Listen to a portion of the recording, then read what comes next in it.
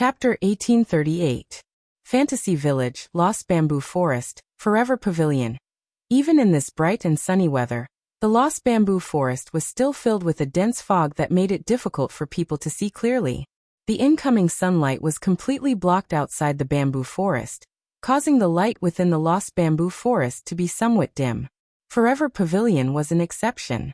No one knew how it was done, but the sunlight that shone down from the sky and shone on the surroundings of the Forever Pavilion was not blocked by the heavy fog. Instead, all of it poured in, like a pillar of light descending from the sky, enveloping the entire Forever Pavilion. This scene could not be described as not beautiful. If someone was nearby and looked at the Forever Pavilion from a distance, they would see that the Forever Pavilion was shrouded in a beam of light descending from the sky.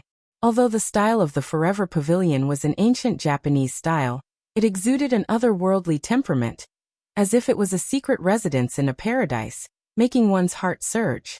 In the courtyard of the Forever Pavilion, there were many extremely fat rabbits, at least much fatter than their peers. They were about half the size of an adult dog. They were like lazy cats, nestled in various corners of the courtyard, as if they were basking in the sunlight. No matter how one looked at it, this was quite an incredible scene. Not long after, a door in the corridor above the courtyard slowly opened. A young girl carried a huge box and moved it with some difficulty. She walked out of Forever Pavilion. This was a rather strange girl. She was wearing a white short-sleeved shirt, a uniformed coat, a red tie, and a pink pleated skirt. The girl had a pair of wrinkled rabbit ears that were at least 20 centimeters long. They looked like ornaments. Her long purple straight hair swayed in the wind. Her delicate face was a little rosy. Obviously, she was using a lot of strength. This girl was a member of Forever Pavilion, the pet of Mount Punglai, and the disciple of Yonglin. Not long ago, in front of Wu Yan, Ling Xian bore the last sin of the 7 deadly sins.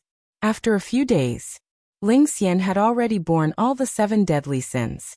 She was no longer the dissatisfied and depressed rabbit who had been eager to touch the opposite sex a few days ago. But now Ling Xian was behaving like a cow. It seemed that even if she did not bear the 7 deadly sins, her life did not seem to be any better. That was why Ling Xian was the victim of his fantasy, wasn't she? She struggled to move the box that was half as tall as her. Inside the box was a large pile of carrots. She walked into the courtyard and slammed the box down as if she couldn't hold on any longer. Huff huff. It was unknown if she had done a lot of work before this, but Ling Xian was panting slightly. She wiped the sweat on her forehead and complained. Why do I have to do the work of the emperor? Di was the other member of the Eternal Pavilion, and also the last member of the Eternal Pavilion. She was also the pet of Mount Punglai's Bright Knight. At the same time, she was the leader of all the untransformed rabbits in the Eternal Pavilion. Usually the work of feeding rabbits was done by Di. Ling Xian's job was to assist Yonglin in making medicine. However, this rabbit demon named Di was extremely mischievous and active. Not only did he like to bully Ling Xian, but he also liked to run around and tease people he didn't know. It was precisely because of Di's bullying that Ling Xian received the title of rabbit. She must have gone somewhere to tease people again. Ling Xian sighed. I really hope the princess can teach her a lesson. As she said this, Ling Xian actually didn't have much hope. It was not that Emperor would not be punished, nor was it that Mount Punglai and Yonglin doted on Emperor so much. It was just that Mount Punglai only cared about playing games and reading comics all day long, while Yonglin only cared about her pharmaceutical work and did not care about Emperor's misdeeds at all. That was why Ling Xian was so tragic. Let's hurry and feed these rabbits. After saying this, Ling Xian clapped her hands and raised her voice. Everyone, come and eat. However, Ling Xian's shout only caused the rabbits in the courtyard to lazily open their eyes and glance at her. Then, all the rabbits closed their eyes again and continued to bask in the sun. Ling Xian was startled at first, then she became angry. Even you all want to bully me? It was clearly a reprimand, but Ling Xian made it sound like she was sobbing. She even had tears in her eyes. Not only did she not look dignified, but she also made people want to tease her even more. Thinking about it, it was because of this that Ling Xian was always bullied. Oh, Ling Xian's eyes were filled with tears. Why does everyone like to bully me so much? Suddenly, the teary-eyed Ling Xian heard some light footsteps coming from the bamboo forest not far away. Who is it? Ling Xian's body trembled, and her vigilant eyes became timid under the influence of her tears. However, she still turned to look in the direction of the voice. Ling Xian saw it immediately. On the mountain path not far away, two figures appeared there. Hand in hand, they walked in the direction of the Forever Pavilion. It was a man and a woman. The man was wearing a casual suit. Except for the white shirt under the jacket, the rest of his clothes were black. His eyes were wine red. He wasn't charming, but his aura was deep and unforgettable. The woman wore a blue sleeveless dress with a white shawl draped over her shoulders. The dress reached her ankles, and her shoulder-length golden hair exuded an enchanting luster under the sunlight. Her appearance was one of a kind, and she was exceptionally beautiful. Looking at the man and woman duo, Ling Xian was completely stunned. There were two reasons why she was stunned. The first was because of the woman. Apart from her princess, this was the first time Ling Xian saw such a beautiful girl. Her appearance and aura were comparable to Mount Penglai's Huiyi. The other reason was because of the man. If Ling Xian wasn't mistaken, the man was the one who came to Yongyuan Pavilion a few days ago. He seemed to have done something with Mount Penglai's Huiyi and Yonglin. He was pushed to the ground by her, and was almost pushed back by her. Yes, it was Wu Yan and Alice. Holding Alice's hand, Wu Yan slowly walked in the direction of Yongyuan Pavilion. He didn't say a word to Alice during the process, so Alice's doubts remained unanswered. Why did he bring her to Yongyuan Pavilion? Alice didn't ask this question out loud. She just obediently followed Wu Yan in silence. Soon, Wu Yan and Alice saw Ling Xian standing behind a big box of carrots in the courtyard of the Forever Pavilion. Ling Xian stared at them blankly from behind a box of carrots. Looking at Ling Xian, who was staring at him and Alice in a daze, Wu Yan recalled the scene of him being pushed to the ground by Ling Xian a few days ago. He scratched his cheeks and he grinned. Hello. Ling Xian finally reacted. She realized her inappropriate behavior, and remembered what happened a few days ago. She blushed and bowed awkwardly. Hello. Alice couldn't help but grin at Ling Xian. Even Wu Yan couldn't help but feel amused by her. Miss Rabbit, do you remember me? I'm not Miss Rabbit, I'm Ling Xian. Ling Xian puffed up her cheeks. Her face was still red. She spoke in an uncertain tone. I remember, you're Lady Yakumo, right? Oh. This time, Wu Yan was surprised. Do you remember my name? Yes. Yes. Ling Xian lowered her head shyly. Although I was in that state, I heard Lady Bai's conversation with Her Highness and Master. I still remember. In other words, Ling Xian still remembers how she pushed Wu Yan to the ground when she lost control of herself. Wu Yan was a bit embarrassed. He asked Ling Xian in front of Alice's confused expression. Are you all right? Yes, I'm fine. Ling Xian's face turned redder and redder. She couldn't help but change the topic. Are you here to see Her Highness? Wu Yan was about to nod in response to Ling Xian's question when a voice suddenly sounded in the Yongyuan Pavilion. It's you again. Chapter 1839. Sure enough, it's you again. As the voice echoed, a tall and plump figure walked out of the Yongyuan Pavilion. She came to the wooden corridor and attracted everyone's attention. First, she looked at Wu Yan and Alice, who are holding hands. Then, she waved her hand at Ling Xian, who is standing beside her. Her expression is as mysterious as ever. She waved at Ling Xian, who is standing beside her. Adumbra courtyard, go back to work. Yes, Master. Ling Xian answered in fear and trepidation. She didn't want to disturb Wu Yan and Yonglin. She lifted the box full of carrots and staggered to the other side of the courtyard. Wu Yan, Alice, and Yonglin looked at each other. No one spoke at once, which made the atmosphere a little weird. Just when Wu Yan thought Yonglin was going to give him a hard time and send him away, Yonglin sighed and waved her hand in a bored manner. You're here for the princess, right? Wu Yan was stunned. He didn't react to Yonglin's sudden change of attitude. The princess is in her room. She should be either sleeping or playing games. Yonglin said with a dull expression. If you want to find the princess, go by yourself. Wu Yan, who just came back to his senses, was stunned once again. He was surprised by what he saw. "You're not here to stop me?" Hachia Yonglin dotes on Kagaya, or rather she spoils him. A few days ago, Wu Yan forcefully took Kagaya in as his summon in front of Hachia Yonglin. Hachia Yonglin should be hostile towards Wu Yan since he performed life fusion with her. He didn't know why. With Yonglin's wisdom, what exactly did she think about the matter of him accepting Mount Punglai's Kagaya as a summon? Did she secretly try to remove the situation where Mount Punglai's Kagaya's life force fused with him? But logically speaking, Yonglin shouldn't let him come into contact with Mount Punglai Hui so easily. After all, last time, Wu Yan took Kagaya of Punglai Mountain as a summon in front of Yonglin. Yonglin didn't have the power to stop him. In that case, even if Yonglin didn't feel regretful, she would feel unwilling. Logically speaking, he wouldn't let Wu Yan get close to MT Punglai anymore, right? Who knew what Wu Yan would do? Even if Yonglin didn't take Wu Yan down last time, her favorability towards Wu Yan must have dropped to the negatives. That's why she chased Wu Yan out of Yonsei Pavilion in such a hurry. This time, why did he compromise without a second word? Yonglin glanced at Wu Yan as if she saw through Wu Yan's thoughts. "Do you think that the princess would hide all the facts from me?" At this point, Wu Yan understood.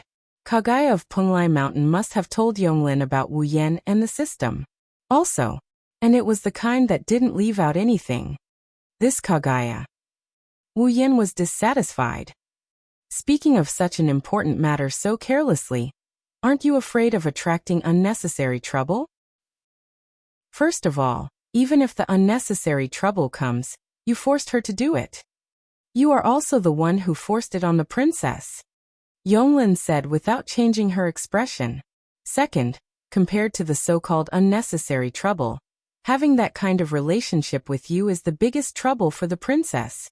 With Yonglin Yatsuki's wisdom and the explanation of Mount Punglai, it was impossible for Yonglin Yatsuki to not think of anything. Yonglin sensed that after becoming Wu Yan's summon, Kagaya's peaceful life in Punglai Mountain is coming to an end. She's the worst. In the future, she might have to leave Fantasy Village. She would follow Wu Yan to another world. That was the biggest trouble. Yonglin didn't think so.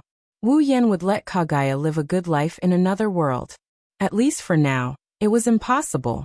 It was more likely that she would be involved in some unnecessary disputes. Although Hui of Mount Punglai was an immortal from the moon, and had taken the medicine of Mount Punglai, his immortality was superb, and no one should be able to kill Hui of Mount Punglai. But even something like the system, which even Yonglin couldn't understand, appeared. What else was impossible? In other words, Kagaya's life might be in danger if she went to another world. Yonglin is angry at Wu Yan for bringing about an uncertain future for Kagaya of Punglai Mountain. But she's also thinking about it. To Mount Punglai's Hui, perhaps this was also a chance to change his current situation and enter a new realm in life? In other words, fortune and misfortune came hand in hand. Yonglin chose to wait and see. Yonglin glanced at Alice, who had been silent all this while, and suddenly said, "This magician is also your summoner?" Summoner. Alice was stunned. She didn't understand what was going on. Not now. Wu Yan smiled. Definitely in the future. Really? Yonglin narrowed her eyes and asked another question. Then, what about Yakumo Yukari? Yukari. Wu Yan didn't expect Yatsuki to bring up Yukari, so he reacted a little slower. Did Yonglin already know about his relationship with Yukari? But regarding this part, even if it was the system, it wouldn't instill the relevant memories into Mount Punglai's Hui, right? How did Yonglin of the Eight Wills know? Looking at the surprised Wu Yan, Yonglin seemed to have gotten her answer. She laughed in a very joyful manner. "I see. Even that guy couldn't resist becoming your summoner. Then, it's not that hard for me to accept that I can't stop you from doing what you want to the princess." Hearing this, Wu Yan understood the situation. Yonglin was just trying to get information from him. After getting confirmation, she felt better from Yukari. Yonglin was still upset that she couldn't stop Kagaya from becoming Wu Yan's summoner. She only accepted it after knowing that Yukari couldn't do anything about the system. However, Yonglin didn't know that.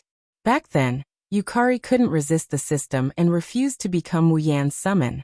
She used her realm power to slow down her condition, allowing her to stay in Silveria for a long time even though she can only summon for a short period of time. This was something that Yonglin definitely couldn't do. Yonglin wasn't as powerful as Yukari. In terms of strength, Yonglin was about the same as Yukari.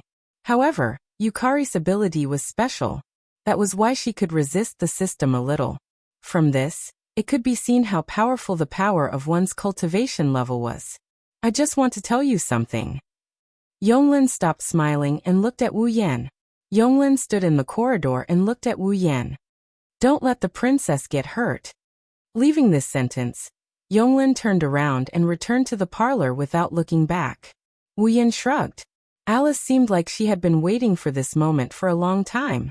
She asked Wu Yan when she saw Yonglin's disappearing figure. What is a summoner?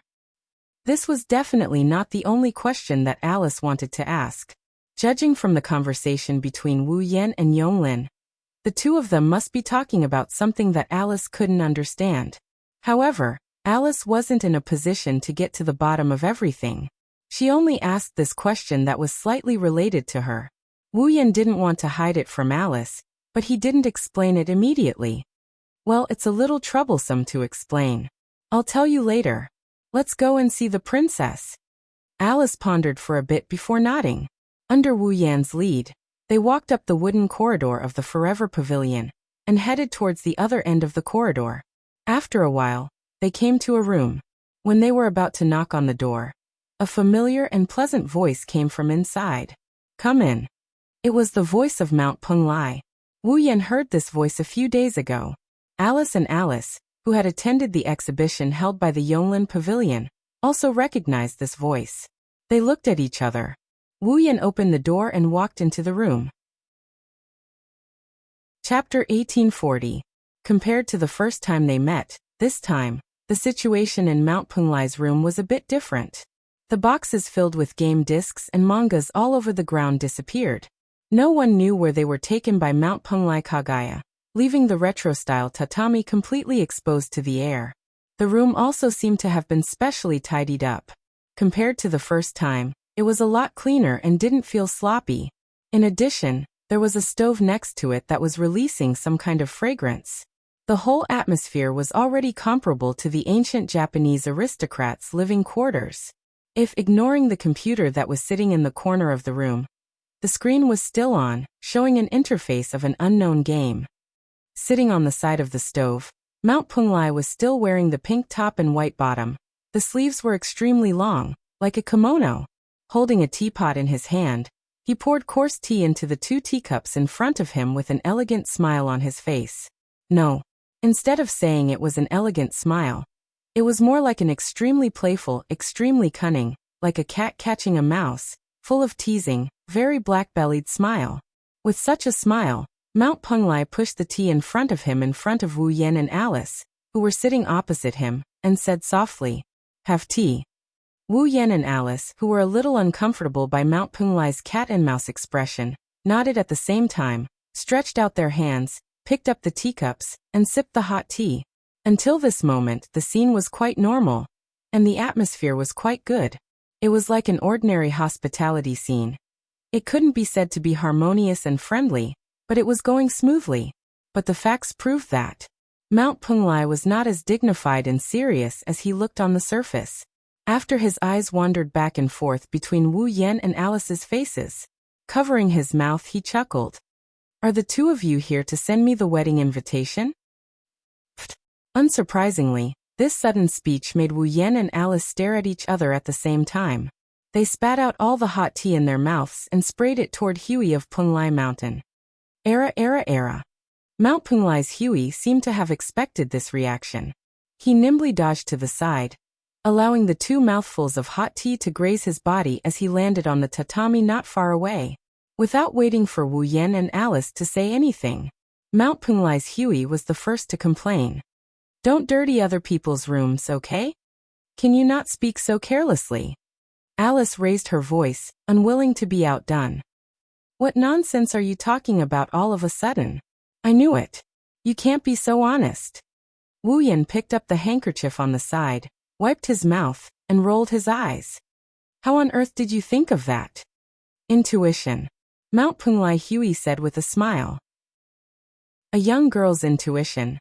That's a pretty good ability. Wu Yan smiled a few times. Then did your young girl's intuition tell you that it's best not to speak carelessly about things that don't need to be said? The things that don't need to be said, that Wu Yan was talking about, were naturally related to the system. That wasn't something that could be casually brought up and talked about. Don't look at how Wu Yan usually didn't seem to care much about it, and even said that many people knew about it. But of those who knew about the system, which one of them didn't eventually become his summons? Basically, except for his own summons, or those who would be his summons in the future, Wu Yan wouldn't casually talk about the system. If something went wrong, it would attract a lot of people who coveted the system.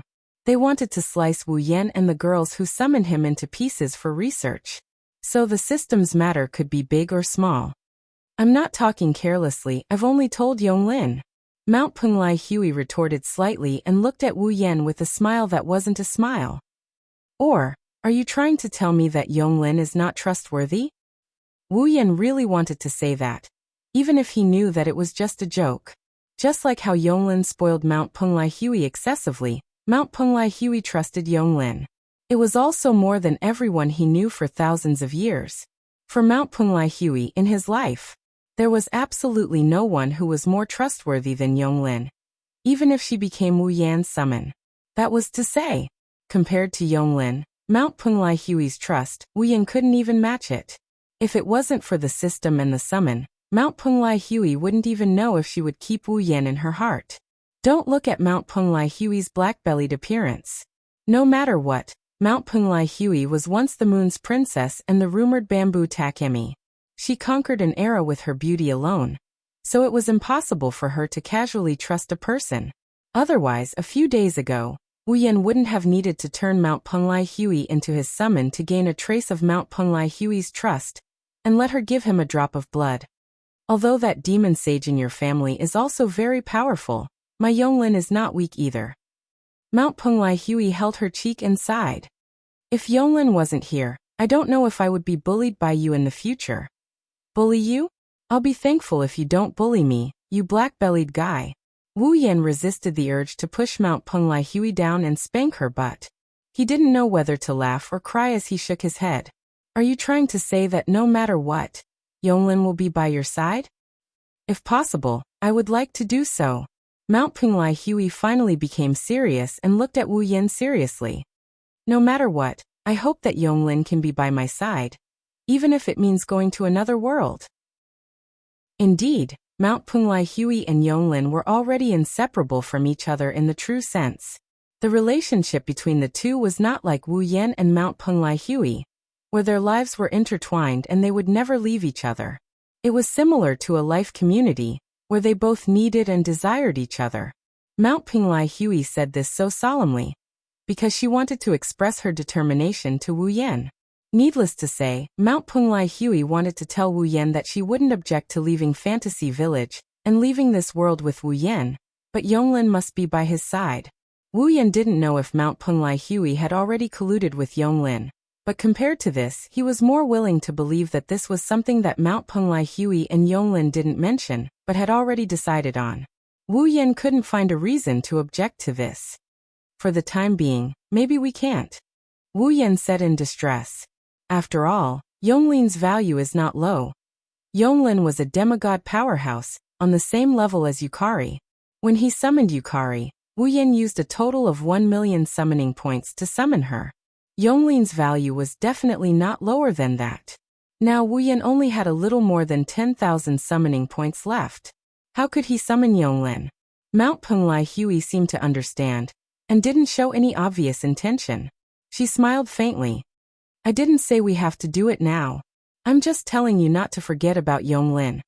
After saying that, Mount Punglai Hui glanced at Alice, who was silently listening to the two people talking, and asked curiously, "Are you also his summoner?" Alice was silent for a moment and shook her head. "I don't know what you mean by summoning." "I see." Mount Punglai Hui suddenly understood, and looked at Wu Yan with disdain.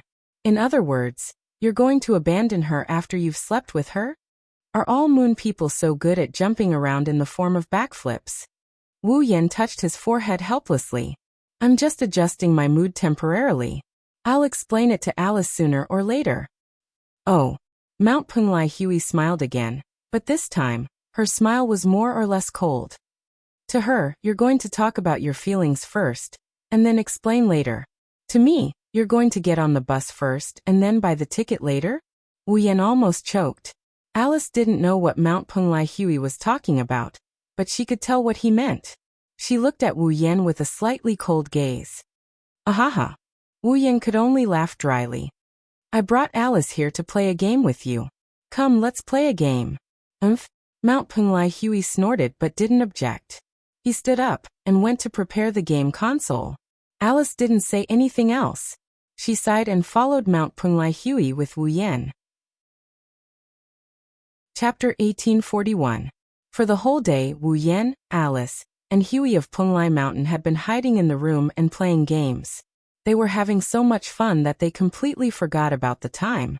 They didn't even eat lunch or dinner. After all, Hui of Punglai Mountain had the glorious title of Princess Neat. It should be said that she lived up to this title. Throughout the day, Hui of Punglai Mountain showed enthusiasm that she didn't show during their 2 meetings. Not only did she no longer maintain her dignified, elegant, and even black-bellied personality, but she was also immersed in the game. It was hard to imagine that such a person was actually a princess who had lived for thousands of years, or Princess Hui who once conquered an era with her beauty. However, it wasn't without reason. That's right, Hui of Punglai Mountain was indeed a homebody. She was very homebody and liked to play games very much. However, in the past, Hui of Punglai Mountain could only stay in the room and play games alone. It was rare for someone to play with her, so how could she not enjoy herself? Wu Yan, on the other hand, is having even more fun. Thinking back to the past, Wu Yan was also a homebody. Although he wasn't as homebody as Hui of Punglai Mountain, he still liked to play games. Ever since he obtained the Soul Fusion system and came to the Spalier world, Wu Yan had never played games again. Instead, he ran around the Spalier world and each dungeon world to improve his strength. Of course, there were many dungeon worlds that also had games. In fact, the theme of Sword and Saber Dominion world was games. However, Wu Yan had only lived in Sao for 3 years. He had played games before. Since then, he had never played games again. Under such circumstances, how could he not have a good time? Therefore, for the whole day, Wu Yan and Hui of Punglai Mountain were an unprecedented combination. They were immersed in the game. They couldn't extricate themselves. As for Alice, she was a little conflicted. Unlike Wu Yan and Hui of Punglai Mountain, who had not played games for a long time, Alice had been playing games since she was born. Until now, he hadn't played any games at all. At the end of the day, Alice was originally a monster who had cultivated from a human to become a magician. In the era when Alice was still a human, games were not popular at all. After becoming a magician, she came to the fantasy village and had no chance to come into contact with modern technology and games. Therefore, during the whole process, only Alice looked very uncomfortable, unable to keep up with Wu Yan and Mount Punglai's enthusiasm. Many times, Alice wanted to stay out of it and silently watch Wu Yan and Punglai Mountain Hui play games, but she didn't know why. Every time Alice wanted to quietly withdraw, Wu Yan could keenly feel it and pull her back. This also made Alice understand that Wu Yan was not really completely immersed in the game at all. At least, he definitely diverted a little attention to pay attention to her. It was also because of this that Alice could only be very conflicted. She was very unaccustomed to and played all kinds of games with Wu Yan and Mount Punglai Mountain Hui crazily. Gradually, she got a little better and evolved from a rookie to a newbie. Unfortunately, no matter how enthusiastic Wu Yan and Mount Punglai Mountain Hui were in the game, no matter how fast Alice gradually got used to it, time would still quietly pass by. Unknowingly, the sky was dark. Under the 8 Will Yonglin's reprimand, everyone could only regretfully leave. Then, standing in the courtyard of Forever Pavilion, Wu Yan took Alice's hand and waved to the Bell Fairy in the corridor. We'll leave here. Yes. Yes. The Bell Fairy bowed with an embarrassed face. I'm so sorry. The princess refused to end the game, and came out of her room. Master is teaching the princess a lesson and can't come out to see us off. Well, I don't mind. I had a lot of fun today. Wu Yan shrugged. So that's all for now. I'll disturb you next time. Sorry to disturb you. Alice nodded slightly and said goodbye. Under the gaze of the Bell Fairy, the two walked out of Forever Pavilion hand in hand. They also walked out of the mountain path and walked into the misty Lost Bamboo Forest. The surroundings were terrifyingly silent. In the Lost Bamboo Forest, there seemed to be no birds, beasts, or insects. The surroundings were pitch black, and even the green bamboo trees seemed to be dyed with a layer of pitch black color. The entire scene gave people a strange feeling of horror. Walking in this bamboo forest where monsters could jump out at any time. Alice stared at the back of Wu Yan, who was holding her hand and walking in front of her in silence. At this moment, there was only one emotion in Alice's heart. That is confusion. She is puzzled by Wu Yan's actions for the entire day. For the whole day, Wu Yan seemed to have gone to the Boli Shrine to apologize to Ling Meng. Then he came to Forever Pavilion and said a lot of things that Alice didn't understand. Then he said a lot of things that Alice also didn't understand. Then he played the game until now and did a lot of things. However, there was one thing in common among these things. That is, Wu Yan has always allowed Alice to stay by his side. He didn't even try to hide anything from her. However, based on Wu Yan's deep conversation with Yonglin and Kagaya, it seems like the three of them are talking about something that can't be known to anyone else. It's a very secretive matter, isn't it? For such a secret matter, why did Wu Yan insist on bringing her along? In addition, Alice could see that today's itinerary basically had nothing to do with her. Why did Wu Yan want to bring her along? Her existence was not only unnecessary, but also redundant, wasn't it? With such confusion in her heart, Alice couldn't help but ask at a certain moment, "Why do you want to bring me along?" This was the most confusing thing for Alice. It was more confusing than the summoning figure. Alice's intuition told her that compared to the summoning figure, this was the most important thing to solve in today's itinerary. In response, Wu Yan didn't look back and didn't stop at all. Only his voice slowly drilled into Alice's ears. "If I say that I just want to play with you, would you believe me?" Just want to play with me? Alice paused for a moment, putting aside the question of whether she believed it or not. First of all, this answer was already beyond Alice's expectations. Alice thought of all kinds of reasons why Wu Yan would bring her along. For example, when they were at the Bori Shrine, Wu Yan wanted her to plead for him to come to the Forever Pavilion. It was also related to the summoning figure. After all, even if Alice didn't know what was going on, it didn't mean that she didn't hear anything. Wu Yan said that in the future, he would definitely let Alice become the summoning figure. Therefore, Alice thought that Wu Yan brought her to the Forever Pavilion to talk about the summoning figure. Who would have thought that in the end, it would be such an answer? Would she believe it? Alice's first thought was naturally not to believe it. Is this necessary? Alice furrowed her brows. I'm not good at games, and I'm not good at communicating with people too intimately. If you want to play, compared to me, it should be more suitable to bring along Marissa or life-shooting Maru, right? However, Alice once again received an unexpected answer. No. Wu Yan didn't even turn his head when he said that. His tone was firm. No one is more suitable than you to come out and play. Alice was at a loss. What do you mean? Wu Yan finally stopped, turned around, and faced Alice. He held Alice's other hand, and his wine-red eyes met Alice's eyes. I have no choice, seeing you stay at home depressed. I can't help but worry. But I know that words won't make you feel better, so I can only bring you out to play. Alice looked straight into Wu Yan's wine-red eyes, and listened to Wu Yan's seemingly affectionate words, while at the same time, she felt slightly unnatural, and at the same time, slightly nervous. I won't ask you to accept me immediately, and I won't ask you to return to your previous state immediately. Wu Yan closed the distance between them, reached out, and slowly hugged Alice's slender waist. But at least try to face all kinds of things with me. Alice leaned on Wu Yan's chest, her eyes flickered, and then she closed her eyes. Only Alice knew that her heart wasn't calm at all. Chapter 1842. Phew. On the way back to the Red Fiend mansion, Wu Yan let out a long sigh of relief. There was a hint of joy on his face, and his footsteps were also somewhat brisk. It was obvious that he was in a good mood. Just now, Wu Yan sent Alice home. Compared to when she was still at home this morning, on the surface, Alice seemed to be as calm as ever, and her performance was as calm and indifferent as usual. However, Wu Yan, who had carefully observed Alice, saw a slight change. That was, the brilliance in Alice's beautiful eyes was much brighter than when she was still making dolls at home in the morning. Thinking of this, Wu Yan couldn't help but recall Alice's figure when he saw her at home this morning. How should he put it? She was as beautiful as ever. However, under this beauty, there was a hidden gloominess. She was like an old man in his twilight years, giving people a feeling that she had no vitality. When she returned home, Alice already had the feeling she had when she first met Wu Yan.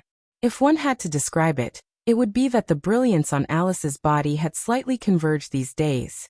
It wasn't until just now that the sense of existence that belonged to Alice returned without a trace. Of course, it would be a bit of an exaggeration to say that not a single detail is missing. Alice's heart is definitely no longer as calm as it used to be. At the very least, Wu Yan saw signs of Alice recovering. Come to think of it, from tomorrow onwards, Alice shouldn't hide at home and not go out anymore, right? I hope Alice can treat herself better. As soon as this sentence was said, Wu Yan laughed bitterly as if he had said something stupid.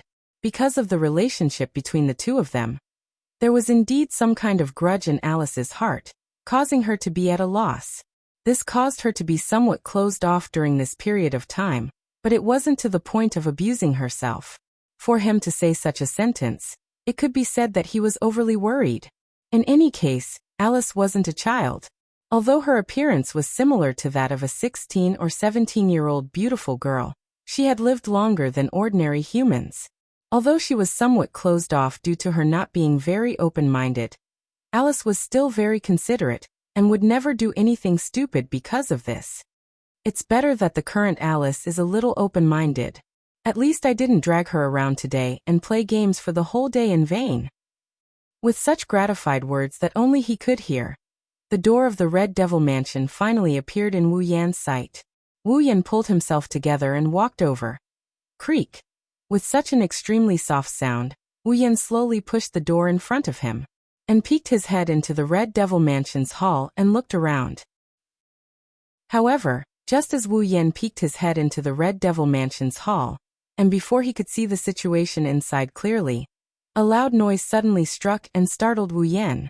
After taking a closer look, Wu Yan realized that, at this moment, in the hall of the Red Fiend restaurant, there were all kinds of demons in human form, beast form, unknown form, or half-human and half-beast form gathered in the hall of the Red Fiend restaurant. They were holding wine cups and plates with dishes as they laughed and played. Long tables were set up all around, and plates of steaming hot dishes were placed on them. In addition, there were all kinds of wine and wine glasses for the demons who were laughing and playing in the hall to enjoy. Fairy maids in maid outfits were busy everywhere. Some were carrying dishes, some were cleaning up the leftover cutlery, and some were greeting the monsters. It was an extremely lively scene. In this extraordinarily lively scene, Remilia sat at the head of the round table on the platform, enjoying red wine with Patrice while chatting about something. The little devil was also on standby beside Patrice, sneaking food from time to time, and looking very mischievous. As for Fran, she was running around in the crowd of monsters like a cheerful little bird. She was like a child visiting a temple fair. Sometimes she would talk to people casually, and sometimes she would climb onto the long table to eat. Her face was brimming with joy, but this wasn't strange. In the past, Fran had always been locked up in the basement, and had never come out to participate in such a lively scene. Even though she had attended all sorts of events with Wu Yan in the Spalier world, she couldn't let loose and play freely. And now in this lively scene, the happiest one was Fran, right? Seeing this scene, Wu Yan was stunned for a moment before scratching his cheek. Could it be that Remilia is holding a banquet again? Even though it was a question, Wu Yan's tone was full of certainty. Otherwise, he wouldn't be able to explain this scene. Just in time. I was worried that I would be in trouble if I came back too late. Wu Yan snuck into the living room and closed the door behind him. Then, as if he's trying to hide his presence, he walked towards the corridor. Let's take a longer detour and return to my room to sleep. Unfortunately, Wu Yan's idea was destined to fail. Hi-sama. A helpless voice came from behind Wu Yan. What are you doing? Wu Yan, who was about to enter the corridor, froze. He laughed dryly and slowly turned around to look at Sakuya, who is standing there with a helpless expression on her face. Zuoyi. Lord Bai. Zuoyi looked at Wu Yan reproachfully. You came back a bit late. Before the banquet started, the young mistress and second young mistress were looking for you. Even Miss Patrice asked about your whereabouts. Many guests wanted to meet the butler of the Scarlet Devil Mansion. Where did you go? I was delayed by something. Wu Yan scratched his head in embarrassment. Since you planned to hold a banquet, you should have told me in advance. Wouldn't I have come back earlier? The young mistress decided to hold a banquet during dinner. Zuoyi shook his head. In the past, the young mistress would hold a banquet on the same day and have the fairy maids invite guests. That's why she didn't have time to tell Lord Bai. Did you decide to do it at dinner? That should have only been 4 or 5 hours ago, right? However, there were at least 300 to 400 demons participating in the banquet. In just 4 or 5 hours, they were able to invite 300 or 400 guests to the banquet. Should I say, as expected of the Scarlet Devil Mansion? All right. Wu Yan could only sigh. It's my fault that I didn't make it in time. I'll be careful next time. Hearing this, Zuoyi's face looked much better, and he reminded him. Right now, Lord Bai is a representative figure in the Scarlet Devil Mansion. In this kind of situation, the young mistress and second young mistress can't personally arrange the banquet. Miss Patrice also doesn't have the authority to order the fairy maids to do things. Only Lord Bai can come out and host. So you have to be careful next time. I'll host? Wu Yan was startled. I don't have a problem with that. But even without me, didn't the banquet still succeed more than once? In the past, because the Scarlet Devil Mansion didn't have a butler, I was the one to host the banquet. But it's different now. Zuoyi said seriously. Right now, outsiders know that the Scarlet Devil Mansion has a butler in charge. Under such circumstances, if the banquet is hosted by a head maid, it's inevitable that people will gossip about it, especially Lord Bai. Indeed, there was clearly a butler present, but the banquet was arranged and hosted by a head maid. No matter how one looked at it, it was a little strange, right? Although there were too many heartless people and demons in Fantasy Village, it didn't matter if it happened once or twice.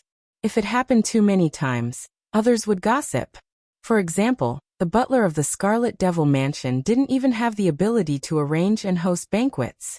For Remilia, who announced in front of all the demons that Wu Yan was the butler of the Scarlet Devil Mansion, it would be a huge loss of face. People would say that Remilia didn't have good eyesight. All right. I'll be careful next time. Wu Yan spread his hands. Then I won't be participating in this banquet. Zuoyi, you can go and do your work first. I understand. Zuoyi bowed slightly. Then Lord Bai, I'll go and do my work first. Zuoyi disappeared on the spot after leaving that sentence. At the same time, on the platform, 2 intense gazes were cast on Wu Yan, attracting Wu Yan's gaze. In the next moment, Remilia's dissatisfied expression and Patrice's questioning gaze were seen by Wu Yan. Wu Yan made an apologetic gesture, causing Remilia to snort coldly. Only then did it pass. Chapter 1843. Scarlet Devil Mansion, Remilia's room. Yay! Fran cheered and jumped onto the bed. She had a smile on her face that hadn't disappeared since the beginning. She twisted her body on the quilt. She looked really happy. Her wine-red eyes were curved into crescents. The banquet is so fun. Remilia's expression softened when she saw Flan's reaction. She felt like this banquet was worth it. However, she still looked at Wu Yan with a dissatisfied look. It would be even better if you weren't late. Didn't I already apologize? Wu Yan said helplessly. Besides, you didn't tell me beforehand. How would I know you were going to have a banquet? Well, it's your fault, Remilia said stubbornly. Who told you to go out all day? Can't you just stay at home? Home, home. Wu Yan couldn't help but smile. Well, I have all kinds of things to do. Don't throw a tantrum. I'm not throwing a tantrum. Big brother, big sister, stop arguing. Fran jumped up and muttered. Hurry up and sleep. Got it. Wu Yan and Remilia laughed at the same time as they walked up to her. At this point, Remilia didn't reject sleeping with Wu Yan. She's acting very naturally. And this also proved that Remilia was gradually getting used to having Wu Yan by her side. Onyai-chan. Fran hugged Wu Yan's neck and she hugged him. Hurry up and help Fran change. Fran wants big brother to hug Fran to sleep. Okay. Wu Yan shook his head and pinched Fran's nose affectionately. He gently undid her clothes while she whined. Now Fran would no longer be locked in the basement. However, in the eyes of everyone, Fran was still a child. They would definitely not allow Fran to run around as she pleased. So, Fran didn't go out often. Occasionally, Wu Yan or Remilia would take her out to play. However, whether she went out or not, Fran was still wearing the red and white gothic lowly outfit. Wu Yan, who was already very familiar with this outfit, took it off with ease. Remilia, who had seen this scene more than once, turned her head away. Although it wasn't as big of a reaction as the first time, she watched a man help her sister change clothes. That feeling was also very tangled. Wu Yan, who inadvertently caught a glimpse of this scene, smirked. What? Do you want big brother to help you change clothes? If it wasn't for the fact that your blood is higher than mine, I would have sucked all your blood dry. Remilia revealed her canine teeth. Like a cat with its hair standing on end, it bared its teeth and bared its teeth. I'm not a child. I don't need to help me change clothes. Yes, yes, yes. Wu Yan replied half-heartedly. Then please hurry up and change clothes. It's time to sleep. Ugh. Remilia could only glare at Wu Yan. She picked up her pajamas and went to the bathroom to change clothes. She whispered softly as she walked. This bastard. He only knows how to dote on Fran. Not long after, Fran changed into pink pajamas. Remilia also walked out of the bathroom and changed into pure white pajamas. Fran looked at Wu Yan with a hopeful expression. Wu Yan chuckled and he picked her up before lying down. Remilia also laid down on the other side of Fran, resting her head on a pillow. Fran, who was sleeping between Wu Yan and Remilia, didn't immediately close her eyes to sleep. Instead, she kept laughing happily. What's wrong? Remilia asked in confusion. Why are you laughing? Why don't you sleep? Fran just wants to laugh. Fran said. Because Fran is very happy right now. Wu Yan and Remilia's hearts melted. They couldn't help but move closer to Fran. One patted her head while the other hugged her. Very happy right now? Who wouldn't be? Hey, big brother, big sister. Fran looked up. Stars seemed to be flashing in her eyes. She was extremely beautiful. Let's stay together forever and never separate, okay? This was Fran's most fundamental wish. Apart from this wish, Fran had no other requests. Remilia seemed to recall Fran's crazy appearance when she was mentally unstable and the lonely figure in the basement. Tears welled up in the corners of her eyes. She hugged Fran tightly. Big sister will never leave you. Fran hugged Remilia tightly. She turned to look at Wu Yan expectantly. Wu Yan looked into Fran's eyes and he grinned as he uttered those words. Our lives have long been fused together. Neither of us can leave the other. Fran giggled. She hugged Wu Yan tightly and leaned her body against Wu Yan. She felt the familiar warmth of Wu Yan's body. She breathed in his scent and enjoyed the feeling of their lives fusing together. She curled up in Wu Yan's arms. After a while, Fran finally began to feel sleepy. She slowly closed her eyes and murmured in a low voice. Fran loves big brother and big sister the most. After that, Fran closed her eyes and fell asleep. Remilia wrapped her arms around Fran's body and looked at Fran's sleeping face reluctantly as she whispered into Fran's ear. Big sister also loves Fran the most. At this moment, Remilia's heart was filled with deep love and tenderness. Remilia would never forget the crazed look in Fran's eyes. She would never forget Fran's lonely figure. She would never forget Fran's words when she longed for freedom. She would never forget the various clashes between her and Fran. Now the two sisters could finally admit that they were very happy. Remilia was very happy, very happy. She was happy that her sister was able to meet the man who brought her back from hell to heaven. In the future, Remilia only wanted her sister to stay in heaven forever. She wanted all the painful memories to turn into dust and disappear forever. Remilia looked in Wu Yan's direction. She saw that Wu Yan was also looking at her. Their gazes met. This time, Remilia didn't make any obvious reaction. She didn't look away either. She looked straight into Wu Yan's wine-red eyes. After a long while, she said this. Although I don't know what kind of life-sharing contract you made with Fran, if possible, I hope to make the same contract with you. This was the first time Remilia expressed her inner thoughts without holding back. Not only for Fran's small wish, but for herself as well. Needless to say, Remilia wanted to make the same contract with Wu Yan to fulfill Fran's wish for the three of them to be together forever. If others knew that Remilia actually took the initiative to make a life-sharing contract, they would definitely be shocked. However, Wu Yan didn't. Because he also understood Remilia's feelings. I will. Wu Yan patted Remilia's head, and responded to her wish with a powerful voice. I also hope to be with you forever. Remilia smiled as if a heavy burden had been lifted off her shoulders. She slowly closed her eyes. Remilia believed that tonight would definitely be the most comfortable sleep she had in her 500 years of life. There was no other reason. It was just that Remilia's heart was telling her that she really didn't want anything else in this life. Just like that, the voices of the two young vampire ladies softened. Their breathing stabilized and they fell into a deep sleep. Wu Yan relaxed his movements. He laid down and hugged both Remilia and Flan. Then he closed his eyes. One after another, images of girls started appearing in his mind. They were the young ladies whose lives were intertwined with Wu Yan's. They were destined to never leave him. And now, apart from Alice and Patrice, there was another young lady in Wu Yan's embrace who made a life-sharing contract with him. Since he made a promise, Wu Yan would never go against it.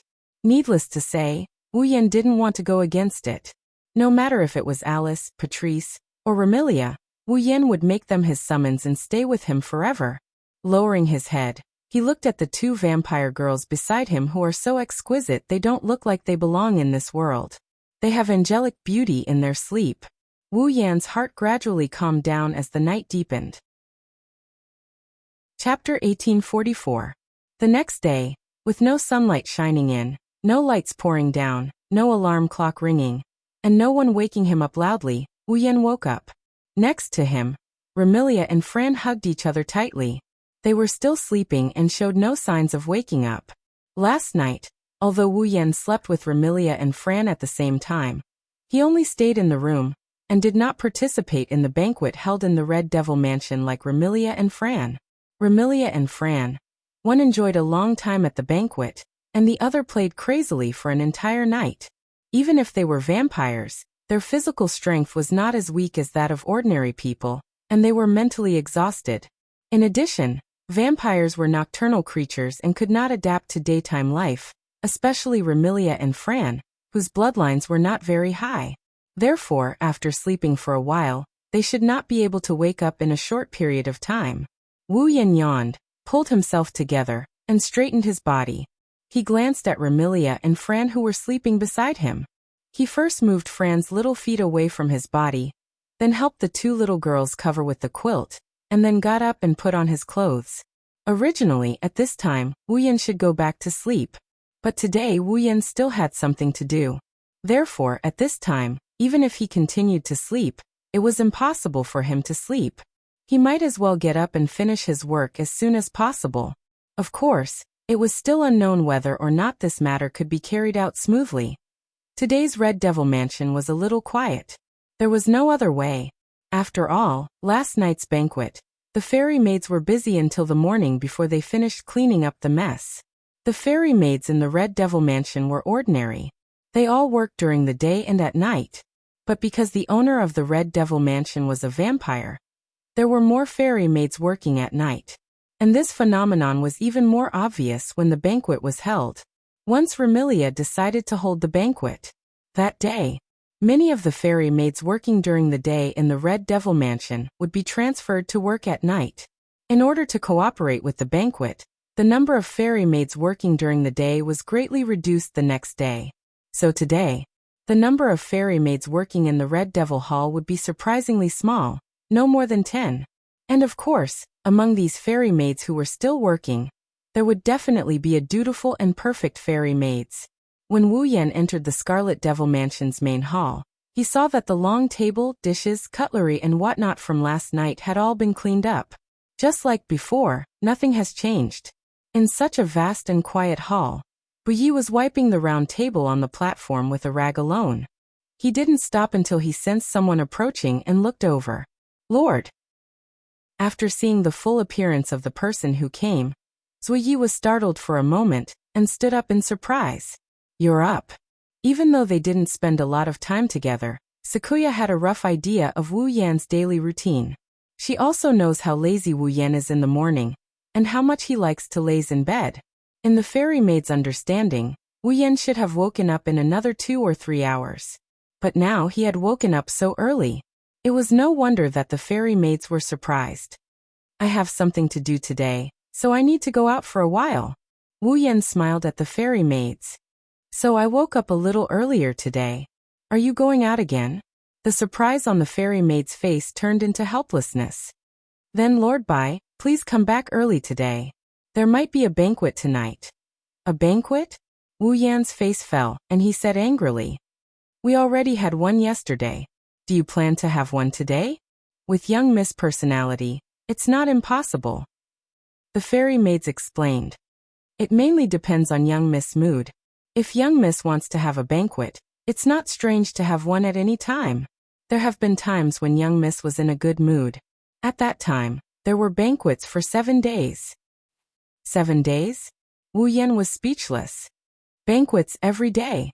The Scarlet Devil Mansion is really rich. To be honest, Wu Yan still didn't know where the Scarlet Devil Mansion's money came from. The fairy maids who worked in the Scarlet Devil Mansion all had their own wages.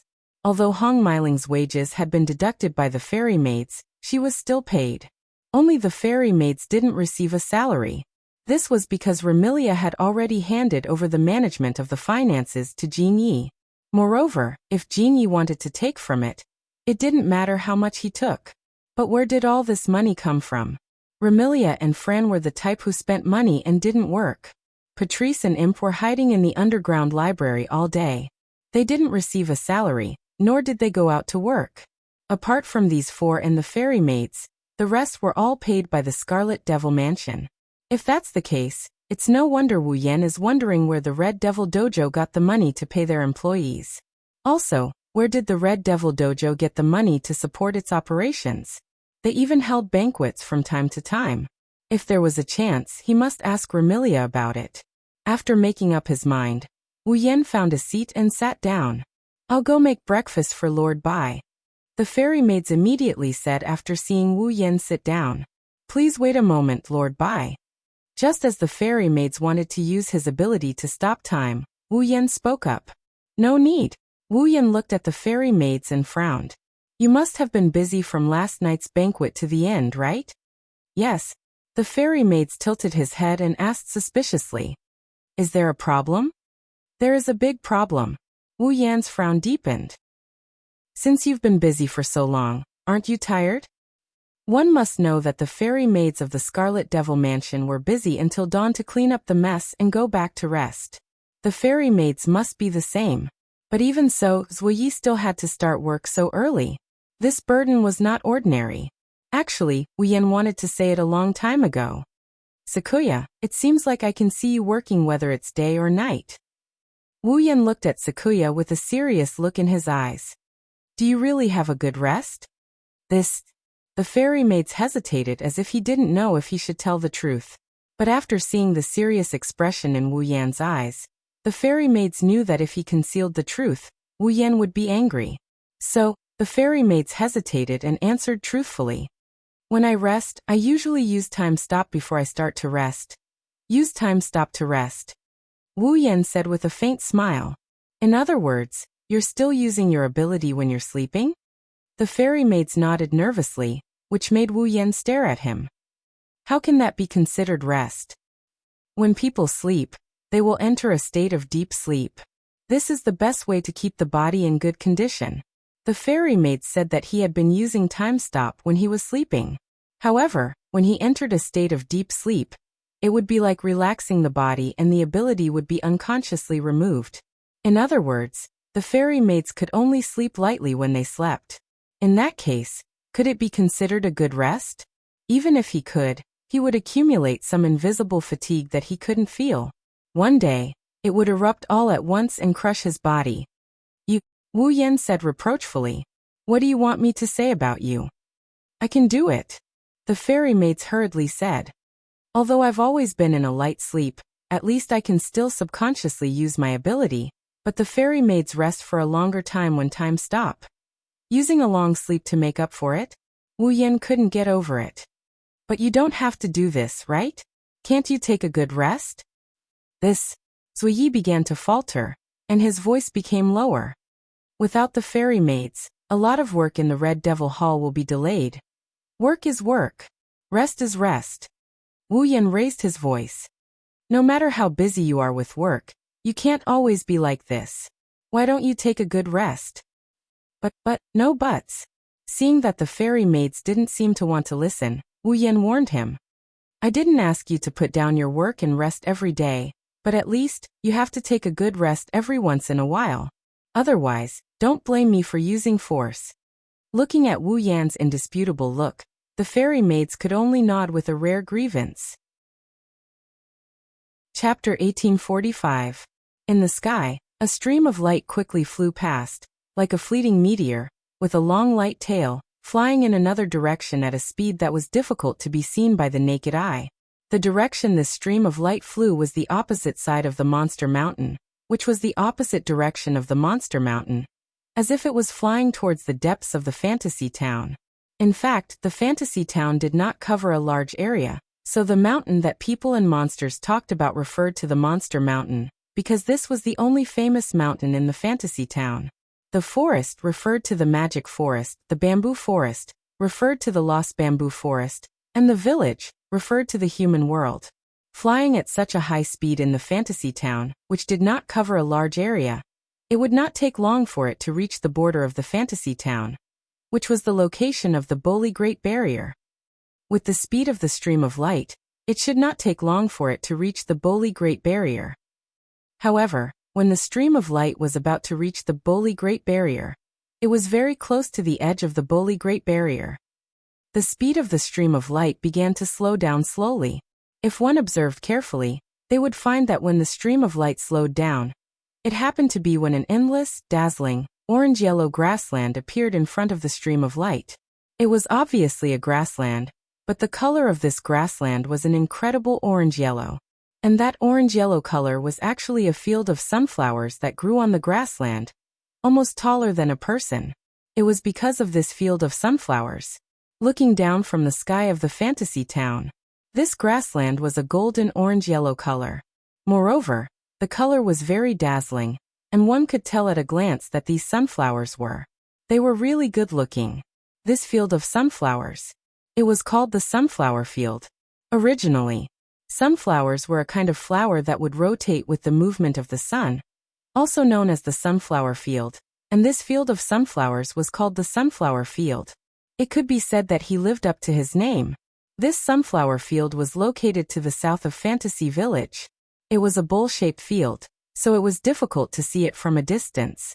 It was quite far from the human realm, so not many people would come here. It could even be said that no one would come here. However, this vast and well-grown sunflower field was very beautiful. As a result, although not many people came here, there were quite a few people who knew of its existence. It was definitely worth a look. Of course, the reason why fewer people came to the sunflower field was not only because it was a little far from the human world, but more importantly, it was said that at night, this place would become a summer concert venue for energetic monsters. If he were to join them, he would be surrounded by a large number of monsters. Who knew when he would be eaten by one of the monsters? During the day, the sunflower field wasn't safe either. The sunflowers in the sunflower field were all very ordinary sunflowers. Although they looked good, none of them had the tendency to turn into monsters. Therefore, during the day, This was also a good place for many monsters to play hide and seek. If he came here during the day, not only would he be teased by many monsters, but he might also be dragged out until night, and not be able to walk out of the sunflower field. At that time, he would also be surrounded by many monsters and become the monster's food. In general, this was a rather dangerous place, at least for humans who had no strength to truss a chicken. Only the body of the streamer that flew over knew that the rumors about the sunflower field were somewhat wrong. In fact, this sunflower field wasn't as lively as the rumors said. It wasn't as lively as a summer concert venue for energetic monsters. During the day, there were almost no fairies who would simply come here to play games. Because this seemingly extremely dazzling sunflower field was the territory of a certain monster. As long as one knew the true identity of a certain monster, one could not help but be afraid of it. Including the former monster sage Yakumo Yukari, and the brain of the moon, Yakumo Yonglin. It was unknown if it was fearful of this extremely powerful monster. But the speed of the flowing light gradually decreased. When it arrived at the edge of the sunflower field, it made a turn and fell down, smashing heavily into the ground. Pung! In the dull sound of impact, smoke and dust filled the air, shrouding the place where the streamer hit. Vaguely, a figure emerged from the smoke and dust that filled the air and slowly walked out, exposing itself to the air and sunlight. Cough cough. Choked by the smoke and dust, Wu Yan coughed twice and waved his hand with a look of disdain. If I knew this would happen, I wouldn't have landed and directly entered the sunflower field. This sentence was just casually said by Wu Yan. After all, the monster that occupied the sunflower field as its territory really couldn't be rude. If he flew in casually, he was afraid that he would accidentally anger the monster. By then, not to mention whether he could achieve his goal of coming here. The monster might even kill Wu Yan directly. Although Wu Yan was a true ancestor and theoretically an existence that couldn't die, the monster in the sunflower field wasn't someone to be trifled with. It wouldn't be surprising if the monster had some means to kill undead creatures. It wasn't that Wu Yan was afraid of the monster, but he was really afraid of the monster's existence. If possible, he really didn't want to have a conflict with the monster over some trivial matters. Lifting his head and looking at the endless sunflower field in front of him, Wu Yan was amazed by the beautiful scenery, but at the same time, he was secretly speechless. The sunflowers in the sunflower field were all ordinary sunflowers, there was no doubt about that. However, Wu Yan acutely felt an extremely majestic aura from the vast sunflower field in front of him. It was the demonic aura that belonged to a monster. The sunflowers in this extremely ordinary sunflower field all carried the same type of demonic aura. What did this prove? It proved that although these sunflowers were ordinary sunflowers, their owner had used some means on them to turn them into sentinels. In other words, Wu Yan was now facing a large number of cameras that couldn't be counted no matter how hard he tried. The owner of the sunflower field was definitely using these cameras to observe every visitor that came. It's really a big deal. Wu Yan collected his emotions and muttered to himself. Today, Wu Yan came to the sunflower field mainly to meet the owner of the sunflower field. However, the owner of the sunflower field not only had amazing strength, but also had an unpredictable personality. She could turn hostile at any time. If he just barged in, it might cause unnecessary trouble. Therefore, after thinking for a while, Wu Yan chose the most conservative way to meet her. I know you must have noticed my arrival. Looking at the golden sunflower field in front of him, Wu Yan spoke loudly. Can you come out and meet me? The Lord of Flowers of the Four Seasons, delicate fragrance in the wind. When the words delicate fragrance in the wind were spoken, the demonic aura attached to every sunflower in the sunflower field fluctuated slightly. For a moment, the surrounding air seemed to have solidified, becoming heavier than a rock, but then it loosened and returned to normal as if nothing had happened. Of course, Wu Yan noticed this change as well. However, even though he noticed it, Wu Yan didn't pay attention to it. Instead, he turned his gaze to the center of the sunflower field. Rustle, rustle, rustle. Suddenly, the sunflowers in the sunflower field swayed slightly. There was no wind blowing in the sunflower field, but the sunflowers in the sunflower field moved by themselves, twisting their roots as if they were worshipping something, lowering the big flower head. Not long after, Another rustling sound came from the center of the sunflower field, as if it was welcoming a king. That was the sound of something stepping on the flowers. Footsteps. As the footsteps approached, Wuyan clearly felt a very terrifying aura slowly rising. Even the ground seemed to be trembling slowly. Coupled with the footsteps, it was like a scene when a dinosaur or a giant was about to appear. It made people's heart tighten. Wuyan was also nervous, but his gaze was fixed on the center of the sunflower field. Unlike the gradually rising aura, he restrained his own aura.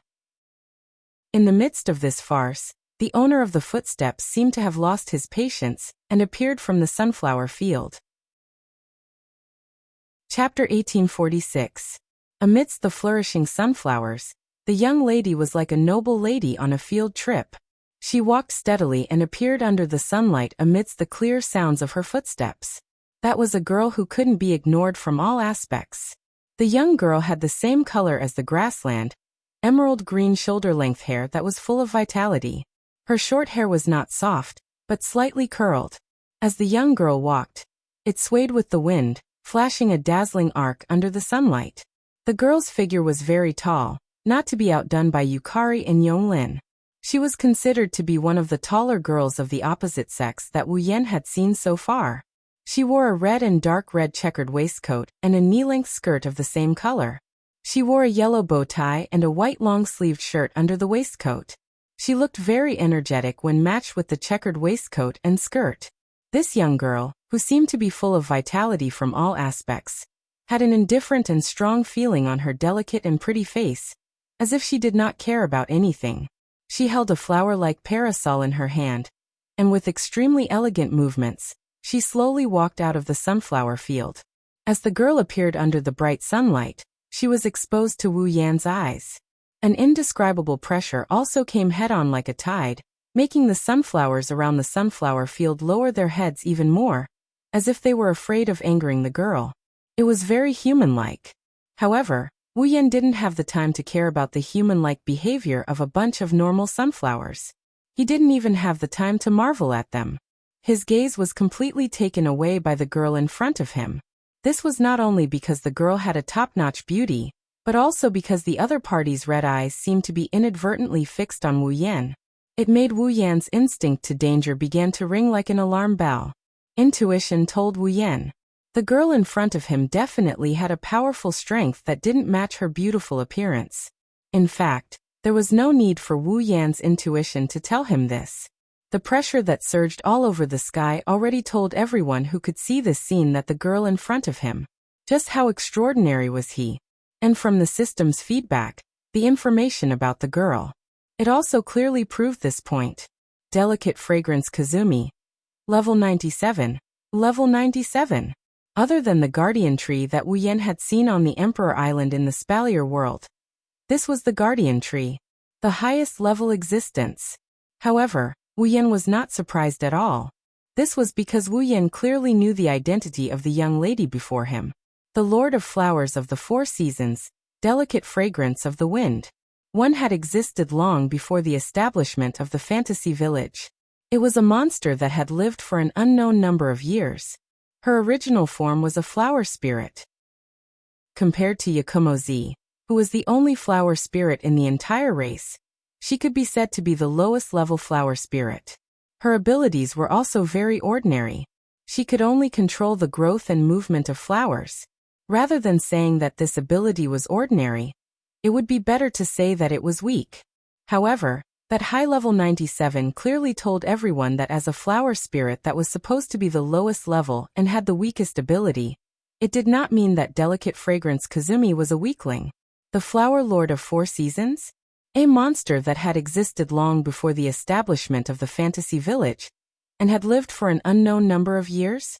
Perhaps there weren't many people who could understand just how powerful delicate fragrance Kazakami was when these titles were revealed. Then if he put it another way, it would be much easier to understand. The strongest existence in the fantasy village. If he did not include Ling Meng, who was considered outside of the standard in the fantasy village. In terms of strength and level, delicate fragrance Kazumi was stronger than Yakumo-zi and Yakumo Yonglin. She was truly the strongest flower queen in the fantasy village. There was no doubt. Now this publicly recognized strongest existence in the fantasy village was standing in an ordinary flower field. She held a parasol in her hand and looked at Wu Yan face to face. Her red eyes flashed with an indescribable light. However, this light gradually dimmed after sensing Wu Yan, who was standing outside the sunflower field. There was even a trace of dissatisfaction. In the next moment, a clear and cold voice came from the mouth of the strongest existence in the fantasy village, Delicate Fragrance Feng Jian. She gently echoed, "You are very boring." This was Delicate Fragrance Kazumi's impression of Wu Yan when she first met Wu Yan. It was because Delicate Fragrance Kazumi had deliberately used her powerful aura to suppress Wu Yan. Not only did Wu Yan not counterattack, but he also restrained his aura and did not collide with Delicate Fragrance Kazumi's provocation. Delicate Fragrance Kazumi was a very self-centered existence. Basically, other than paying attention to flowers, she was very indifferent to other things. In addition to flowers, the thing that could arouse Delicate Fragrance Kazumi's interest the most was fighting. Delicate Fragrance Kazumi was a battle maniac through and through. In this way, Delicate Fragrance Kazumi naturally felt bored that the other party did not resist her provocation. This was also one of Delicate Fragrance Kazumi's shortcomings. No matter who it was, even if it was the first time they met, Delicate Fragrance Kazumi would want to test the other party to see how strong they were. If they were strong enough, Delicate Fragrance Kazumi would excitedly fight with the other party. If they were too weak, Delicate Fragrance Kazumi wouldn't even look at the other party. It was precisely because she wanted to know if Wu Yan was strong enough to arouse her interest that Delicate Fragrance Kazumi released such a powerful aura as soon as she appeared. She tried to suppress Wu Yan and make Wu Yan resist. Unsurprisingly, this was definitely not a wise move. She deliberately provoked the person she met for the first time. It was conceivable that other people's impression of Delicate Fragrance Kazumi would definitely not be good. But Delicate Fragrance Kazumi didn't care at all. For Delicate Fragrance Kazumi, it didn't matter whether the relationship was good or not. She didn't want to deliberately make friends with anyone or even communicate with them. She only cared about whether the other party could fight with her. If not, it was better to simply admire the flowers than to make friends. This was Delicate Fragrance Kazumi. It was because he clearly knew this that Wu Yan temporarily avoided Delicate Fragrance Kazumi's provocation and collided with her. After all, outside of the collision, his strength would be roughly seen by Delicate Fragrance Kazumi. If he could arouse Delicate Fragrance Kazumi's interest, Delicate Fragrance Kazumi would fight with him without saying a word. If he couldn't arouse Delicate Fragrance Kazumi's interest, then Delicate Fragrance Kazumi would leave without saying a word. In that case, wouldn't there be no way to talk? That's why Wu Yan used this method to prevent Yukari Fujimi from determining his strength. That way, before she can determine his strength, Yukari Fujimi wouldn't attack him recklessly or run away. That way, they would have a chance to talk. Therefore, Wu Yan's face showed a smile as if he had everything under control, and said such a sentence. "I don't mind accompanying you to do those things that you think are interesting, but I came to you for some things that you think are quite boring. In that case, why don't you accompany me to talk about these boring things first, then do those things that you think are interesting, how about it?" Getting a chance to talk didn't mean that Delicate Fragrance Kazumi was willing to talk to Wu Yan. Next, if he couldn't arouse Delicate Fragrance Kazumi's interest, he was afraid that she would leave without saying a word. Therefore, since the purpose of letting Delicate Fragrance Kazumi talk to him had been achieved, in order to arouse Delicate Fragrance Kazumi's interest in him, and not to leave by herself, Wu Yan didn't need to hide anymore. Buzz. In the next moment, a rich scarlet light burst out from Wu Yan's body with a suffocating blood aura. In the rich scarlet light, Wu Yan's deep black short hair gradually elongated until it reached his waist. It dyed golden at a speed visible to the naked eye, mixed with a trace of blood mist, floating in the air. At the same time, Wu Yan's pair of wine-red pupils also turned into a gem-like purple. A burst of storm-like pressure like a volcanic eruption emerged crazily and instantly shrouded the whole place. The third red jade mode, Yakumo violet mode, was fully activated. The violent pressure pressed down without warning, making Delicate Fragrance Kazumi's shoulders sink, but her eyes suddenly lit up. Chapter 1847. Fujimi fragrance was indeed very strong. So strong that even Yukari, who had the ability to create and destroy everything, could not guarantee that she could defeat her. Yukari even admitted that if she were to fight Fujimi fragrance head-on, she would most likely lose. But that was the old Yukari. After her experience in Silveria, thanks to the miraculous pond water that could transform people, Violet's strength didn't increase by a lot. She even went from level 95 to level 96. In the demigod rank, the difference between each small level was huge. After reaching level 96, Yukari's level was only one level away from Yukari Fujimi, coupled with Yukari Fujimi's terrifying realm manipulation ability. If Yukari Fujimi and Yukari Fujimi were to fight, then Yukari Fujimi would have a 50% chance of winning. In other words, Yukari also had the ability to compete for the position of the strongest in Fantasy Village. Wu Yan's Red Jade mode allowed him to have all the power of the owner of the drop of blood, including level, ability, and all kinds of means. Even if this person's level increased and their ability developed, it would still be the same. In other words, after entering Yukari's Red Jade mode, Wu Yan's power had increased to the point where he could compete with Fujimi fragrance. Fujimi fragrance could not have missed this point. At least, when Wu Yan used Yukari's third Red Jade mode, Fujimi fragrance could not have missed it.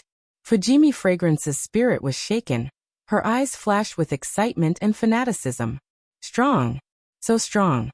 Wu Yan, who entered Yukari's Red Jade mode, could not help but think that he was really strong. The thick scarlet light and blood mist on his body slowly dissipated. Wu Yan clenched his hand, feeling the power that belonged to Yukari that had not emerged in a long time. The corner of his mouth raised in a confident arc. He looked up and saw Fujimi fragrance standing in the middle of the sunflower field, looking at him with excitement. Wu Yan turned his attention to the guy. I don't know. If this is the case, can I make you feel a little more interesting? Fujimi fragrance did not answer, but the surging fighting spirit in her eyes and smiling very happily already told Wu Yan the answer. The aura on your body is very familiar. The facts proved. Wu Yan's plan worked very well. Fujimi fragrance was already interested in him. Moreover, he didn't rush over to fight with him right away. Instead, he suppressed the fighting spirit in his heart. She looked at Wu Yan. I seem to have sensed the same aura as you on someone else's body. Furthermore, your aura has changed a lot compared to before. When she said this, Feng Jian Yuxiang's tone was very hasty. Obviously, she had already guessed who the other she was talking about was. Wu Yan didn't point it out, he just nodded. You can call me to the clouds. Cloud. Fujimi fragrance squinted her eyes. So that's how it is. Although I don't know why you have the same aura as her and why it has changed so much. It doesn't matter as long as you are strong enough. It is indeed as you said, let's put the interesting things aside first. Fujimi fragrance's expression returned to the initial indifference, gently glancing at Wu Yan. Why are you looking for me? It's very simple.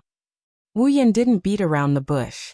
If he beat around the bush, he might attract the disgust of someone like Yuka Fujimi who does things her own way. Thus, he directly stated his purpose. I want a drop of your blood. As a flower demon that was supposed to be the lowest level, and did not have the ability to compete with Yukari, how did Fujimi fragrance sit in the position of the strongest in Fantasy Town? The reason was very simple. Fujimi fragrance's fighting ability had nothing to do with her own ability. The combat ability that delicate fragrance Feng Jian relied on to survive was her close combat ability that no one could compete with. In other words, Fujimi fragrance's real strength was the terrifying physical ability, hidden under that seemingly soft and tall body. Moreover, Feng Jian Yuxiang's demonic power was almost endless. As a flower demon, Fujimi fragrance could obtain vitality and vitality from nature. Her existence itself was inseparable from nature. In addition, she had lived for a long time. Fujimi fragrance was equivalent to the embodiment of nature. Therefore, Fujimi fragrance's blood was definitely blood essence containing the power of nature. This was the purpose of Wu Yan coming to Fujimi fragrance. Blood. Fujimi fragrance's expression did not change at all. Even her tone did not fluctuate. Why? That's also very simple. Wu Yan smiled. His smile made Fujimi Fragrance's blood boil. Your blood can make me stronger. Stronger? Delicate Fragrance Feng Jian also smiled. She smiled very happily. Are you also pursuing strength? No. Wu Yan suddenly opened his mouth and said such a sentence. I am pursuing invincibility. Invincibility? This time, Fujimi Fragrance was surprised. Looking straight at Wu Yan's eyes, there was a trace of change. You think you can do it? Of course. Of course. Wu Yan said this without any hesitation. He said it with a firm tone. Your blood is one of the factors that will help me embark on the path of invincibility. Is that so? Fujimi Fragrance was silent for a while. Then she smiled again, but this time, the laughter was not full of happiness, but admiration. It seems that my previous evaluation of you was very wrong. You are more interesting than I thought. No, you are quite interesting. Wu Yan is definitely the first person to make a comment like this. Other than Yuka Fujimi, who is interested in flowers and battles, she even expressed admiration for him. To put it bluntly, Wu Yan is definitely the first one to do so. Then your firm belief in pursuing invincibility, let me verify it. Of course, admiration is admiration, but Fujimi Fragrance is not the kind of person who will accept others' existence because of a word. At this moment, Fujimi Fragrance slowly put down the parasol in her hand and closed it, like holding a weapon. Pointing at Wu Yan, her red eyes surged with fanatical fighting spirit. Defeat me. I will fulfill your request. For Yuka Fujimi, a drop of blood was nothing at all. With Yuka Fujimi's personality, she would not be like Mount Penglai Bright Knight and Yonglin Hachiai. She would not worry that her blood would be used by others to perform evil means and harm herself. This is not because Fujimi Fragrance does not care about her safety, but because Fujimi Fragrance is confident that no one can put her in danger with just a drop of blood. Therefore, giving Wu Yan a drop of blood is nothing at all. However, Delicate Fragrance Feng Jian wasn't so generous that she would obediently hand over her blood just because a person came out and said a few words that she admired. But if he can defeat Fujimi Fragrance, then it is a different story. After all, Fujimi Fragrance is a battle maniac through and through.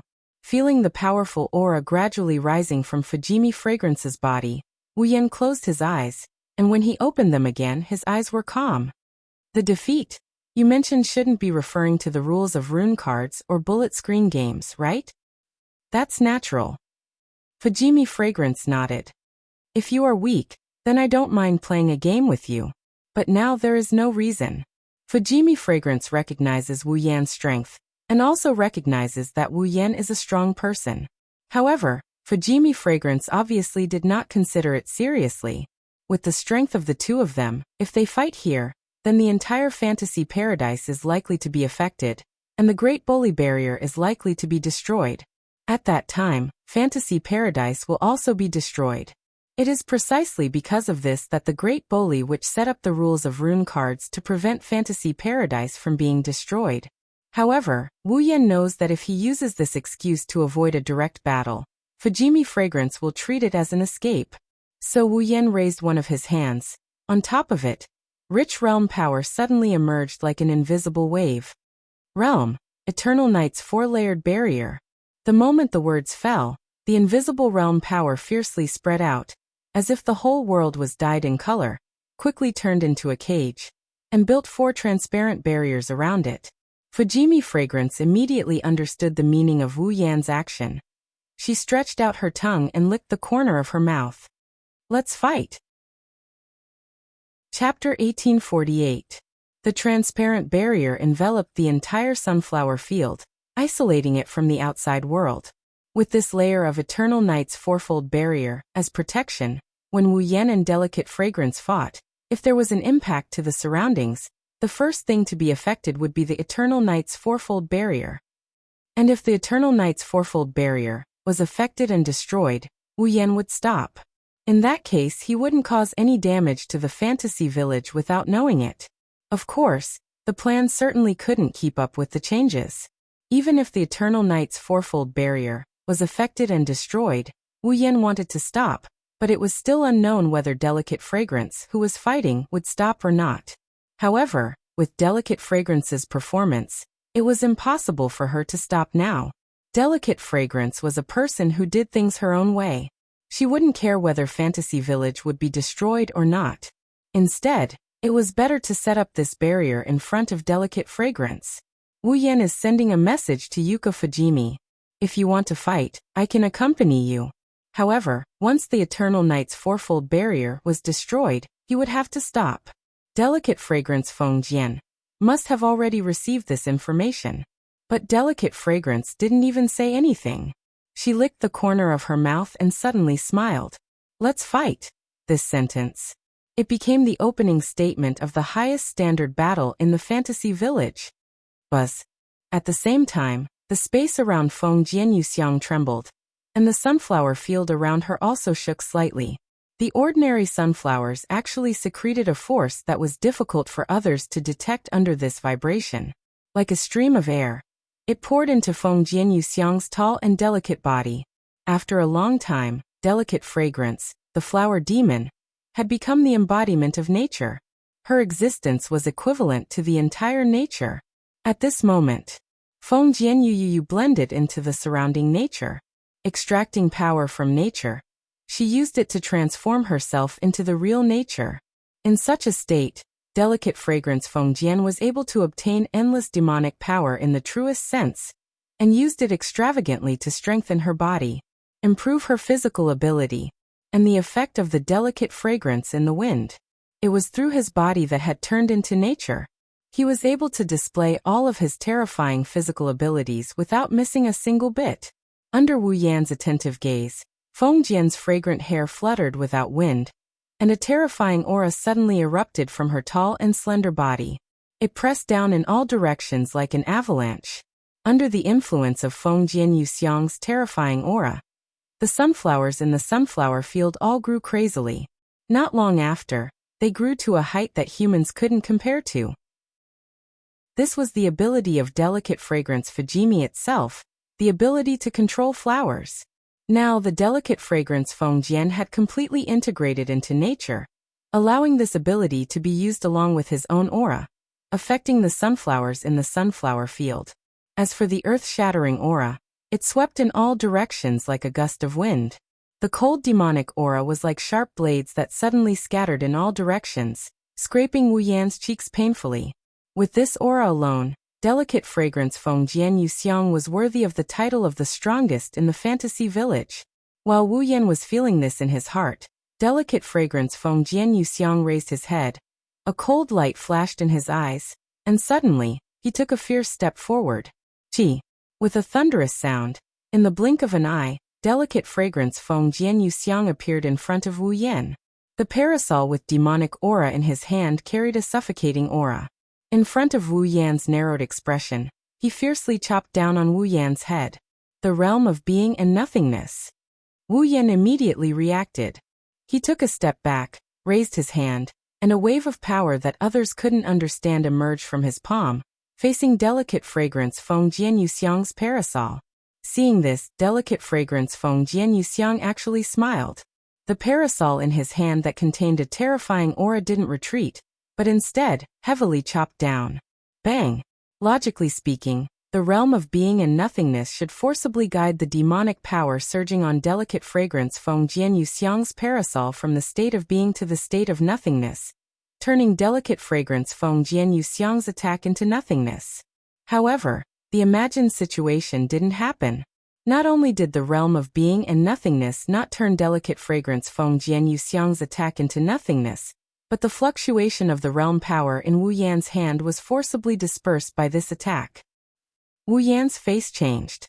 Delicate Fragrance Feng Jian Yuxiang actually used pure power to break the realm power. Don't be distracted. Before Wu Yan could react, Delicate Fragrance Feng Jian Yuxiang's battle-thirsty and indifferent voice passed into Wu Yan's ears. The real battle has just begun. As soon as his voice fell, Delicate Fragrance Feng Jian Yuxiang raised the parasol in his hand. The tip of the parasol aimed at Wu Yan, and the violent demonic power suddenly condensed there, and burst out like an explosion.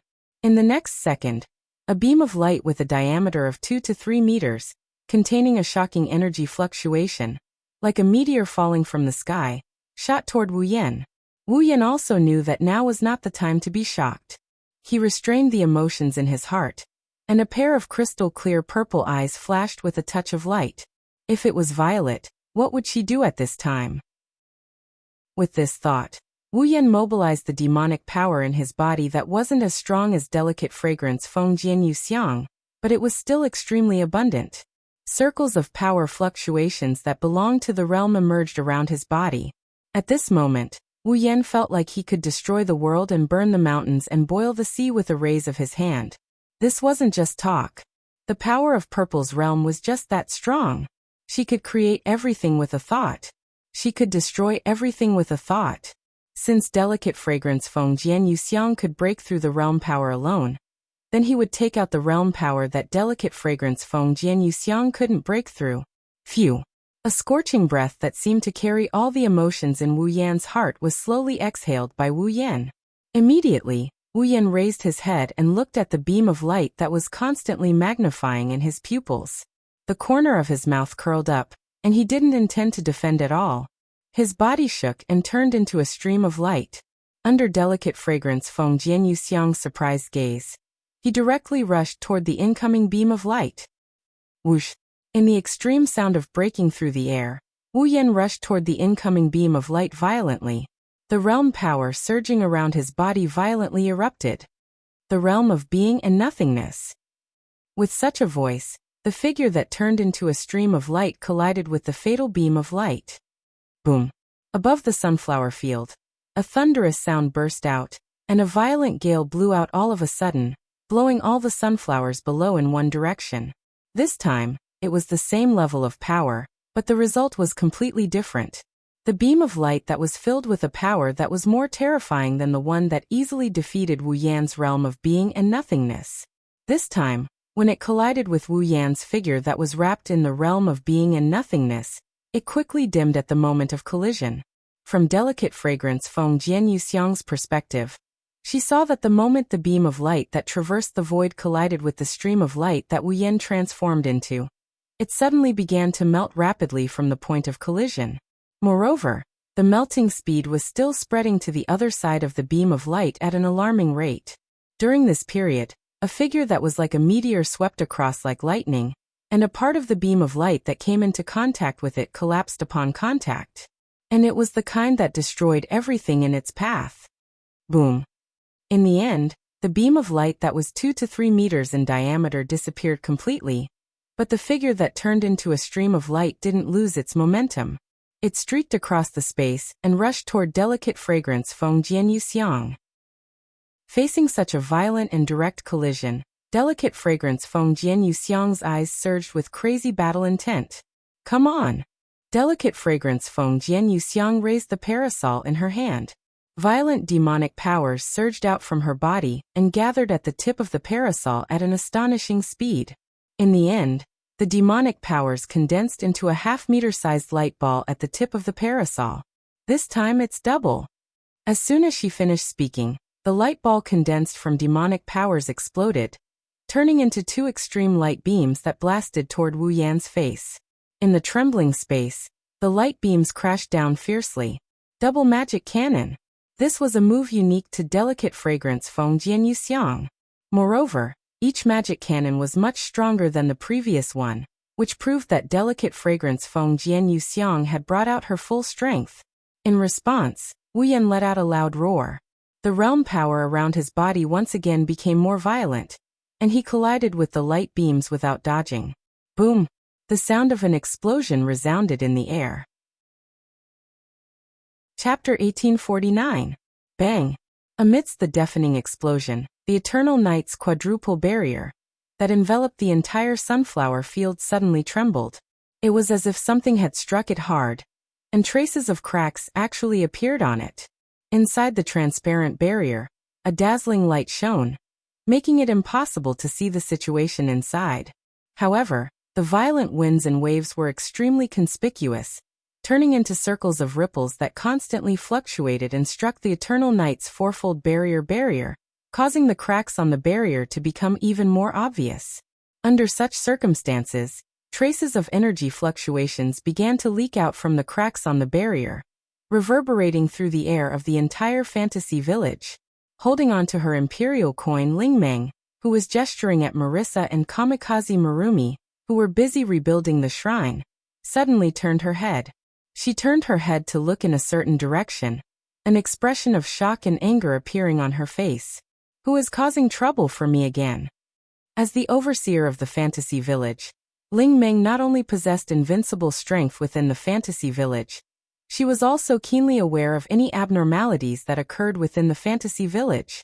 Otherwise, how could she be the first to notice any abnormalities? Earlier, due to the Eternal Night's fourfold barrier, providing a certain degree of resistance, Ling Meng did not pay much attention to it. Even a lazy person like Princess Ling Meng would not be able to detect any abnormalities. However, it was impossible for Princess Ling Meng to not detect the energy leaking out from the Yongye's quadruple barrier. Originally, Ling Meng was already vexed by the destruction of the Bori Shrine. Now that someone else was causing trouble, it was no doubt akin to pouring a bucket of oil onto Ling Meng's head, causing Ling Meng to be thoroughly enraged. At some point in time, Marissa and Fumimaru had stopped what they were doing and walked over to Soul Dream's side with surprised expressions on their faces. Of course, the reason why they were surprised was completely different. Ling Meng, what's wrong? Looking at Ling Meng's expression that seemed to be on the verge of burning with rage, Marissa shrunk her neck and timidly asked, "Your expression is so ugly. Who provoked you?" Ling Meng did not notice anything strange. Marissa only noticed that Ling Meng's behavior was different. As the Crow Tengu, the life shooter Maru had a keen sense of perception. After frowning slightly, he exclaimed in surprise, "Something seems to have happened." Things. Marissa was slightly taken aback. "What is it?" "I don't know." Markumaru shook his head.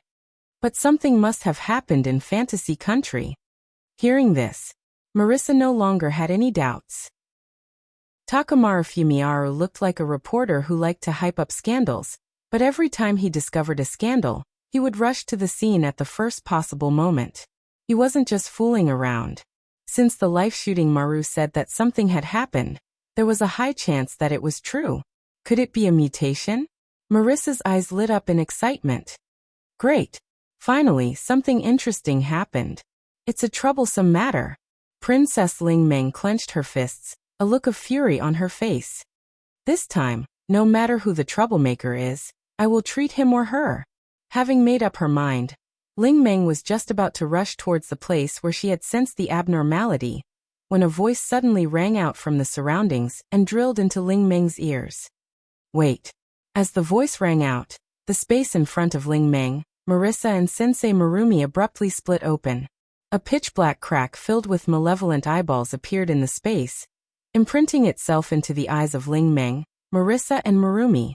Then a figure holding a parasol, her long golden hair fluttering in the wind, extremely tall and elegant, beautiful and dignified, slowly walked out from the terrifying spatial crack. This time, why don't you let us deal with it? Seeing the tall figure walking out from the pitch-black crack filled with malevolent eyeballs, Princess Ling Meng, Marissa, and the life shooter Maru were shocked. Yukari. The newcomer is the demon sage that they haven't seen in a long time. Yakumo Yukari. On the other side, the highest standard battle in the fantasy village was still ongoing. Hovering in the air, Yukari Fujimi's posture was still as free and unrestrained as before, not even a speck of dust on her body. She held the parasol in her hand and looked forward, the two emotions in her eyes representing battle and admiration fluctuating at the same time. In front of Yukari Fujimi's gaze, Wu Yen, who had entered Yukari Fujimi's red jade mode, with his long golden hair stopped in place. His body also did not have the slightest injury, but the obscure realm power around him seemed to be stirred up. It was not calm at all. Needless to say, in that collision just now, Yukari Fujimi had a slight advantage.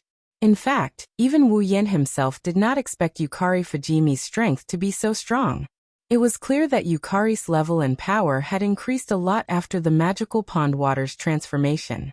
Coupled with her godly realm power, she should be able to fight Yukari Fujimi to a draw. However, Yukari Fujimi still had the upper hand. Although this advantage was weak to the point of being negligible, in the end it was still an advantage. Even if it was just a little bit, it could not change the fact that Yukari Fujimi was strong. This was also because the person who controlled the realm power was Wu Yan. Although because of the infinite armory, Wu Yan's speed of controlling the realm power was very fast. The degree of control was constantly increasing, but the realm power was not Wu Yan's own strength, it belonged to Yukari's strength. Even with the red jade mode and infinite armory, Wu Yan could perfectly control the realm power, but in terms of using it, he was definitely not as good as Yukari. After all, Yukari had used the realm power for at least 1,000 years, while Wu Yan had only used it a few times in battle. Compared to Yukari, who usually used the realm power in daily life, he was no match for Yukari. Therefore, if Yukari Fujimi were to fight with the current Yukari Fujimi, Yukari was absolutely confident that she could pull the victory to 50-50. But if it was him, Wu Yan estimated, before the red jade mode lasted for a while, he could only maintain a 40-60 chance of winning. Yukari Fujimi's chances of winning were still relatively high. Wu Yan could estimate this point himself. Delicate Fragrance Kaze, who was standing in a higher position, naturally knew about this. However, Yukari Fujimi's fighting spirit still did not weaken in the slightest. It even had a tendency to become stronger. A 40-60 chance of winning? In the entire fantasy village, there were people who could exhaust their strength to fight with her, who was known as the strongest, and still be able to do this. It was absolutely possible to count them with one hand. Yukari Fujimi couldn't remember how many years it had been since she used her full strength to fight with an expert of the same realm. A year? 10 years? Or 100 years? Perhaps not that long, but for the battle-thirsty Yukari Fujimi, even a year was a long time. Now there was finally an opponent who could make her use all her strength to gain the upper hand.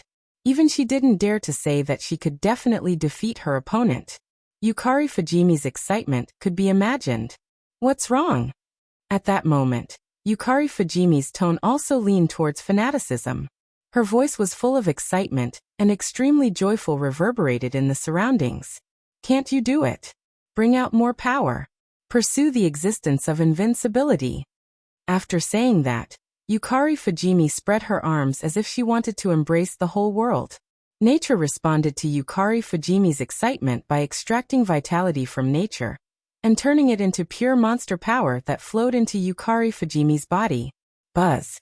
At the next moment, a dazzling flower suddenly bloomed behind Fengjian Yuxiang's back. Terrifying demonic powers surged on it, gathering together and shooting out flower-shaped barrage that had a diameter of 1 meter, as if they were shooting arrows. Let me have some more fun. Along with Yukari Fujimi's fanatical voice, the flower-shaped barrage burst across the sky above the sunflower field like auroras. In the sound of sonic booms, they mercilessly shrouded Wu Yan. Wu Yan could only stretch out his hand and set up the realm power in front of him like a barrier. The realm of being and nothingness. Suddenly, the flower-shaped auroras that shot over disappeared as if they had never appeared before when they touched the barrier of the realm. However, at the same time, more flower-shaped barrage fell and blasted mercilessly at Wu Yan. Don't tell me you're only at this level? While turning the violent demonic power into a barrage of bullets, Delicate Fragrance Fengjian taunted him with a joyful tone. This is not enough. Not enough. While speaking, the monster power that burst out from Yukari Fujimi's body became more majestic and violent, raising the power of the flower-shaped barrage by more than one level. TSK. Wu Yan was speechless. While continuing to support the realm of being and nothingness to erase all the barrage, his mind was spinning rapidly. If this continues, Wu Yan will definitely be exhausted to death by Yukari Fujimi, who has endless monster power, and will never get tired. Therefore, the current situation must be changed. There's no other way. Wu Yan's purple eyes flashed with a flash of light. I can only use that. Chapter 1850. TSK. The flower-shaped bullet screen fell one after another, as if they were scrambling to be the first to fall. Amidst the TSK sound like water-extinguishing flames, they were wiped out by the barrier formed by the realm of being and nothingness. Come on, let's fight. Yoxiang Fujian's joyful voice echoed in the flower-shaped bullet screen. Every time it echoed, It was accompanied by an extremely terrifying explosion of demonic power. The rain-like bullet screen that fell like raindrops had a terrifying increase in power and quantity. As the embodiment of nature, the current delicate fragrance Feng Jian seemed to have received the assistance of the entire natural world. Her monster power was endless. Therefore, as long as delicate fragrance Feng Jian didn't want to, the flower-shaped bullet screen would never stop. In fact, its power and number would continue to increase. If it went on like this, the attack made up of the dazzling flower-shaped barrage would sooner or later reach an unparalleled level in terms of power and quantity, and the boundary between being and non-being would be broken sooner or later. By then, Wu Yan would also be defeated. In fact, Wu Yan was already feeling a little burdened. The power of the realm surging around his body was already a little lax. The barrier formed by the realm of being and nothingness in front of him was like a heavy mountain, slowly becoming heavier and heavier. Wu Yan's outstretched hand was unable to bear the burden, and it made cracking sounds similar to the friction of bones. But even so, Wu Yan gritted his teeth and held on. After taking a deep breath, he closed his eyes. After reaching the peak of the 9th rank, the duration of Violet's red jade mode had increased to an hour. An hour was enough for a high-level battle where hundreds of rounds could be exchanged in minutes. Not only was it enough to determine the winner, but it could also continue for at least a dozen more battles. Therefore, Wu Yan didn't need to pay special attention to the duration of the red jade mode. Naturally, he didn't need to worry about whether it would be cancelled midway. But in terms of strength alone, the current Wu Yan compared to Yu Xiang still had a small gap. Although it wasn't to say that it was impossible for him to win, his chances of winning were definitely lower than delicate fragrance Fujimi, coupled with delicate fragrance Feng Jian's extravagant fighting style, and the support of her endless demonic power. The longer time passed, the situation became more and more unfavorable to Wu Yan. However, this was not Wu Yan's strongest state. Yukari's red jade mode is the strongest out of the 3 red jade modes he has. However, apart from the red jade mode, Wu Yan had another trump card that could increase his overall strength. Now that I think about it, ever since I exchanged for it, I haven't been able to find an opportunity to use it. It was clear that the burden on his body was getting heavier and heavier, and the power of his realm was showing signs of not being able to support it.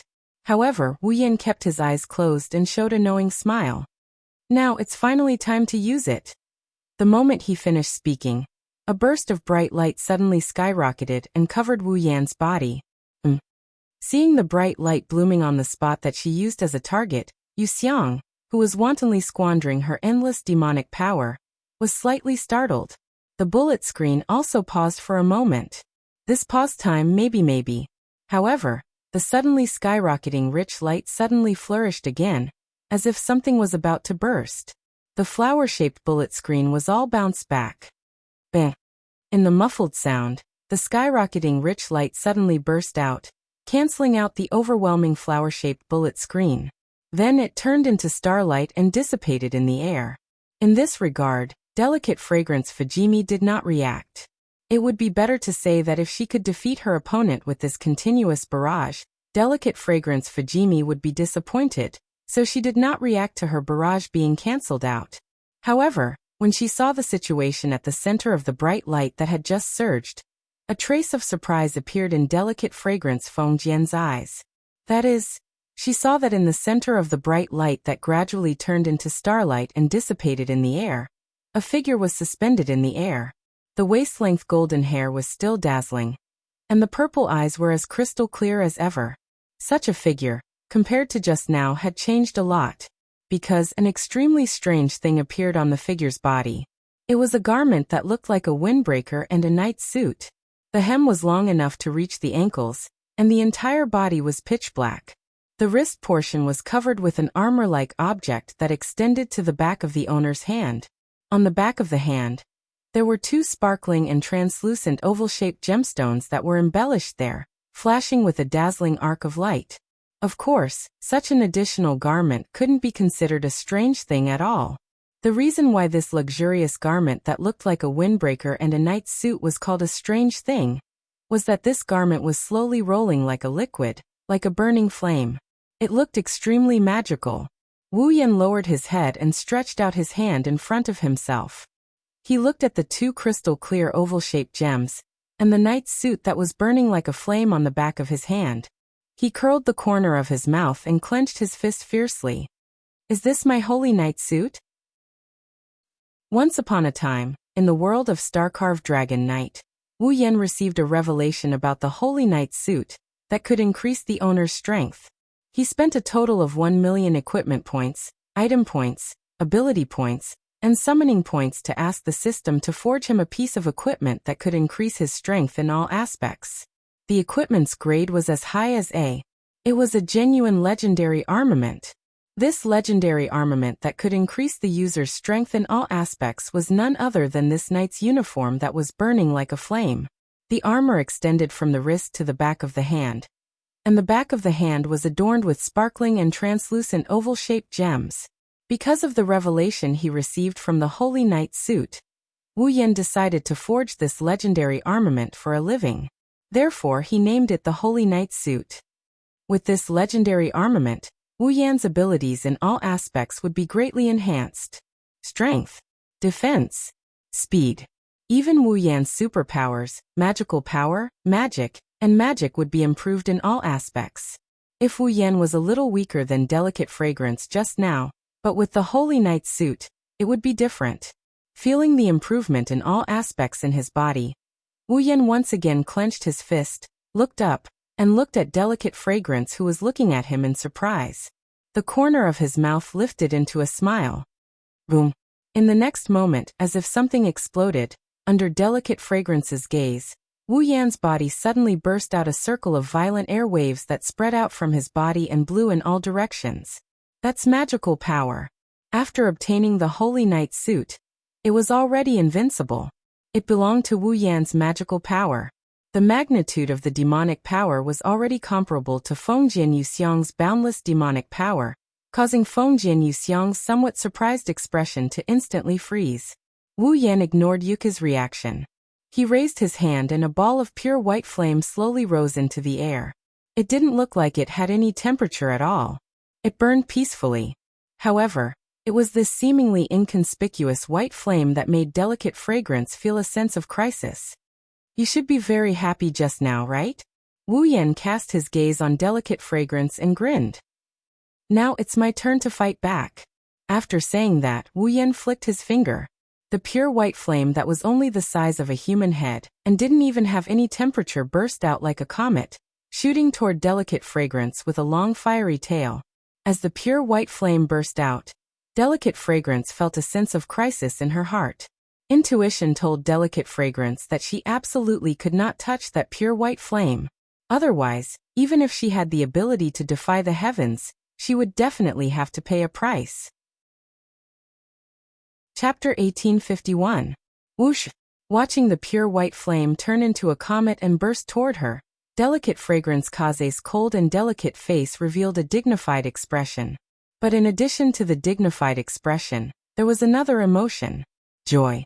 There was no doubt that delicate fragrance Kaze was the kind of person who would be happier when the opponent was stronger. Therefore, after noticing that Wu Yan's strength had increased a lot after equipping the night suit that was burning like flames, delicate fragrance Kaze's face was both dignified and joyful. Of course, joy was joy. But the pure white flame brought a sense of crisis to delicate fragrance Kaze. Delicate fragrance Kaze wasn't a reckless person who only knew how to charge forward recklessly. So without saying a word, delicate fragrance Kaze retreated for the first time since this battle. Her figure turned into an afterimage and retreated at an extremely fast speed. Whoosh! Although Feng Jianyu retreated at an extremely fast speed, the pure white flame was even more ferocious.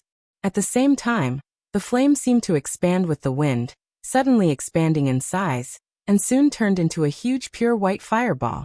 Like a white sun, the pure white fireball suddenly flashed in the air, and its speed also increased sharply. Delicate fragrance Kaze's expression changed slightly. In a moment, delicate fragrance Kaze, who was chasing after her, suddenly exploded in her narrowed pupils. Boom! The terrifying fire wave swept wildly from the place where the pure white sun exploded. Waves of wind and waves with terrifying temperature raged in the air. scattering nearly half of the sunflowers below. After the explosion of the pure white fire wave raged for a while, a rather embarrassed figure flew out from the other side of the fire wave. After tapping a few times in the air, he stopped. It entered Wu Yan's field of vision. Seeing this, even Wu Yan was amazed. She was directly attacked by the white dragon's flame, but she wasn't injured? Yes. Feng Jian Yuxiang, who flew out of the pure white fire wave, looked extremely disheveled. The bright clothes on her body also had traces of scorch marks and damage. Delicate Fragrance Kaze's white skin was exposed to the air. But Delicate Fragrance Kaze's aura still didn't weaken at all. The expression on her face didn't show the slightest pain. Instead, her fighting spirit was awe-inspiring. How long has it been since I fell to this point? Delicate Fragrance Kaze glanced at the damaged and scorched clothes on her body. Her face was full of joy. You can make me so embarrassed, you're really strong. But Delicate Fragrance Kaze's hand slowly grasped the parasol handle. With a sudden pull, the black shadow formed by the parasol tore through the air. The strong wind blew away the surrounding pure white fire waves. The tip of the parasol tilted down, and a terrifying monster power emerged from Fengjian Yuxiang's body. The real battle begins now. Delicate Fragrance Kaze clenched the parasol handle and stomped her foot. Dense Fragrance Kaze's demonic power exploded under her foot. The turbulent force caused Delicate Fragrance Kaze to turn into a black shadow and shoot straight at Wu Yan. Whoosh! Listening to the wind-whistling sound of Yuka Fujiwara's shadow charging towards him, Wu Yan instantly raised his guard. He stared at the incoming shadow and with a grasp of his hand, a nimble longsword appeared out of thin air and fell into his hand. It was the Nin Temple Shana. Grabbing the Nigata no Shana, he tensed up his body and waited in place. When the shadow is about to reach him, he raised the Nigata no Shana and chopped it down with all his might. Suddenly, the power of the realm covered the Nin Temple Shana like a sharp blade. The light and heavy realm. The Nin Temple Shana was originally light and agile. Under the influence of the realm, the moment it slashed down, it was like a meteorite falling from the sky. Wherever it passed, sparks flew in the air and an ear-piercing screech erupted. At this moment, the Nin Temple Shana was at least as heavy as a real mountain. Delicate Fragrance Kaze's face was still indifferent in the face of the Nin Temple Shana. Her hand trembled slightly as she clenched the parasol and stabbed out. Feng Jian Yuxiang had clearly only stabbed once, yet a stretch of umbrella shadows continuously appeared in front of him like a curtain of rain. All of them solidly pierced the blade of Nidian Shana that was chopping down with the force of a mountain. Clang! After a shrill sound that could pierce one's eardrums, the umbrella shadow that contained a powerful force shattered the light and heavy realm's power on the Nidian Shana blade. And at the same time, it easily knocked away the Nidian Shana that came attacking. As expected of the strongest in the fantasy village, Delicate Fragrance Kaze's attack made Wu Yan's expression change slightly. He smiled bitterly in his heart. Again and again, she used pure strength to disperse the power of the realm. Just how strong was this Delicate Fragrance Feng Jian's fighting ability? With this thought in mind, Wu Yan could only follow the force of the Nin Temple Shana that was pushed away. He rotated his body and carried the Nin Temple Shana with Delicate Fragrance Kaze's support. Borrowing the force of the Nin Temple Shana, he rotated on the spot with a tearing sound. Instantly, the Nin Temple Shana turned into a blade of light. With an oppressive sound, it ruthlessly slashed towards Delicate Fragrance Kaze from bottom to top. Come on! Delicate Fragrance Kaze also moved almost at the same time. She tightly held the parasol in her hand. Wisps of demonic power curled out of the parasol like mist, emitting a low vibrating sound. It surged up and heavily hit the Nin Temple Shana that was slashing towards her. Clang! The dull sound of steel colliding with steel resounded throughout the eternal night's quadruple barrier. Powerful demonic power fluctuated around her body and flowed through her palm to the parasol in her hand. Delicate Fragrance Kaze slightly bent her body and coldly shouted. The demonic power on the parasol in her hand suddenly condensed and then exploded. Bang! The parasol that hit the Nin Temple Shana exploded with a towering force. The sudden burst of force directly shook Wu Yan, who was holding the Nian Temple Shana, and sent him flying. Wu Yan gritted his teeth. He turned around and stabilized his body. He looked up and looked at delicate fragrance Kaze. Sure enough, it's impossible to win against this flower queen in terms of close combat ability. Delicate fragrance Kaze didn't have any powerful abilities. Her combat ability was almost entirely focused on close combat. Wu Yan can't possibly win against Yuka Fujimi, who relied on close combat to become the strongest player in Fantasy Village. Since you're invincible in close combat, then I'll fight back with my ability. While speaking, Wu Yan raised one of his hands and the familiar pure white flames rose once again. However, although the white dragon's flames were powerful, they didn't hurt delicate fragrance Kaze. That was why Wu Yan raised his other hand. A burst of pitch-black electric light flashed amidst the crackling sound of electricity. Holding the pure white flames in his left hand and the pitch-black electric light in his right hand, Wu Yan stared at the powers of the white dragon and black dragon respectively. Then he actually brought the pure white flames and pitch-black electric light in the middle. But the moment the pure white flames and pitch-black electric light came into contact, wisps of white flames and black electric light burst out from the point of contact. The space was torn apart and distorted. Feng Jian Yuxiang's face became extremely solemn, and there was a slight change in her eyes. Feng Jian Yuxiang clearly felt that when the pure white flame came into contact with the pitch-black lightning, the demonic power in her body actually became sluggish. What exactly is that? How can it affect the operation of the demonic powers in my body? Delicate fragrance Kaze couldn't get an answer to this question, at least not at this moment. Because in Wu Yan's hand, the pure white flames and pitch-black electric light were constantly twisting along with the surrounding space. As they squirmed slightly, they slowly gathered together. Not long after, a ball of golden electric light flickered on its surface, and its color turned into a dazzling golden flame that floated before Wu Yan. Chapter 1852. The moment the resplendent golden flame with golden lightning flashing on its surface was born, an unusually wild and violent fluctuation suddenly rippled out in midair. The strange energy waves became even more violent. Strands of golden energy seeped out from the surrounding space. Finally, they all wrapped around Wu Yan, who is holding the resplendent golden flames, as if he is holding a jewel. They spun around him like crazy. Following the rotation of these golden streams of air, a gust of wind suddenly emerged and swept out in all directions. The gust of wind was so strong that even some of the larger rocks on the ground were blown and rolled a few times on the ground. Not to mention those fragile sunflowers.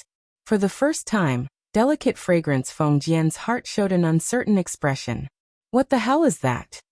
With delicate fragrance Feng Jian's accumulated experience, she could naturally distinguish some of the effects of the methods Wu Yan used before and after.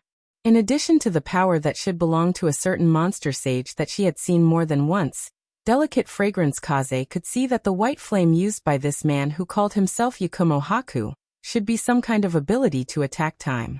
It was precisely because she saw the true face of the white flame that delicate fragrance Feng Jian was able to react in time under the direct attack of the white flame.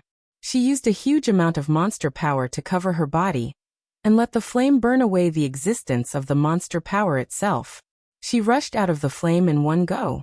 So, delicate fragrance Feng Jian's clothes were a little damaged, but she didn't suffer any substantial damage. As for the knight's clothes that burned like flames, it was even easier to recognize. It must be some kind of equipment that can increase the user's power.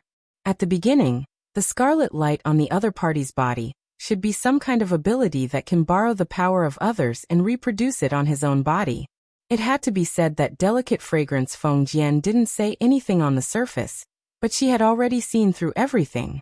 Whether it was the effect of the red jade mode, the flame of the white dragon's burning flame, or the enhancement of the holy knight's outfit, they were all seen through by delicate fragrance Feng Jian with her experience. But to be able to see to this extent, it was enough to prove that delicate fragrance Feng Jian was experienced and knowledgeable. However, Feng Jian Yuxiang couldn't see anything from the dazzling golden flames that were flickering with golden lightning. He didn't know what kind of power it had, nor did he know what kind of effect it would have. He didn't even know what kind of ability it was. How should I solve it? However, looking at the golden flame, delicate fragrance Feng Jian had a feeling that her palms were sweating, telling her it was definitely not just beautiful. Who? Feng Jian Yuxiang exhaled a long breath of air. She stared at the pale Wu Yan who was holding the bright golden flame. Feng Jian Yuxiang laughed out loud. That's right. That's how it should be. A violent demonic power surged out from Feng Jian Yuxiang's body, causing her to emit a dazzling light. She was like a sun, making people unable to look at her directly. In that case, I will also use my strongest attack to determine the winner with you. Who is the strongest in the fantasy village? Let us have a good fight. Amidst the laughter full of joy, in the surrounding space, a burst of airflow like power fluctuations also seeped out and rushed into the tall and slender body of Feng Jian Yuxiang. Under such circumstances, if there was an outsider present, they would be able to see that Wu Yan and Feng Jian Yuxiang seemed to be competing for something.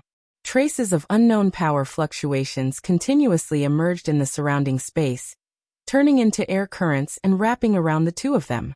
However, the difference was that Wu Yan's bright golden flame had an effect on the surrounding space, causing the space to seem to have a chemical reaction and seep out its own power. Feng Jian Yuxiang, on the other hand, merged with nature through space, absorbing the power of nature and constantly improving her demonic power. Under such circumstances, the aura on Feng Jian Yuxiang's body became more and more terrifying until it reached a certain peak before stopping. Feeling the unprecedentedly powerful aura of Feng Jian Yuxiang, Wu Yan's eyes also flashed brightly, feeling the blood all over his body boiling at this moment. Although Wu Yan himself was not as powerful as Feng Jian Yuxiang, but since he was promoted to the 9th rank, Wu Yan had rarely encountered a battle where he needed to go all out. Now the strongest red jade mode had been used, and even the Holy Knight equipment, that could increase his strength in all aspects was also used.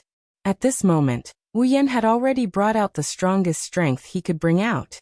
Coupled with the fact that he was fighting the strongest king of the fantasy village, the long-lost feeling of blood boiling made Wu Yan laugh out loud. It's not over yet. Amidst the laughter, Wu Yan's body once again surged with the power of the realm, and all of it flowed freely into the dazzling golden flames born from the fusion of the white dragon's flame and the black dragon's lightning. The realm of life and death. Life with a thought. Death with a thought. The power of the realm of life and death, that could change a person's life and death with a slight touch, was like a layer of light film, covering the dazzling golden flames flashing with golden lightning, making the strange fluctuations rising from the dazzling golden flames even more violent, faintly carrying the aura of death. Looking up and looking at Feng Jian Yuxiang, who was exuding a terrifying aura, Wu Yan was not the slightest bit timid. His body was as straight as a spear, looking extremely imposing. Since you took out the title of the strongest in the fantasy village, then I will accept it without hesitation. Let's see if you have the strength and qualifications. Feng Jian Yuxiang's beastkin power rose to the peak. In the end, it almost materialized and wrapped her entire delicate body. Only the pleasant laughter echoed. If you can do it, try it. The laughter suddenly stopped. At the same time, the beastkin power on Feng Jian Yuxiang's body suddenly began to converge. After a moment, it actually flashed and split into a figure. Green, slightly curly short hair, wearing a red and dark red checkered vest and a knee-length skirt of the same color, a yellow bow tie in front, and a white long-sleeved shirt under the vest, holding a parasol in her hand. Another Feng Jian Yuxiang. That was Feng Jian Yuxiang's clone. Feng Jian Yuxiang had the ability to split into a clone that was completely no different from herself. This doppelganger had almost the same level of power as delicate fragrance Feng Jian's main body. In other words, Wu Yan was now facing the two strongest existences in the fantasy village. Come on. Let's fight. It was still the same sentence. The two Feng Jian Yuxiang raised the parasol in their hands at the same time, and all the beastkin power on their bodies surged to the tip of the parasol. With the infusion of such a huge amount of beastkin power, at the tip of the two parasol, a liquid like emerald green energy flowed like liquid. One move. Let's decide the winner. With a fierce shake of their hands, the two Feng Jian Yuxiang pointed the parasol in their hands at Wu Yan at the same time. Immediately, All the beastkin power on their body flowed along the parasol. Doubles Park. The beastkin power flowing on the tips of the two parasol burst out. Two overwhelming beams of light with a sharp and ear-piercing sound cut through the space like lightning and shot straight at Wu Yan in the distance. Wherever the beam of light passed, the space shattered inch by inch. Wu Yan's vision was completely covered by the bright light above the overwhelming beam of light. As the target of the beam of light, Wu Yan could clearly feel the terrifying power in the two huge beams of light. However, Wu Yan also had absolute confidence. The golden flames fused with the power of the two familiars, coupled with the power of his realm. Any attack would dissipate in the face of this power. Taking a step forward, Wu Yan released one of his hands and raised the dazzling golden flames flickering with golden light above his head. His arm trembled as if he wanted to throw the golden flames in his hand out. Whoosh! Like a meteor, a golden ray of light shot out from Wu Yan's hand like a hot knife through butter. It shot out like a hot knife through butter. The moment the stream of light shot out, the surrounding space rippled like the surface of a lake with a huge rock thrown into it. It didn't take long for it to suddenly burst open, exploding into cracks more than 10 meters wide that spread along the trajectory of the stream of light. Chapter 1853. Swish. Amidst an extremely sharp sonic boom, the resplendent golden flames that had turned into streaks of light tore through the air like a meteor. Wherever they passed, the space collapsed into pitch-black cracks that were nearly a dozen meters long. The space in this area was completely shattered like glass, causing the area to be in a sorry state. Swish. The two huge pillars of light that descended from the sky emitted a strong light that seemed to occupy the entire sky. They also carried an extremely terrifying power, and a sharp sonic boom that seemed to distort space. They were like meteorites that fell straight down. No matter if it was the golden stream of light or the dazzling light pillars, both contained terrifying attacks that were enough to shatter the space along the way and spread the cracks. Just the fluctuations that leaked out were enough to kill a ninth-stage powerhouse on the spot. Two extremely frightening attacks that caused even the sky to change color finally collided violently in the next instant. However, just as Wu Yan and Feng Jianyu tensed up and prepared for the upcoming victory and defeat, waiting for the earth-shattering explosion caused by the collision of the two attacks, there was strangely no sound in midair. Wu Yan and Feng Jianyu lifted their heads in astonishment and witnessed the collision of the two attacks. Then they witnessed this scene. In midair, the ratio was completely different. The two attacks of completely different colors didn't clash fiercely with each other at the moment of collision. Instead, they twisted together like two masses of water of different colors. The golden and green attacks had unknowingly twisted into a huge sphere. The two colors of gold and green swirled around each other in the sphere. The space around the sphere became extremely distorted. Vaguely, there were extremely subtle tearing sounds coming from the inside of the sphere. Wu Yan stared at the twisted sphere in midair. A sphere of two colors. His face was as pale as a sheet of paper, and even his body was swaying. Xiao's magical fluctuations had weakened to an unprecedented level. If it weren't for the remaining magical fluctuations, perhaps even Wu Yan wouldn't be able to hover in midair. Apparently, it fused the white dragon's flames and the black dragon's lightning together. It formed the dazzling golden flames that carried golden electric arcs on the surface, and even enhanced the realm of life and death. This attack, it had almost squeezed out all the magical powers in Wu Yan's body that had never been exhausted.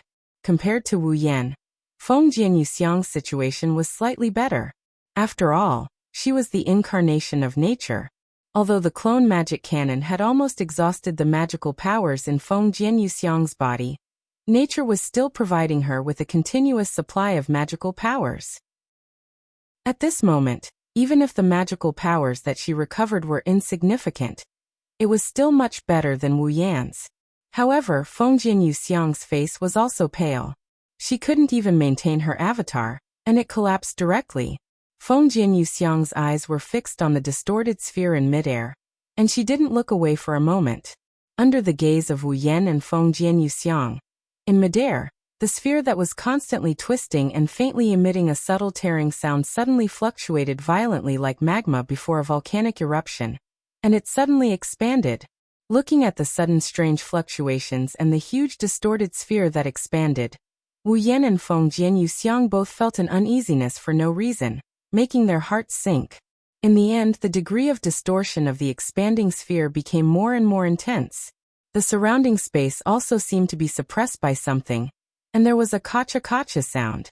Not long after, the expanding distorted sphere suddenly burst into a dazzling light, but all the sounds strangely stopped.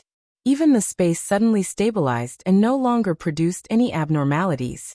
It wasn't until this moment that a warning sign rose in Wu Yan and Feng Jianyuxiang's hearts, as if they sensed something. Their expressions changed abruptly, and they disregarded the consumption of a large amount of magical power and demonic power in their bodies and retreated frantically. The moment Wu Yan and Feng Jianyuxiang retreated, the distorted sphere that was blooming with a strong light suddenly burst like a punctured balloon. Boom! Along with an earth-shattering explosion, a dazzling light sprinkled from the sky. The distorted sphere seemed to have reached a certain critical point, and finally couldn't bear it anymore. It exploded in midair along with an extremely terrifying shockwave. Wherever the shockwaves passed, the space trembled, and in less than half a second, like glass, it shattered piece by piece. Boom! Wu Yan and Feng Jianyuxiang, who were retreating, had just retreated for a distance when the terrifying shockwave caught up with them at lightning speed. Like a truck, it slammed into Wu Yan and Feng Jianyuxiang fiercely. PFFF. Under the terrifying impact, a mouthful of crimson blood spurted out from Wu Yan and Feng Jianyuxiang's mouths at the same time. Immediately, both of them were sent flying like garbage, directly smashing into the barrier of the eternal night fourfold barrier that shrouded the entire sunflower field. Boom! The eternal night fourfold barrier was smashed into pieces by Wu Yan and Feng Jianyuxiang, who were sent flying backward. The rest of the barrier also collapsed and disappeared completely from the impact of the shockwave. But the aftermath of the impact continued to spread to the surroundings. The sunflower field was originally relatively close to the bully Great Barrier of Fantasy Town. With the shockwave still raging, it wouldn't take long for the bully Great Barrier to suffer the same impact. At that time, it would inevitably shatter directly like the eternal night fourfold barrier. At that time, without the most important bully Great Barrier, Fantasy Town would not be able to escape the fate of destruction. Buzz! At the critical moment, in the sky, a pitch-black crack full of ferocious eyeballs suddenly split open amidst the tremors of space. A tall figure emerged from it and flashed into the sky, the realm of movement and stillness. As such a voice echoed in midair, an unusually huge force burst out from the tall figure in midair and shrouded it. It actually froze the shockwave that was rolling out like a stormy sea. Of course, it was definitely not enough to just freeze it. The realm of being and nothingness. At the next moment, the same voice, but with a different content, reverberated in the air once again. A force that was more than a little stronger than before once again enveloped this world, emanating circles of ripples that contained a strange power. Under the ripples, all the frozen waves that were touched by the ripples slowly disappeared from this world, as if they had never appeared before. About 10 seconds later, the raging shockwaves in this area completely disappeared, leaving behind a silent scene. It was as if nothing had happened, which made people's hearts beat faster. After the shockwaves were completely wiped out, the tall figure in midair landed and stood on the ground. She had blonde hair, purple eyes, and wore a pinkish-white princess dress that was similar to a Taoist robe. She also wore a pinkish-white flower bud hat on her head and held a parasol in her hand. Who else could it be apart from purple? Yukari gently waved her hand, and a gentle force flew out and disappeared in 2 different directions. Then it carried 2 people who were in a sorry state and had traces of blood on their bodies back to Yukari. Purple didn't look at Tensei Fujimi, but directly looked at Wu Yan. She looked at Wu Yan, who had completely fallen into a state of unconsciousness, and smiled bitterly. It's just a drop of blood. If you want to get it, there are many ways. Why do you have to make yourself like this?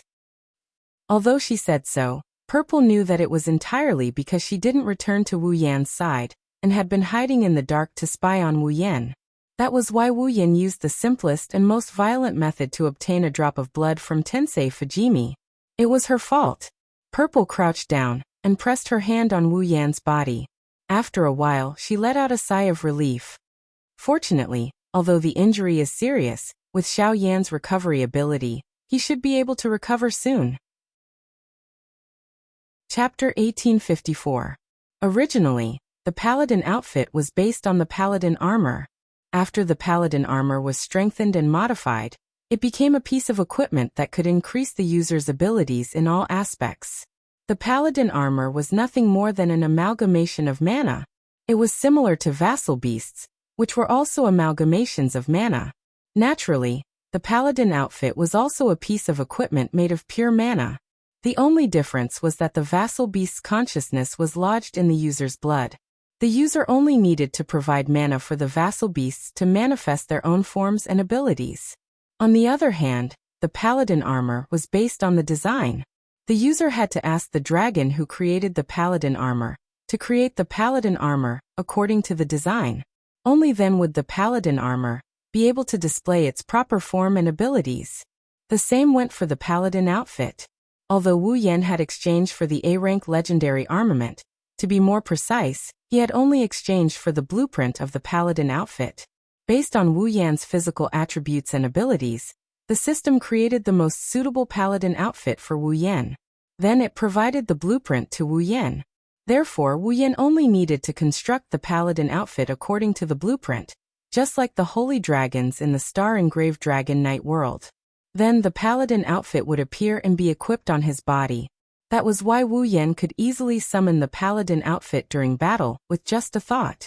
Naturally, when Wu Yan's mana was completely depleted or he lost consciousness, the paladin outfit would disappear. The red jade mode was similar. Although there was still some time left, the red jade mode was still a bloodline ability. As long as Wu Yan lost consciousness, the red jade mode could no longer be maintained. When the red jade mode and the holy knight outfit disappeared, Wu Yan's aura weakened all the way until he dropped out of the demigod rank. He could feel the bloodstains on his body. With his eyes closed, Wu Yan's aura continued to weaken. Purple also let out a sigh. She stroked Wu Yan's cheek and her tone became unusually gentle. You've already tried your best. He had indeed worked very hard. To be able to fight against Yuka Kazumi, the strongest person in Fantasy Town, who even Yuka Kazumi couldn't defeat in the past. Even if it was because of the red jade mode and the holy knight equipment, Wu Yan could still be proud. After saying this, Z stood up, raised his head and looked at the surroundings. The first thing that caught his eye was the place that had turned into a terrible mess. It used to be a field of golden sunflowers, or a field of sunflowers that stretched as far as the eye could see. Now the sunflowers' golden color and the grassland's green color had all disappeared. Only the dark gray and brown soil remained. As if a typhoon had passed through, the scene became chaotic and battered. The sunflowers in grassland had long since disappeared in this battle.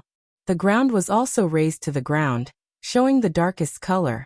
There were even potholes everywhere, filled with rolling stones. It was abnormally desolate. Not only that, but in the surrounding space, pitch-black spatial rifts could be seen everywhere. Some of them even shattered into black holes. Some of them were like broken glass, still falling pieces. The endless darkness in the spatial rifts sent chills down one's spine. One could imagine what would happen if an ordinary person or a weak existence accidentally touched these spatial rifts. This should be the most serious destruction in Fantasy Town, right? Purple rubbed his forehead as if he had a headache. This is really worrisome. If Purple didn't rush over in time and stop the spread, Fantasy Town would have suffered more damage than this. That's why I hate brainless battles. A voice suddenly interrupted Violet's contemplation. You're right. You're right. Violet sighed. Cough, cough. After hearing this painful cough, Purple came back to his senses. The corner of his mouth was overflowing with a mocking smile. He turned his head and looked in the direction of the cough. There, Youxiang Fujian covered his chest with one hand and supported himself with the other, using a parasol to support himself on the ground. Although his face is abnormally pale, his body is swaying, and his clothes are covered in blood. Youxiang Fujian still insisted on standing up. He didn't allow himself to lie weakly on the ground and coughed. Wu Yan has already lost consciousness under the impact of the storm, but Youxiang Fujian is still conscious and still has the strength to stand up. From this, it can be seen how strong Youxiang Fujian is. It's a pity that even though she didn't lose her consciousness, she doesn't have the same immortality as Wu Yan. As the strongest of the monsters and the embodiment of nature, even if she has a strong regenerative ability, it seems like she won't be able to recover from her injuries in a short period of time. Looking at Youxiang Fujian standing up with a pale face and covering his chest with a paper fan, Purple took out his paper fan and covered the lower half of his face, but there is a hint of ridicule in his tone. Era, I don't think I've ever seen you in such a sorry state. In the past, Fengjian Yuxiang and Purple also had a battle. In that battle, because she was worried about the safety of the fantasy village, Yukari did not use her full strength. As a result, she was pursued by Delicate Fragrance, who used all of her strength without any scruples. It could be said that she was in an extremely sorry state. Now that the tables have turned, it's only natural for Yukari to ridicule Wu Yan after seeing Yukari in such a pitiful state during the fight. Youxiang Fujian seems to have guessed that Purple will have this reaction. He covered his chest and didn't even look at Purple. He cast his gaze on Wu Yan, who fell into a coma. After a long time, he showed a somewhat empty smile. Looks like I've won. That's right. Wu Yan has lost consciousness, which is equivalent to losing the ability to fight. Although the injuries on his body are recovering at a speed visible to the naked eye, he can't continue to fight. On the other hand, Youxiang Fujian, even if his body is injured enough to kill an ordinary human or demon a dozen times, his recovery ability is not as good as Wu Yan's. But with the support of nature, he has recovered some of his demon power. Maybe he can't do anything in close combat, but he can still use 1 or 2 magic cannon attacks. In other words, Youxiang Fujian did win this battle. That's true. Purple also calmly admitted this statement, but his eyes have been staring at Youxiang Fujian. But why do I feel that you don't seem very happy? I just can't accept this kind of victory. Youxiang Fujian moved his body that is full of pain and said indifferently, if he didn't faint, the loser would probably be me, and I still have the ability to fight, so it's not a clear winner. If he didn't faint, the loser would probably be you? Still have the ability to fight? Purple looked at Youxiang Fujian meaningfully. What a surprise. You would actually use hypotheses such as if, and probably to justify yourself after a battle. It seems like you don't want to admit the result of this battle. This is indeed a very surprising thing. For Youxiang Fujian, a battle is a battle. The process of a battle is ever-changing, anything can happen, so he definitely won't use if to evaluate a battle after the battle. After all, there is no if in a battle, the result is everything. Youxiang Fujian did win this battle. There is no doubt about this. There is no if to say. Because Wu Yan did lose consciousness, he can't continue to fight. Youxiang Fujian was very clear about this result. He frowned at himself for using if to deny this result, but after a while he put on a chuckle. Maybe, I'm looking forward to another battle with him. Leaving this sentence, Fengjian Yuxiang propped up her body and opened her parasol. She turned around and slowly walked away. Today's weather is good. The flowers should grow well, right? Looking at the back of Fengjian Yuxiang, who was gradually walking away, Violet was silent for a long time. Then she helplessly sighed. I'm really not good at dealing with her. Chapter 1855. His consciousness was as chaotic as chaos. His body was as heavy as iron and lead. His strength was flowing away like water. His voice was as muddy as hoarse. That was what Wu Yan was feeling at this moment. He felt as if he was drowning in an endless sea of despair that he could not see the end of. His body was struggling, but there was no strength everywhere. There was no way to support himself. His hands and feet were paddling, but he still felt like he was sinking, as if he had fallen into hell. In this unconscious state where even breathing became difficult, Wu Yan could only endure the feeling of emptiness in his body and drift around with his chaotic consciousness. All of this was because of the exhaustion of his magic power and the serious blow to his body, which brought about such an uncomfortable feeling. It's obvious that the injuries he suffered before he fainted, even if he recovered in a short period of time, the pain of that moment still made him feel very uncomfortable as he fainted while carrying the pain with him. Fortunately, the pain came and went quickly.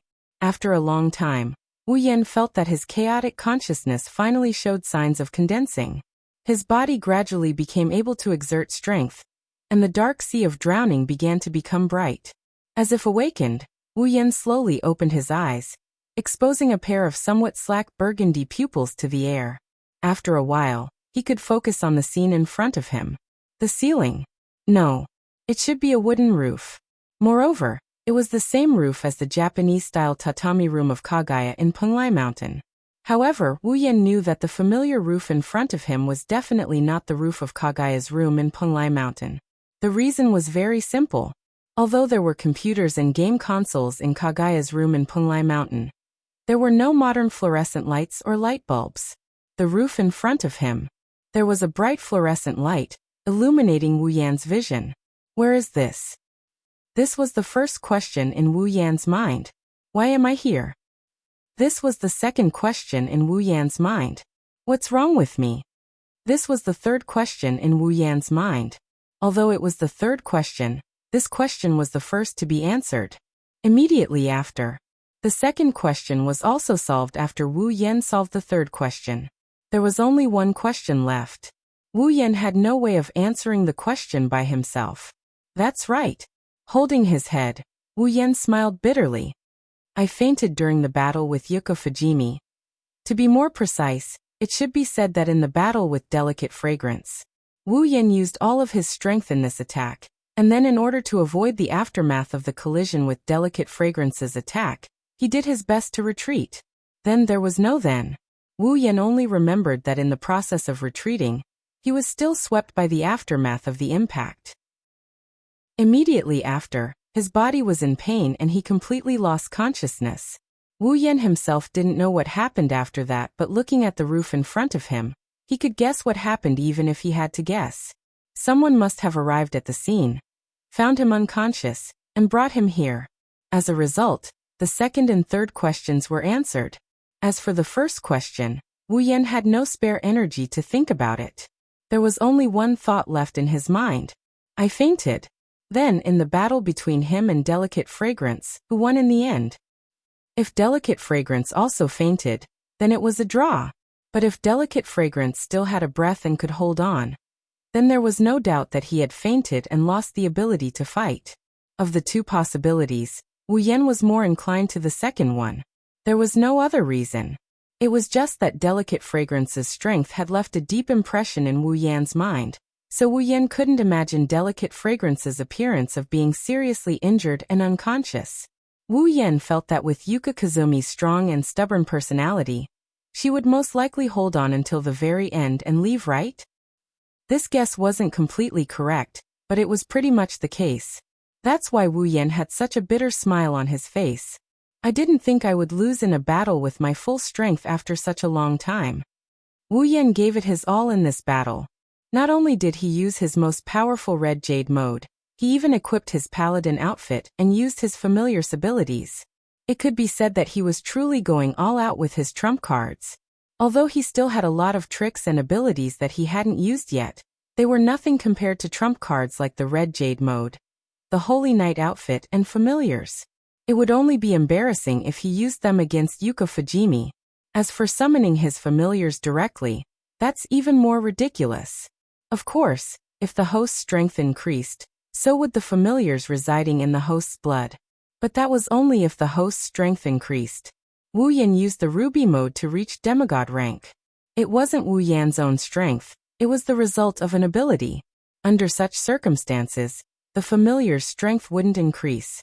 Therefore, when Wu Yan entered Violet's Ruby mode and reached demigod rank, the familiar's strength remained at peak rank 9 Wu Yan's level. Even if they were boosted by the paladin equipment, they would barely reach demigod rank. How could a demigod rank familiar be used against Delicate Fragrance, who was already level 97, and only needed 1 or 2 more levels to reach peak demigod rank?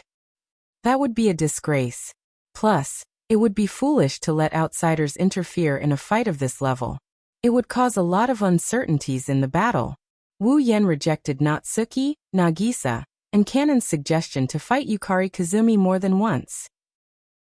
He only used White Dragon and Black Dragon's abilities to deal with Yukari Kazumi. Not only did Wu Yan have helpers, delicate fragrance had helpers as well. They were much stronger than Wu Yan. After all, delicate fragrance could create a clone that was on par with the main body. At that time, Natsuki, Nagisa, Kanon, White Dragon, and Black Dragon would gang up on Yukari Fujimi. Yukari Fujimi would definitely be tortured to death by Yukari Fujimi, who would become a peak demigod after 1 or 2 levels. Therefore, no matter how one looked at it, Wu Yan had lost the battle. This fact made Wu Yan realize that he wasn't strong at all. Indeed, after ascending to Tier 9, Wu Yan didn't go all out in a fight other than this one. He didn't even use his peak Tier 9 strength under normal circumstances. However, that wasn't because Wu Yan was too strong. It was because there were too few true powerhouses, and Wu Yan hadn't encountered one yet. His fight with Fujimi Yuka made him realize that he's not weak, but he's not strong either. Compared to the real strong, the demigod tier existences, he's still a far cry from them. Of course, this was also because Wu Yan had been doing the demigod path mission. If Wu Yan had turned in the demigod path mission, and generated a tool for reaching demigod rank, the result would have been different. However, Wu Yan's ambition was too great. He didn't want to be an ordinary demigod powerhouse, he wanted to be a peak demigod powerhouse. Thinking up to this point, Wu Yan couldn't help but raise one of his hands in front of his own face and clench his fist. Looks like I have to hurry up with the demigod path mission. Swoosh. At this time, a sound came from the side. Not far away from Wu Yan, a Japanese-style paper door was suddenly pulled open. A petite figure struggled to carry a basin and a towel as she tiptoed in. It was a little girl. She had cute cat ears and brown shoulder-length hair. She wore a green hat and a golden earring on her left ear. She wore a red one-piece jacket with golden edges and white sleeves. She also had 2 brownish-black tails on her back. The tips of the tails were white. Meow meow meow. The cat-eared little girl seemed to have noticed Wu Yan, who had woken up. She was stunned for a moment, then let out a series of cat meows. She ran out at an extremely fast speed, shouting nonstop. Lord Lan.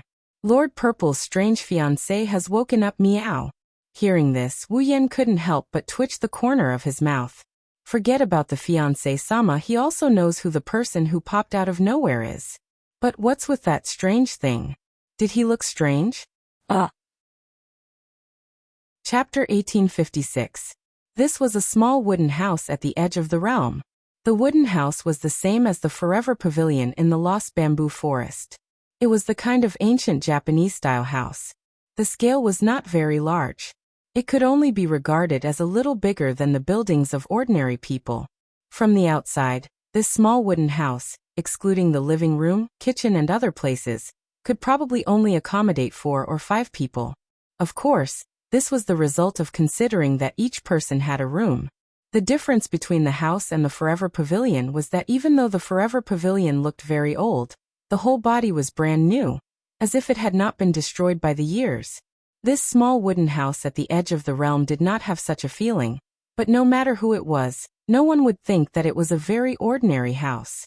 This was because an ordinary house would definitely not be surrounded by countless dark spaces.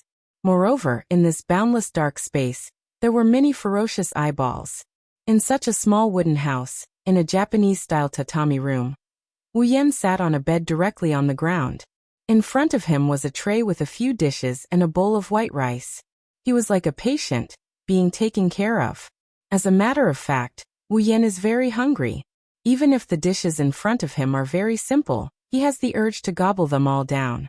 However, Wu Yan did not touch the dishes in front of him for a long time. There was still a calm expression on his face. The reason was very simple. It was just that there were 2 very strong eyes that had been staying on Wu Yan, which made Wu Yan a little uncomfortable. Looking carefully on the side of the bed, a figure was staying there, staring at Wu Yan, who was sitting on the bed. It was a very tall young girl, not inferior to Yui, Fujimi Yoxiang and Yonglin Yagi. The girl had a pair of fox-like ears on her head and 9 huge tails behind her. Each tail was more than 1.5 meters long. The hair on it was extremely soft and smooth, and it had a golden luster, and the end was white. At first glance, it was obvious that it was a fox's tail. The girl who had fox ears and a tail was also wearing clothes that were similar to Violet's. The front part of her body was like a Taoist robe, and a princess dress. However, the front part of the girl's body was not purple but blue. The princess dress was also not pink and white. It was pure white, and the sleeves were very wide. The girl tucked her hands into her sleeves and sat cross-legged on the ground in a very standard posture. She wore a white hat on her head, and she had short blonde hair that reached her shoulders. Her golden eyes were fixed on Wu Yan. She kept sizing him up as if she's trying to figure out something. Her eyes were filled with a sense of scrutiny. Beside the girl, the cat-eared loli copied her and sat cross-legged on the ground.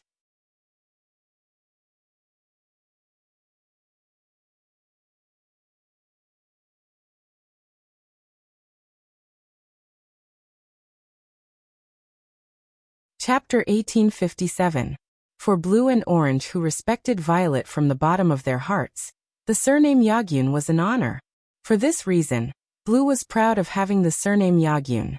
Orange had also been working hard to obtain the surname Yagyun. Now that someone had used such an honorable surname as an alias, one could imagine how complicated Blue's heart was. As for Orange, it was pure admiration. She looked at Wu Yan with sparkling eyes. Meow. Using Yagyun's surname as an alias. Strange Lord Fiancé is really amazing, meow.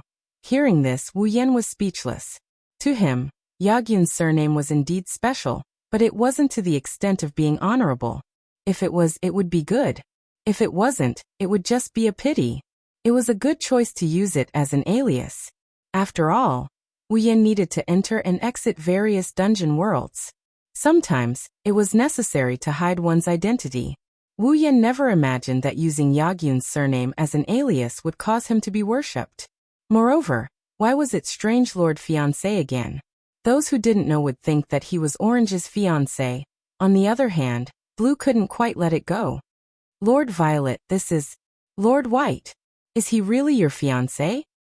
All this time Blue had been by Violet's side. It was more accurate to say that Blue had always been by Violet's side.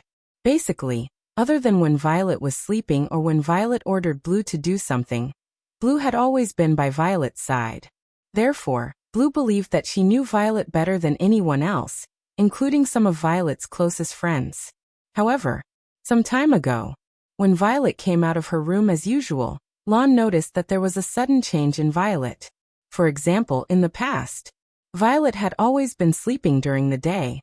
She would definitely move around at night. She had to sleep for 12 hours every day. However, since a while ago, Violet's schedule seemed to have changed a little.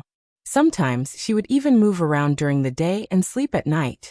In addition, Violet had always been full of praise for Blue's cooking, but some time ago, Violet would frown from time to time when she ate Blue's cooking, showing a slightly dissatisfied expression, and would even mutter such a sentence. Even though Blue's cooking is good, it's not as good as Little Yan's. Our appetite has been spoiled by Little Yan's cooking. It wasn't just these changes. Some of Purple's actions were also confusing Blue. For example, on the first day of the change, Violet suddenly made such a suggestion to Blue.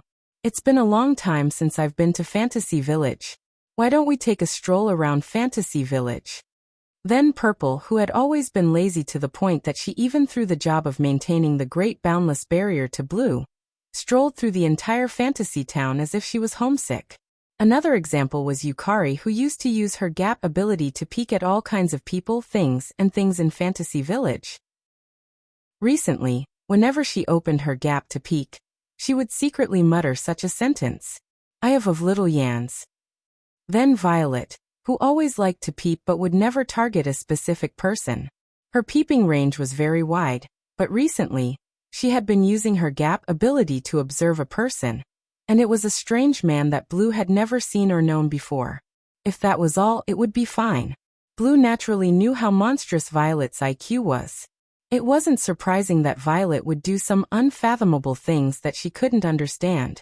However, what Lon couldn't accept the most was that the Lord Z, whom he respected the most in his heart, had recently been speaking such words in his sleep with a flushed and seductive face in his dreams. Little Yan there no. Lon clearly remembered how flustered she was when she accidentally overheard Violet's sleep talk. There were countless times when Lon wanted to scream out loud like a maniac. Who is this Little Yan? Unfortunately, Blue didn't get the answer even once. Every time she asked Violet about it, Violet would look at her meaningfully and smile perfunctorily. It wasn't until a while later that Blue finally found out. It turned out that the strange man that Yukari had been observing through the gaps was none other than the rumored Xiao Yan.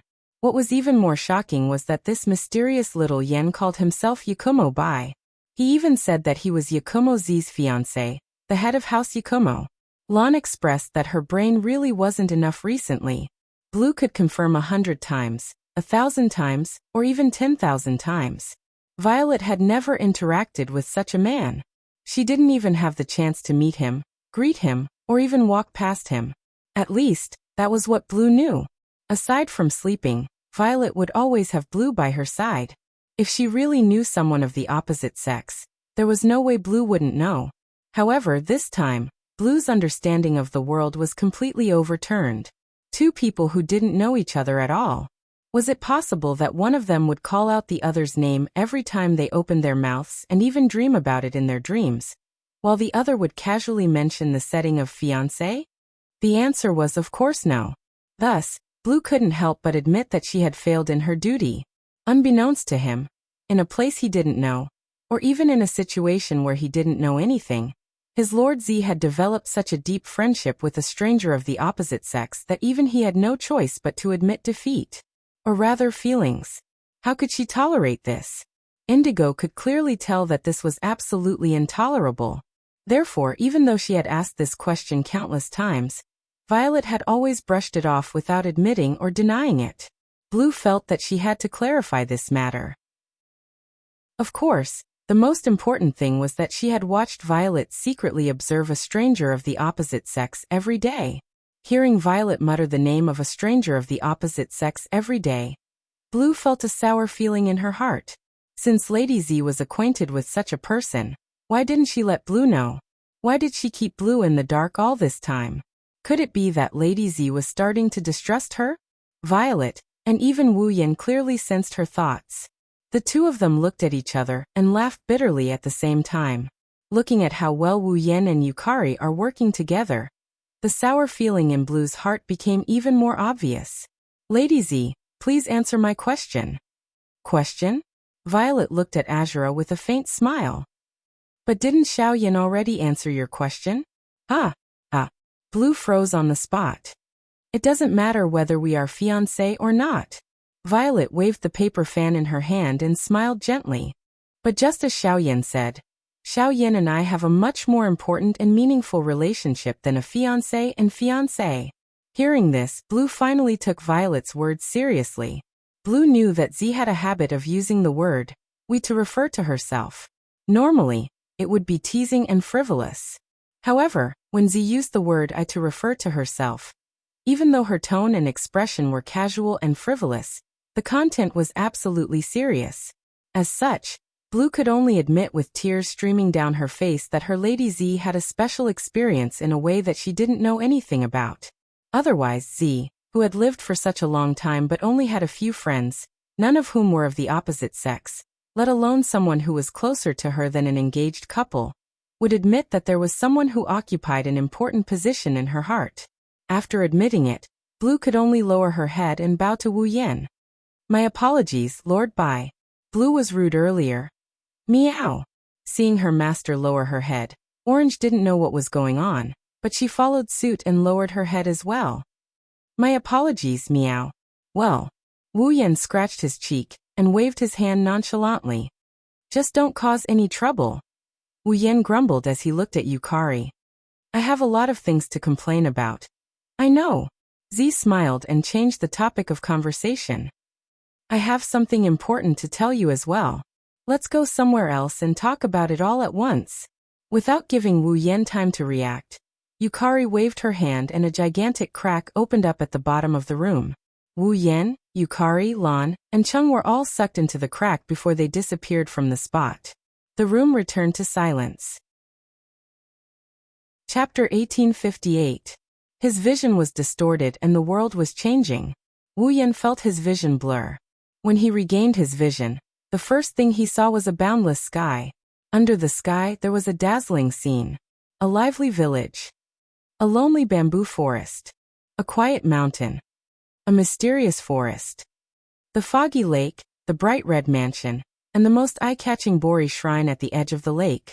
They all formed a picture that was presented to Wu Yan without holding anything back.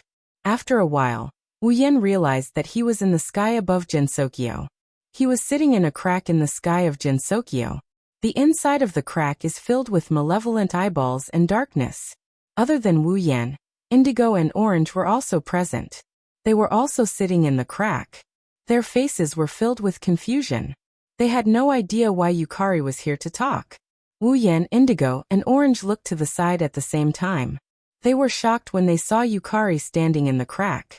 They saw the mysterious and wise Yakumo Yukari, who had never lost her composure, looking down at Fantasy Village. Her eyes were filled with nostalgia, sadness, and deep worry. Yes, worry.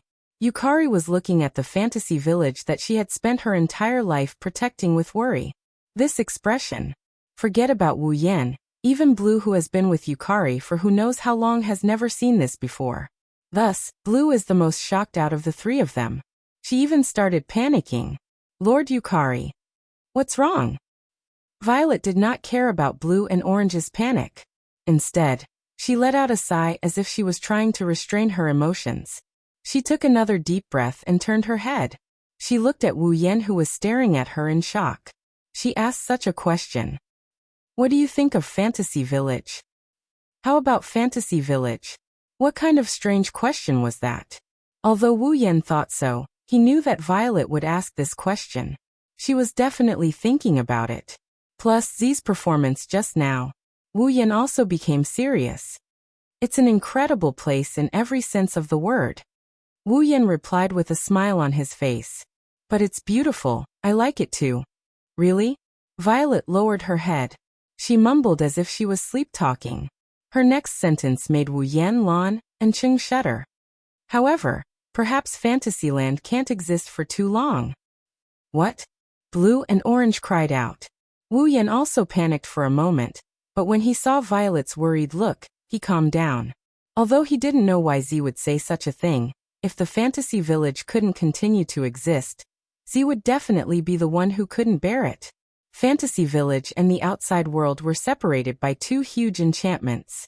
One was the Great Boundless Barrier, and the other was the realm of illusion and reality. Although the Great Boundless Barrier was the barrier that separated Fantasy Village from the outside world, the realm of illusion and reality was more important to Fantasy Village. This was because the realms of illusion and reality separated the inner and outer realms, the realms of illusion and reality. Its function was to set the Fantasyland as an illusory world that did not exist physically, while the real world outside was set as a physical world, a world that truly existed. Just like the difference between a dream and reality, they existed at the same time, but the concept of existence was different. In such a case, those that didn't exist in reality, such as monsters and gods that only existed in humans' imagination, couldn't exist in the real world. They would be automatically attracted to the Fantasy Village and be taken in by the Fantasy Village. In other words, the monsters, gods, and other creatures that shouldn't exist in the outside world would disappear and come to live in Fantasy Village. This would strengthen the power of the monsters in Fantasy Village. The outside world would completely become the world of humans, and Fantasy Village would be the world of monsters. However, because the outside world and the Fantasy Village were connected geographically, the Fantasy Village wasn't an independent world, but a world that was connected to the outside world like a mirage, and it didn't exist in the beginning. Theoretically speaking, the boundary between the realm of illusion and reality could be considered to be the existence that created the Fantasy Village. As for the realm of illusion and reality, it was a barrier that Violet had set up using her unique ability to control realms. As long as Z still existed, the Fantasy Village could be created and destroyed. Z's existence was an important condition for the establishment of the Fantasy Village. Therefore, even if Fantasy Village could no longer exist, Yukari could still set up a realm of illusion and reality, allowing Fantasy Village to be reborn again. Now that Violet had said such a thing, it meant that the fantasy land she had created was gradually heading towards destruction in a way that even Violet could not do anything about. Therefore, it was certain that Z was the most annoyed and helpless existence in the fantasy village. Since that's the case, as a man, Wu Yan can't show any signs of panic when Yukari is helpless for the first time ever. Otherwise, it would only make her more uneasy. With that in mind, Wu Yan forced himself to calm down and asked in a low voice, "What's going on?" Z seemed to have seen through Wu Yan's thoughts. She looked at Wu Yan with a funny and gentle gaze. After deliberating over her words, she said, "I think you should know that in the fantasy village, there will be a big change in the Great Barrier every 60 years, right?" Hearing this, Wu Yan's mind flashed with the memory of the Great Barrier's change that happened every 60 years. It was a change that happened every 60 years in the fantasy village. The cause was not caused by any monster in the fantasy village, but by the outside world. Once every 60 years, the number of ghosts in the real world would increase greatly, causing a phenomenon called the barrier's moderation, allowing a large number of ghosts from the outside world to enter the fantasy village. Because the Grim Reaper couldn't send these ghosts to the King of Hell to be judged, the ghosts who had nowhere to go could only rely on the flowers, causing all the flowers in the fantasy village to bloom at the same time regardless of the season. The Great Barrier's change wasn't man-made, it was similar to a natural phenomenon. After a certain period of time, the ghosts would be taken in by the underworld. At that time, the fantasy village would slowly return to its original state, and the change would end. This so-called Great Barrier's change was the only one that didn't require the Great Barrier's help. It was a phenomenon that couldn't be stopped unless there were no more deaths in the outside world. In that case, there wouldn't be a ghost rampage that happened once every 60 years. Could it be related to the Great Barrier's change at this time? I'm the only one who knows about this. Even Ling Meng hasn't discovered it yet. Z smiled helplessly. As a matter of fact, every time the Great Barrier changes, the barrier moderation will weaken the Great Barrier to a certain extent. The Great Barrier's weakened, Azura exclaimed in surprise. But I've never seen the Great Barriers weaken before. Because Azura and Ling Meng were too lazy, the task of maintaining the Great Barrier was basically done by Azura. Therefore, Azura had the right to speak at this time. Usually you can't see it, but I found that every time the boundary moderation phenomenon occurs, the Great Boundary that is moderated will have some abnormalities, and the moderation time will be longer and longer. During the moderation process, the Great Boundary will become weaker and weaker. Purple shook her head. Do you know what this means? Other than Chung, who was still confused, Wu Yan and Azura thought of a possibility. Their expressions turned ugly. This means that as long as the boundary mitigation phenomenon continues, one day, the Great Boundary will not be able to withstand the weakening of the mitigation process and completely collapse. Yukari closed her eyes and revealed a cruel reality. According to my calculations, when the next Great Barrier's moderation occurs, the Great Barrier will be unable to withstand the moderation's weakening and collapse. There's only a year left until the next Great Barrier's moderation. Chapter 1859. The so-called Great Boundless Barrier was actually a barrier that separated common sense and extraordinary knowledge. Under the effect of the Great Bountiful Barrier, it would automatically distinguish the common sense and extraordinary knowledge of the outside world from the fantasy village. The common sense of the outside world was the extraordinary knowledge of the fantasy village, and the extraordinary knowledge of the outside world was the common sense of the fantasy village. This was not a physical barrier, but a barrier that existed in an ethical sense. Moreover, the Bali Great Barrier was very powerful. Even monsters could not pass through it easily. Until now, other than Violet, who had the ability to enter realms and create gaps, as well as being the creator of Fantasy Village, no one had been able to freely enter and exit the outside world in Fantasy Village. At least, other than Violet, the other monsters, fairies, spirits, and even gods in Fantasy Village had never tried it. In other words, the Bali Great Barrier was the barrier that truly blocked the communication between the outside world and Fantasy Village, resulting in the formation of Fantasy Village. For example, if Fantasy Town was a house, then the Bali Great Barrier would be the wall of the house, isolating the inside of the house from the outside. The realm of illusion and reality, on the other hand, was a door that did not exist in this house. It was still very magical. it would automatically lead to the door of the house. The door was created by Violet, so as long as she was still around, no matter where she went, she would be able to create such a door, bring in the house, and turn Fantasy Village into a home. However, if the wall collapsed, it did not matter if Fantasy Village was a house or a home. It would be meaningless. If the house remained, it would only be an empty space where the house was originally located. Even if the house was still there, the house would still collapse along with the wall. At that time, even if the house was still there, the house would be gone. Therefore, the Bali Great Barrier as a wall was very important to Fantasy Village. The town of illusions did not have a boundary between illusion and reality. At most, it would not attract any foreign demons or humans. However, what would happen to the town of illusions if the Great Barrier of Blooming Beauty was no longer there? In the past, the Fantasy Village was not separated from the outside world by a barrier. It was called the border of the East Country. Because there were monsters living in the Fantasy Village, people who accidentally trespassed would be caught and eaten by the monsters. Therefore, people were afraid of this place. Ordinary people wouldn't go to Fantasy Village on purpose. However, there were also some people who lived in the Fantasy Village in order to fight against these monsters. As time passed, the number of humans had increased dramatically due to the development of civilization. Purple was worried that if the human population continued to grow, it would cause the balance of Fantasy Village to collapse. Therefore, she established the realm of illusion and reality to attract the monsters from the outside world to Fantasy Village, so the power of the monsters was balanced. Later on, modern civilization developed. It is somewhere between calling non-scientific things superstition and rejecting them. The monsters and the only humans in the Fantasy Village built a powerful barrier together, isolating the Fantasy Village from the outside world. They lived a quiet life here. Henceforth, the various things of the land of fantasy faded from the memory of man. This powerful barrier was known as the Great Boli Barrier. If the Boli Barrier were to disappear, Fantasy Paradise would once again be exposed to the eyes of humans and attract the prying eyes of humans. In the face of unknown superstitions, humans would generally treat them with fear and dread, including the gods that they believed in.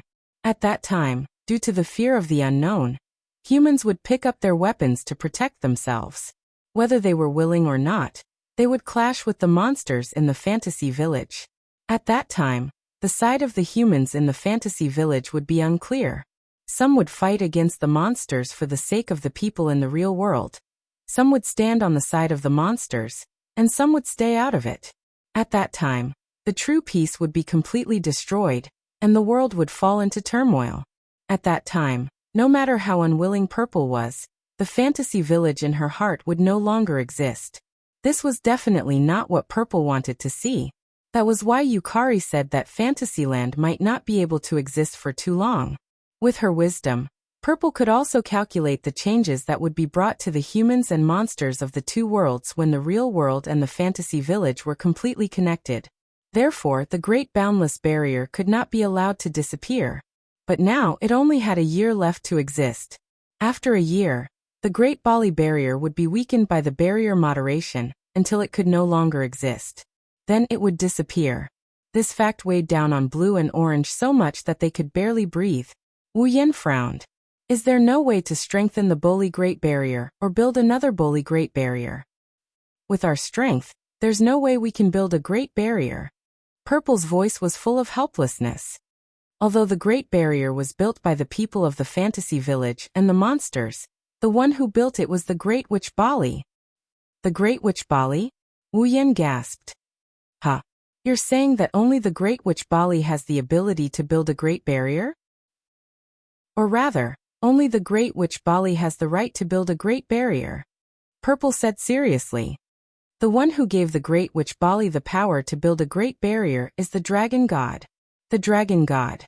The highest level existence in the Fantasy Village, and also the highest level god in the Fantasy Village. The god worshipped by the Bali Shrine was the Dragon God, and the witches who served the Dragon God were the Great Witch Bali. The last time the Dragon God appeared in the Fantasy Village was after the Great Barrier was set up, and the Fantasy Village was completely isolated from the outside world. Purple explained. At that time, the great witch Bali prayed to the dragon god, hoping to build a great barrier. She then borrowed the dragon god's power to cover the entire fantasy village in the Great Barrier, isolating it from the outside world. Then, if Lingmeng prayed to the dragon god, she should be able to build another great barrier, right? Wu Yan hurriedly said. In that case it won't. Before Wu Yan could finish, Purple interrupted him. I suspect that the dragon god no longer exists. Even though they had been shocked twice by Purple's words, they were still dumbfounded by Purple's words, as if they had been knocked on the head by Purple's words. The dragon god no longer exists? Why? In the past, it was the same for the Great Barrier. Every 60 years there would be a barrier moderation phenomenon. But at that time, there was never a situation where the Great Barrier was weakened during the moderation process. Purple laughed bitterly. In addition, the Great Barrier was originally built with the dragon god's power as the source. In theory, as long as the dragon god still exists, the Great Barrier will never weaken unless it is destroyed by external forces. This makes me suspect that the dragon god no longer exists. In other words, you're just suspecting, but you don't have clear evidence to prove that the dragon god no longer exists, right? Wu Yan said with some uncertainty. Since everything is just your guess, it might not be true. That's true, but I also don't have any evidence to prove that the dragon god still exists. Purple shook her head. The weakening of the Great Barrier is a suspicious point. Whenever something major happens in the utopia, the dragon god will appear. This time, the Great Barrier is in danger of disappearing, but the dragon god still hasn't appeared. This is the second reason why I suspect that the dragon god no longer exists. There's a third reason. Purple turned her head and looked at Boli Shrine. Witch Boli is the manager of Fantasyland, and she is also the one who borrowed the power of the dragon god to build the Great Barrier. In the past, Witch Boli has a certain degree of sensitivity to the Great Barrier, and knows what's going on in it. But this time Lingmeng hasn't noticed the changes in the Great Barrier until now. She doesn't even know that the Great Barrier is weakening. Purple said worriedly. Besides, the dragon god is the god worshipped by the Boli Shrine.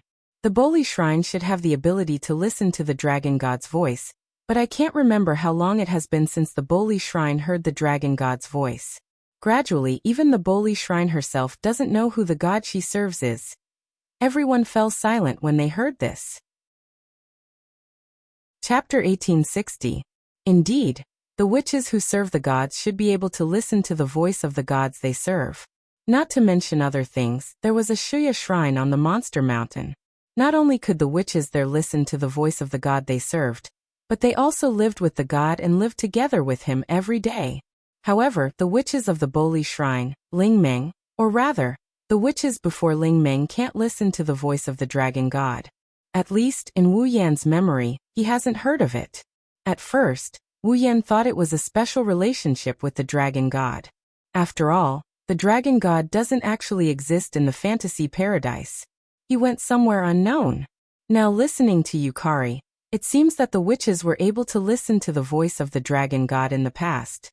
It wasn't until a long time ago that they suddenly lost this ability, coupled with the fact that the Great Barrier that shouldn't be weakened as long as the dragon god exists is weakening, and Lingmeng, who should be able to sense the situation of the Great Barrier, hasn't noticed the change in the Great Barrier until now. All of this made Yukari suspect that the dragon god doesn't exist anymore. No matter what, the witches used the power of the dragon god to build the Great Barrier. Since she could sense the situation of the Great Barrier before, she should be able to sense it now. There are only two explanations for why she can't sense it now. Either that, or the connection between Bori and the god she served had been severed. Or, it was the god who gave Boli the power to build the Great Barrier, and the god who connected Boli the Great Barrier to the Great Barrier could no longer maintain this connection. These two theories can't prove that the dragon god has actually disappeared. At most, it means that the connection between the dragon god and the witches no longer exists. But as Yukari said, these two theories can't prove that the dragon god still exists. In any case, all the signs point in one direction. The power of the dragon god that maintains the existence of the Great Barrier is disappearing. Maybe it's because something happened that you and I can't predict that the power of the dragon god disappeared in the fantasy paradise? Wu Yan couldn't help but say this. Maybe.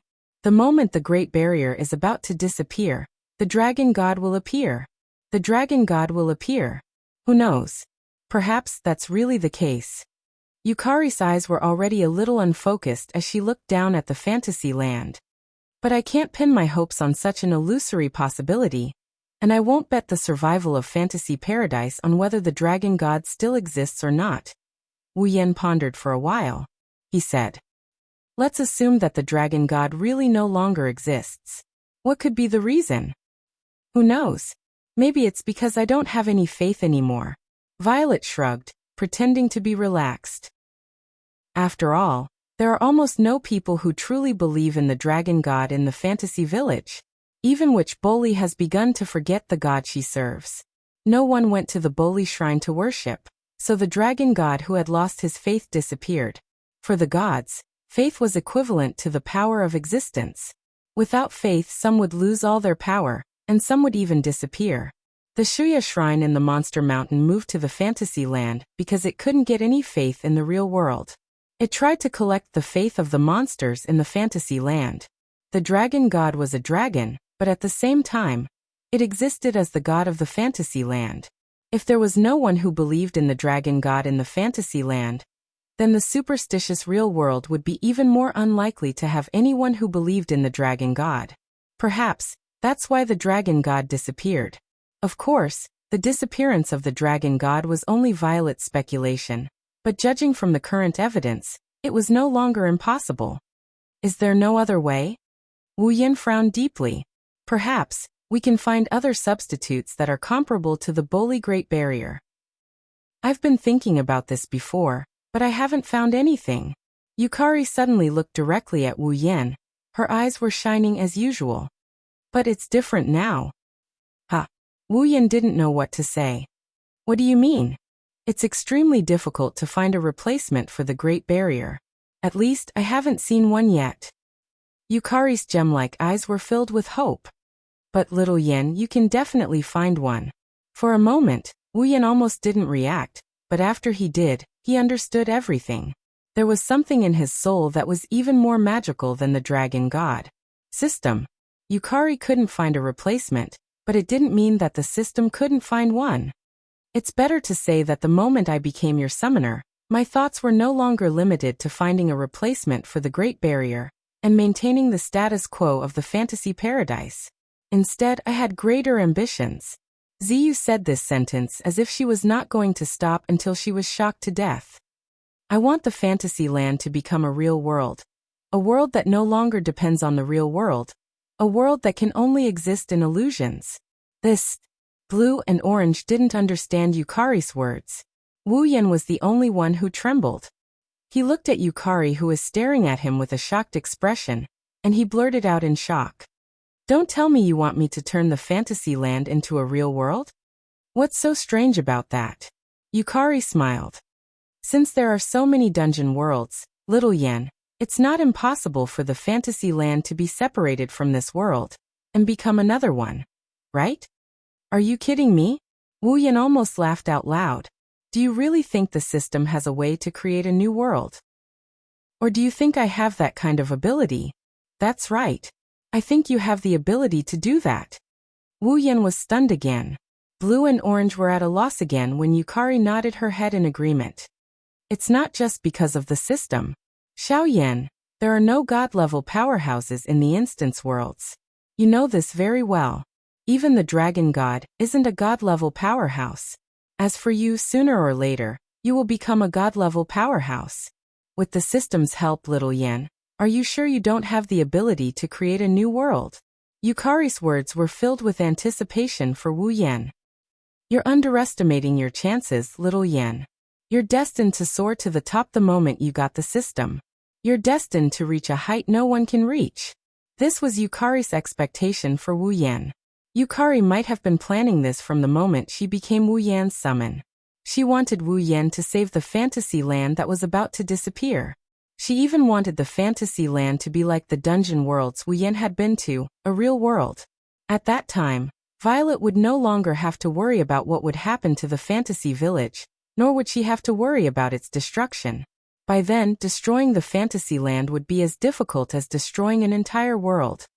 I see. Wu Yan laughed bitterly. I was a fool. How could the sage of the shifter, Yakumo Yukari, help me just because we're fused? Not only did she help me get rid of the Beast King, she even stood by my side. Wu Yan thought that with Yukari's shrewdness and intelligence, she wouldn't protect them when they first met. Even in the fantasy land, there weren't many people who could make Yukari do that. When they first met, he even took Yukari's life. How could he be worthy of Yukari's help? During that time, Yukari got along really well with them. She even acted like an elder sister and took care of them. She even gave Wu Yan advice. Now, Wu Yan knew that Yukari had been planning this earth-shattering event since then. As expected of Yukari, Wu Yan thought that Yukari didn't appear in front of him all this time because she wanted him to form an unbreakable bond with the people in the fantasy land. If that was the case, she wouldn't be able to sit by and watch the fantasy land perish. Perhaps at the beginning, I did stay with you all for this purpose. I didn't reject you all, Yukari said after a moment of silence. But regardless of whether you believe it or not, I just want to say that to me now, you are already my family. Lady Yukari's family? Blue and Orange fell silent. Wu Yan smiled helplessly. Looks like I have to give it a try just because of what you've said. Yukari smiled. Her smile was very sincere. Chapter 1861. Fantasy Village, Red Devil Mansion, Stare. At this moment, Remilia, Patrice, and Zhuyi were standing in front of the round table on the platform. They had been gazing intensely at Wu Yan since 5 minutes ago, causing Wu Yan to reveal an unnatural expression. Of course, Remilia, Patrice, and Black Knight weren't the only ones present. Fran and the little devil were also present. Fran even imitated Remilia's group and glared at Wu Yan. She tried her best to pretend to be angry, but in fact she looked adorable. As for the little devil, she was merely present. She didn't glare angrily at Wu Yan like any of the other girls present. The only emotion on her face and eyes was one of schadenfreude. Under the gazes of the 5 girls, some angry, some reproachful, some concerned, some scrutinizing, and some taking pleasure in his misfortune, Wu Yan could only close his mouth tightly and stand in front of the group of girls as if he was sitting on pins and needles. His expression was rather resentful. After what seemed like an eternity, the most impatient of them all, Remilia, finally took the initiative to denounce them. Tell me, what happened in the 3 days that you disappeared? Yes, 3 days. It had already been 3 days since he had fainted from the battle with Delicate Fragrance Fengjian. In other words, he had fainted during the battle with Delicate Fragrance Fujimi. Wu Yan was unconscious for 3 whole days, and only woke up today. Wu Yan had just learned of this matter. Otherwise he wouldn't have stood here obediently and endured the intimidating gazes of Remilia, Patrice, Black Knight, Fran and Little Devil. After all, he had disappeared for 3 days in front of a group of girls for no reason. Remilia and the others were definitely the most worried. However, Wu Yan was puzzled. Before I return, Ziming had clearly told her that before bringing her back to the Bayan family, she had already greeted the people from the Red Devil Mansion. Why were Remilia and the others still denouncing her? The people from the Yakumo family only said that you will be staying with them for a few days. He seemed to have seen through the doubts in Wu Yan's heart. Patrice replied with her usual indifferent tone. He answered Wu Yan's question. But what exactly is the reason? But he didn't explain anything at all. So that's how it is. Wu Yan was slightly relieved and scratched his cheek. Actually, it's not a big deal.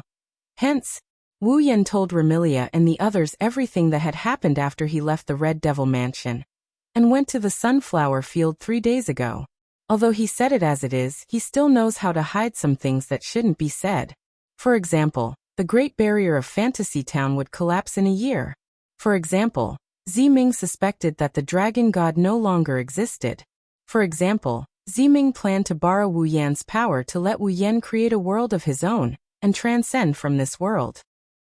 In short, other than the conversation he had with Yukari in the sky above Gensokyo, Wu Yan basically told her everything he could. When they heard that Wu Yan fought with Yu Xiang, other than Fran who was at a loss and didn't know who Yu Xiang was, the rest of the girls were shocked. The Yu Xiang you're talking about, is it the flower demon in the sunflower field? Patrice didn't hide her shock. You actually fought with her? Oh.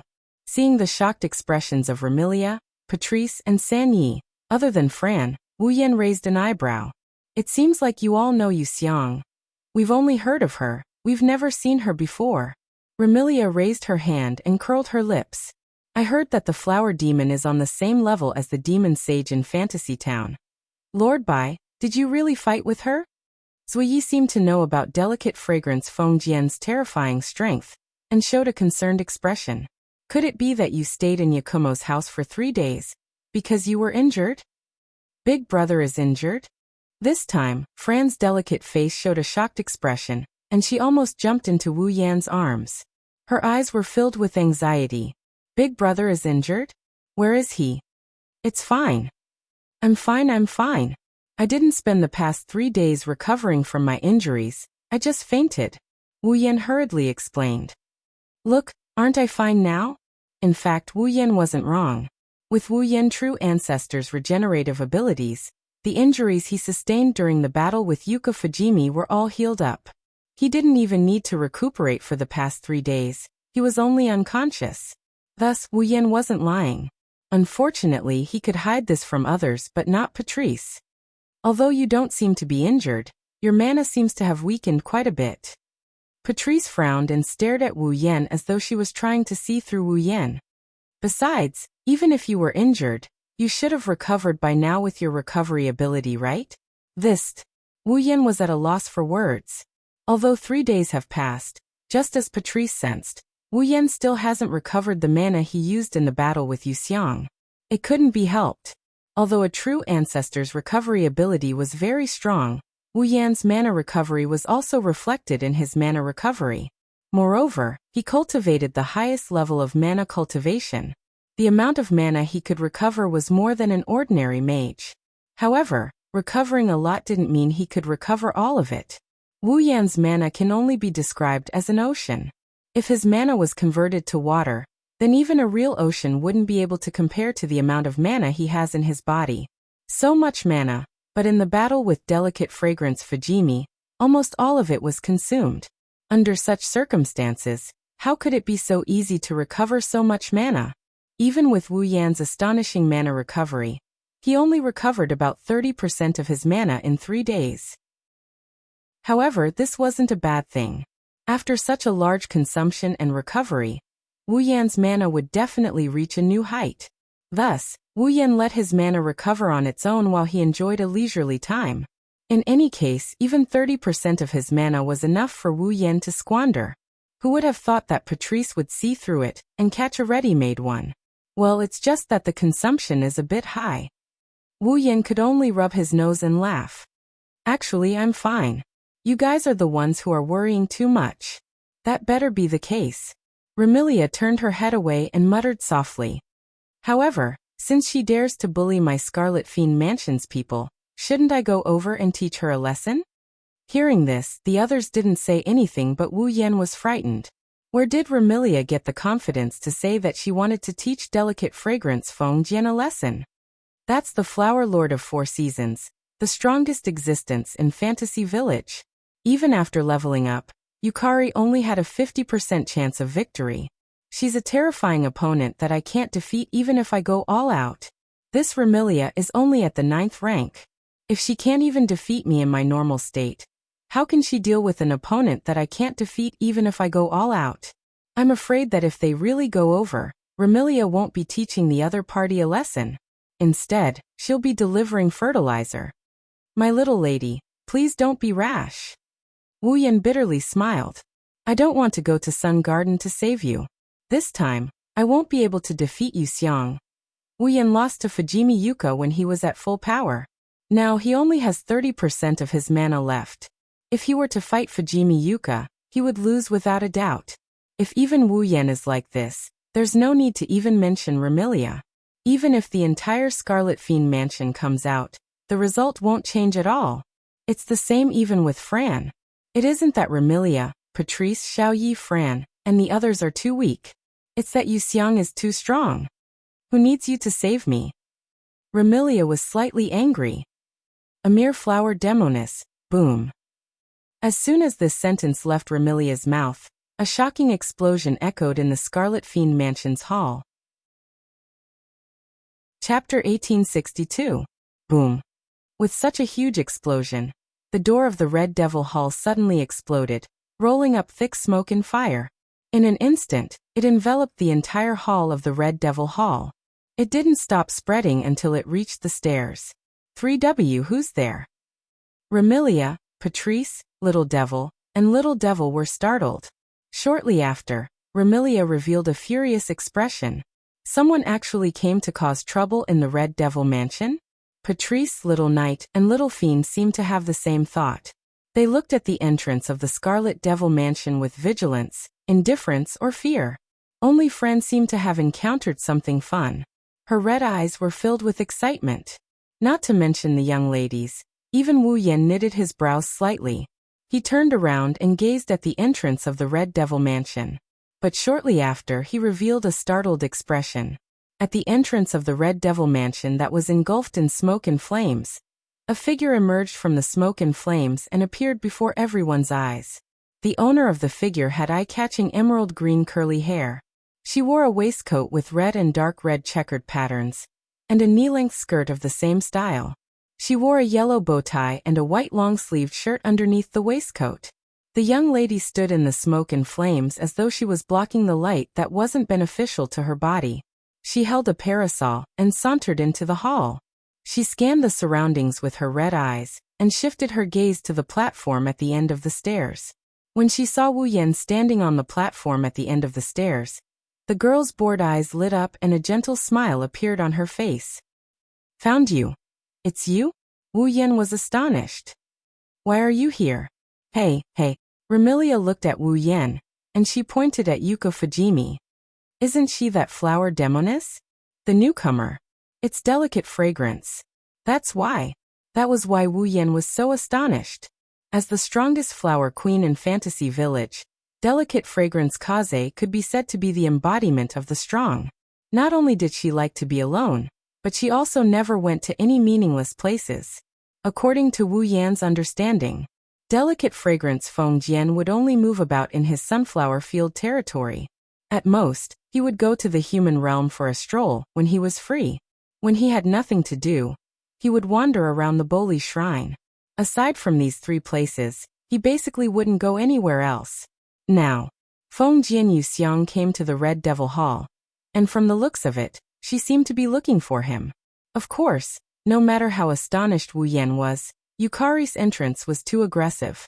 When Remilia, Patrice, Black Knight, and the others realized that she was here to provoke them, they immediately tensed up. The imp already hid behind Patrice. She didn't look like a tamed demon should protect her master. Fran was curiously sizing up delicate fragrance Feng Jian Yu Xiang. You're that flower demoness who bullied my Red Devil Hall's butler, right? Remilia looked down at delicate fragrance Feng Jian Yu Xiang with an unfriendly expression. Now you want to provoke my entire Red Devil Hall? Provoke Red Devil Hall? Delicate fragrance Feng Jian Yu Xiang glanced at Remilia and spoke indifferently. I'm not interested. Wah. Remilia's eyes widened, the anger on her face thickened. Are you looking down on my Red Devil Hall? You want me to look up to you? Delicate fragrance Feng Jian Yu Xiang thought for a moment and nodded. Then are you strong? In other words, if Remilia and the others were strong enough, delicate fragrance Feng Jian Yu Xiang wouldn't look down on Remilia and the others. On the contrary, if Remilia and the others were weak, delicate fragrance Feng Jian Yu Xiang wouldn't look up to them. This is delicate fragrance Feng Jian Yu Xiang. She's a battle maniac who only cares about fighting. Remilia smiled, but there was no smile in her eyes. Scarlet blood mist began to spread from her body. Do you want to try? Do you want to fight me? Delicate fragrance Feng Jian Yu Xiang's expression became a bit more motivated. Then I can play with you. Hearing this, Patrice, Zuyi, and the others immediately stood behind Remilia. One held a grimoire in one hand, and the other held a glittering throwing knife between her fingers. Even the imp stood out and put on a defensive look. Fran also tilted her head and flew up. Seeing that the two sides were about to fight, Wu Yan extended his hand and stopped Remilia and the others. He lowered his head and looked at delicate fragrance Feng Jian Yuxiang. You haven't answered me.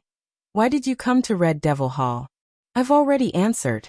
Seeing that the fight isn't going to happen, Yuka Kaze's eagerness disappeared, and she looked at Wu Yan. I'm here to find you. Find me. Delicate fragrance Feng Jian Yuxiang nodded absent-mindedly. Then she seemed to recall something. Oh right, when I came over, this monster guarding the door kept gesturing at me and even rushed over. You guys should know this guy, right? After that, Feng Jian Yuxiang's hand that wasn't holding the parasol suddenly dragged a person with circles in his eyes out and threw him on the ground. China! Zui Yi exclaimed. When Remilia saw Hong Meiling lying on the ground with circles in her eyes, anger flashed in her eyes. She wanted to go forward but was stopped by Wu Yan. I don't object to you coming to find me, but can't you use a more normal method? Wu Yan said helplessly. Knocking down the door and blowing up the door, people who don't know would think you're here to provoke me. I just don't like trouble, Yuka Kaze said as she looked at Wu Yan from head to toe. She sounded a bit disappointed. Looks like you haven't fully recovered yet. My injuries are healed. I just consumed a bit of mana, Wu Yan said with a strange expression. You didn't come to find me just to fight with me, right? It would be best if we could fight again. Delicate fragrance Feng Jian Yuxiang shook her head. But since you haven't recovered yet, forget it. Wu Yan noticed that Yukari Fujiki is back to her peak condition while he is still recovering his mana. Wu Yan didn't know if his final attack did any damage to Yuka Fujimi or not. If it did, how much damage would it have done to her? However, he knew that Yuka Fujimi's consumption of Yao power is no less than his. However, after 3 days, delicate fragrance Feng Jian Yuxiang has recovered to her peak condition. Wu Yan couldn't help but admire her. As expected of the embodiment of nature, even if she doesn't have an immortal body, her recovery ability is super strong. Coupled with the constant supply of energy from nature, it's not strange that delicate fragrance Feng Jian Yuxiang recovered. Putting aside her recovery ability, delicate fragrance Feng Jian Yuxiang won over Wu Yan in terms of mana and mana recovery. Wu Yan once again felt the power of delicate fragrance Feng Jian Yuxiang. Just as Wu Yan thought of this, a dark red color suddenly appeared in his eyes, making him stunned. He subconsciously reached out and caught the dark red color in his hand. Then Wu Yan was surprised to find out. That speck of crimson was a drop of blood that floated like a gem. Blood? Could it be you? Wu Yan looked at delicate fragrance Feng Jian Yuxiang with an uncertain face. Is this your blood? Delicate fragrance Feng Jian Yuxiang smiled without saying anything, which is equivalent to admitting Wu Yan's guess. Why? Wu Yan asked puzzledly. Didn't you win the battle 3 days ago? Why are you giving me blood? Only by defeating delicate fragrance Fujimi would he be able to obtain her blood. This is the bet that delicate fragrance Feng Jian Yuxiang made. I don't need to follow a bet to decide who I want to give my blood to. After saying this, delicate fragrance Feng Jian Yuxiang looked at Wu Yan with eyes full of expectation. I remember you said that my blood can make you invincible, right? Although he didn't know what delicate fragrance Feng Jian Yuxiang was planning, Wu Yan still nodded. Then make a promise with me. Delicate fragrance Feng Jian Yuxiang's voice showed a trace of excitement. When you become invincible, then fight with me. Fight again. This is delicate fragrance Feng Jian Yuxiang's condition. It's very delicate fragrance Feng Jian Yuxiang's condition. Wu Yan clenched the drop of blood in his hand. After a long time he nodded, making delicate fragrance Feng Jian Yuxiang smile with satisfaction. Chapter 1863. Night fell quietly, whoosh. The hubbub continued to reverberate throughout the hall of the Red Devil Mansion. It was the sound of the monsters partying. Needless to say, Remilia held a banquet as usual, and invited all sorts of monsters to party in the hall of the Red Devil Mansion. Apart from the demons who had been invited, Remilia and Fran were also participating in this banquet. As usual, Black Knight was busy at the banquet as the head maid. This time, Patrice didn't attend the banquet. Like the little devil, she stayed in her underground library and immersed herself in the world of books. Wu Yan didn't attend the banquet as well. As the butler of the Scarlet Devil Mansion, Sakuya told him that Wu Yan must be the host of the banquet and help the owner of the mansion, Remilia, prepare for the banquet. Wu Yan didn't forget about this. Just as Sakuya had requested, when Remilia decided to host this banquet, she mobilized all the fairy maids in the Red Devil Mansion to prepare the food and wine needed for the banquet. Then, she sent people to invite the other Yaoma to the Red Devil Mansion to participate in the banquet. However, after all the preparations for the banquet were completed, the Yaoma came by invitation and Remilia brought an excited Fran out. Wu Yan managed to hide his presence from everyone. He left the banquet venue. It wasn't for any other reason, but because he wasn't in the mood to attend the banquet. After returning to his room, or rather, the room of Remilia, Fran, and himself, Wu Yan laid on the bed and closed his eyes. The various events that happened in the fantasy village for the past 10 days flashed through his mind.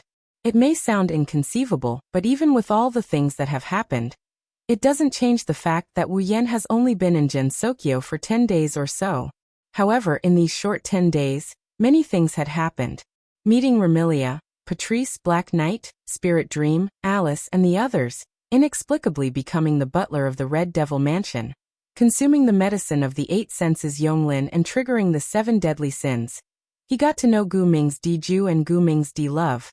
He had sex with Patrice and Alice, indirectly leading to the collapse of the Bori Shrine. She fought with the strongest Lord of Flowers in the fantasy village. In the end, he also learned from Yukari that the fantasy village was about to cease to exist.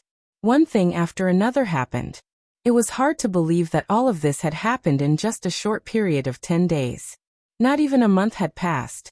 And in this period of less than a month, Yi Zichen had already made his move. Wu Yan also encountered all kinds of strange girls in Fantasy Village, and have more or less. Perhaps it could not be severed, or perhaps it was a bond that they had only met once. Now that he thought about it, Wu Yan still felt that it was somewhat inconceivable. However, the Fantasy Village was an incredible place. What's so strange about some inconceivable things happening? Of course, there were inconceivable things, but there were also things that should be done as a matter of course. Thinking until here, Wu Yan opened his eyes and raised one of his hands.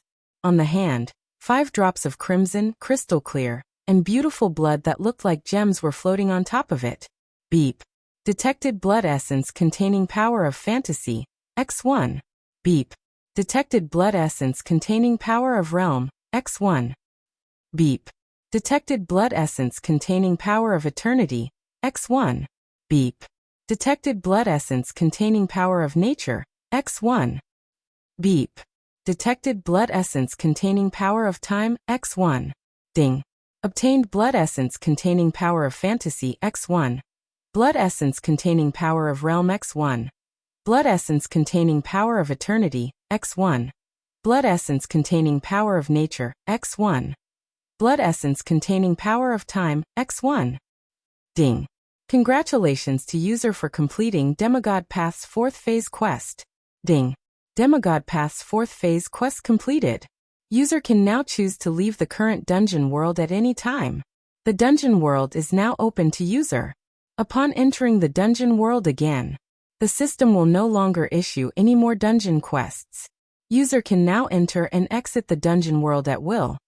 After bringing Fran back to the Red Devil Mansion, and battling with Remilia and Black Knight, Wu Yan obtained a drop of blood essence containing power of time from Black Knight's body. After going through the root of the 7 sins, Wu Yan entered the Forever Pavilion. He turned Kagaya of Prunglai Mountain into his summon, and obtained a drop of essence blood imbued with the power of eternity from Kagaya. With the help of Remilia, Patrice and Black Knight, Wu Yan obtained a drop of blood essence containing power of fantasy from Red Dream. After the battle with Fengjian Yuxiang personally came to the Red Devil Mansion and gave Wu Yan a drop of blood essence containing power of nature. Not long ago, during the conversation with Yukari also gave Wu Yan a drop of blood essence containing power of realm before she left. Now the quest items for the Demigod Path's 4th phase quest, the 5 drops of blood essence containing power of mystery, have all been obtained. Wu Yan's Demigod Path's 4th phase quest is finally completed. This means that Wu Yan's goal of reaching the pinnacle of the demigod realm has taken a huge step forward. Wu Yan's thoughts seemed to have drifted to another world as he held the 5 drops of blood in his hand. His eyes that were looking at the ceiling gradually became unfocused. "What's wrong?" At this moment, a familiar voice resounded from the side and entered Wu Yan's ears. "Reluctant to leave fantasy paradise?" In the corner of the room, right next to the bed Wu Yan was lying on, a pitch-black crack filled with ferocious eyes appeared in the space. Yukari, holding a paper fan, sat inside leisurely, only half of her body poking out. Like Wu Yan, she was looking at the ceiling. "Although I want to tell you that it's not necessary, I'm not confident that I won't feel reluctant to leave fantasy paradise. Isn't this what you want to see as well?" Wu Yan didn't look back. His voice was full of confusion. "You want me to like fantasy paradise or something? Of course I'm happy that you like fantasy paradise." Yukari covered her mouth and smiled. "However, if you don't want to leave, it will be quite troublesome for us. In another year, Fantasy Paradise will usher in the 60th anniversary of the Great Barrier's change. At that time, the Great Barrier that could no longer withstand the weakening of the barrier moderation phenomenon would collapse directly, connecting Fantasy Paradise to the outside world, and causing unimaginable turbulence in the two worlds. A year's time was neither long nor short. For a great monster like Yukari who had lived for thousands of years, it was naturally not much different from a minute. For Wu Yan, if he didn't want to leave Fantasy Paradise and stayed in Fantasy Paradise, this year would pass very quickly. Yukari was counting on Wu Yan to turn Fantasy Paradise into a world for her. In order to do that, Wu Yan had to first become an existence that surpassed the dragon god. That was a god-level powerhouse. If Wu Yan couldn't become a god-level powerhouse before then, Yukari would indeed be troubled. "Are you rushing me?" Wu Yan said helplessly. "There's no need to rush, right? As long as Wu Yan left this world, the time in this world would be frozen. Even if there was a summoner here, the time in this world wouldn't be frozen directly. The ratio of time would automatically be adjusted to 100 times the time in Wu Yan's world. That was, if Wu Yan spent 100 days in another world, only one day would pass in Fantasy Paradise. If a year passed in Fantasy Paradise, almost 100 years would have passed in Wu Yan's world. Using 100 years to become a god-level powerhouse? Wu Yan was still somewhat confident. "I'm not rushing you," Purple said with a smile that made people unable to figure out what she was thinking. "I just saw that you seemed to have something on your mind, so I came over to chat with you."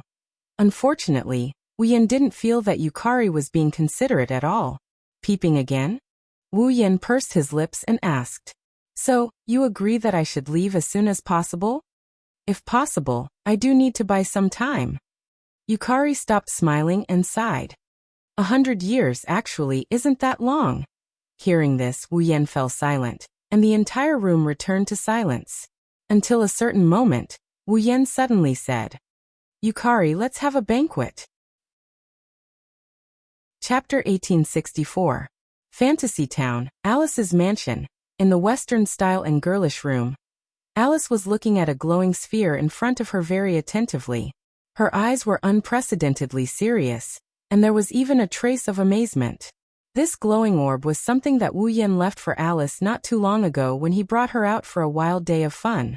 After sending her home, Wu Yan mysteriously left this orb for Alice before he bid her farewell. At that time, Alice had asked very doubtfully, wanting to know what this glowing sphere was. However, Wu Yan didn't answer Alice's question. Instead, he said this to her. "Put this into your puppet, you will find a surprise." After saying this, Wu Yan didn't reveal anything else and left without looking back. After that, Alice put the glowing sphere into one of her dolls the next day. Then, Alice was shocked to find out that it was not the same as the previous one. That puppet had a life. Yes, it had a life. It was obviously a simple doll that could not be simpler. In terms of the degree of delicacy, it could not be compared with the Shanghai humanoid and Penglai humanoid around Alice. It was not like the Shanghai humanoid and Penglai humanoid, which Alice did not know how much effort it took to have intelligence similar to that of humans. However, such a simple puppet not only easily had intelligence comparable to that of Shanghai and Penglai, but also could do things that Renhai and Penglai couldn't do. For example, it didn't need Alice's manipulation. This puppet could move freely on its own. For example, it didn't need Alice's adjustment and teaching. This puppet could speak human language by itself, which was something that Renhai and Penglai couldn't do. For example, it didn't need Alice's guidance. This puppet could distinguish what it could do and what it couldn't do. It could also read and learn. What was even more amazing was that once, Alice also saw that the puppet had a desire for the food it ate. If it wasn't for the fact that this puppet didn't have a digestive system, and its body was full of wood, it would probably be able to eat. This series of behavior was extremely human. Some couldn't even be done by Renhai and Penglai. It didn't need Alice's personal manipulation. He was completely self-disciplined, as if he had a real life. How could this not shock Alice? Unfortunately, it was just a simple puppet. Even if it had life, its body couldn't support it to carry out so many human-like actions, and it broke down after a few days. Although Alice felt that it was a pity, fortunately, the glowing sphere was still there. So, Alice quickly took out the glowing sphere and studied it from the morning until now. The more she studied it, the more surprised she was.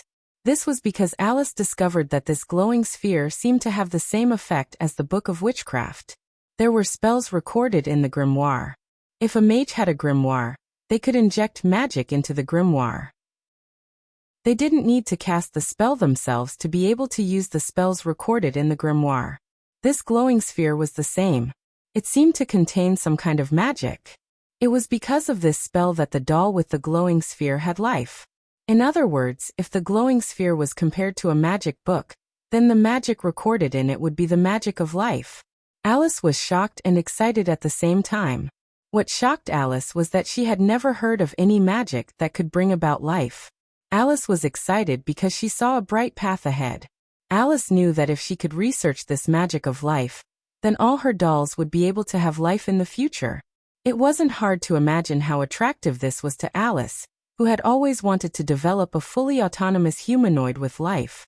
However, Alice found that it was more difficult than she thought to research the magic in this glowing sphere. After all, this glowing sphere wasn't like the Book of Witchcraft that could be opened directly. Although the mage's magic attainments had to reach a very high level in order to read the original Book of Witchcraft, this glowing sphere in front of her didn't even have the means to open it. So how should she research this magic of life? Alice was a little distressed. After a long time, she made this decision. Let's put it in another doll first and see if I can get some inspiration from studying that doll. After making up her mind, Alice's hands started to itch for the first time in a long time. In front of her was a magical item that could bring life to a doll. And the next doll she made would be able to obtain life through it. Although this doll with life wasn't completely created by Alice alone, it had always been Alice's dream to create a doll with life. Now, knowing that the next doll she made would have life, even if it wasn't all by herself, Alice was very excited. And of course, this time, Alice wouldn't make a simple doll. Since it's a doll with life, then at least the degree of delicacy should be on the same level as Shanghai and Penglai. With that said, Alice picked up the glowing sphere. At this moment, the door of Alice's room was pushed open with a loud dong sound. At the same time, a loud voice rang out. "Alice, I'm here to see you." The sudden muffled sound and shout gave Alice a fright. Her hand trembled, and the glowing sphere flew high up into the air. It was as if Alice had thrown it out. "Ah!" Alice cried out in shock. It was as if she could see this most important prop breaking into 7 or 8 pieces like a porcelain bowl. Her cry was filled with fear. Fortunately, the direction the glowing sphere fell towards was none other than the entrance to Alice's room. So Wu Yan, who wanted to give Alice a surprise, just opened the door and saw a familiar glowing sphere flying in his direction. Eh. Wu Yan subconsciously caught the glowing sphere in his hand and said in confusion, "Isn't this Eve's heart?" "This is the Eve's heart that Wu Yan made for Alice." "I say, Alice." Wu Yan looked at Alice, who was patting her chest with dissatisfaction. "Even if you don't like my gift, you don't have to throw it away, right?" "Who wants to throw it away?" Alice stepped forward and glared at Wu Yan fiercely. Then she carefully took the Eve's heart. "I can't wait to treasure it." After saying that, Alice checked the Eve's heart in her hand. She didn't breathe a sigh of relief until she made sure there were no cracks on it. Seeing this, Wu Yan was a little happy but also a little unhappy. Of course, he was happy because Alice was satisfied with her gift. Moreover, the gloomy look from before had completely disappeared. Now she was not much different from before she had sex with Wu Yan. Obviously, Alice has gradually walked out of this matter and calmly faced it. As for the dissatisfaction, naturally, it was because after he came, Alice still paid attention to Eve's heart and ignored him. So, Wu Yan became melancholy. When you have a doll, you lose your husband. Alice's pretty face blushed, but she pretended not to understand and changed the topic. This time, what's the matter? If you want to talk about something, there is indeed something. Wu Yan scratched his cheek. I'm here to invite you to a banquet. A banquet? Alice paused for a moment. If there was one thing that was most famous in Fantasy Village, it would be banquets.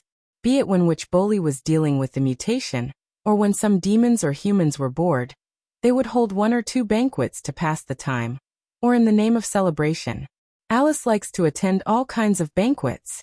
Thus, when she heard that Wu Yan is here to invite her to a banquet, she nodded nonchalantly. Got it. When is the banquet? Let me know, I'll be there.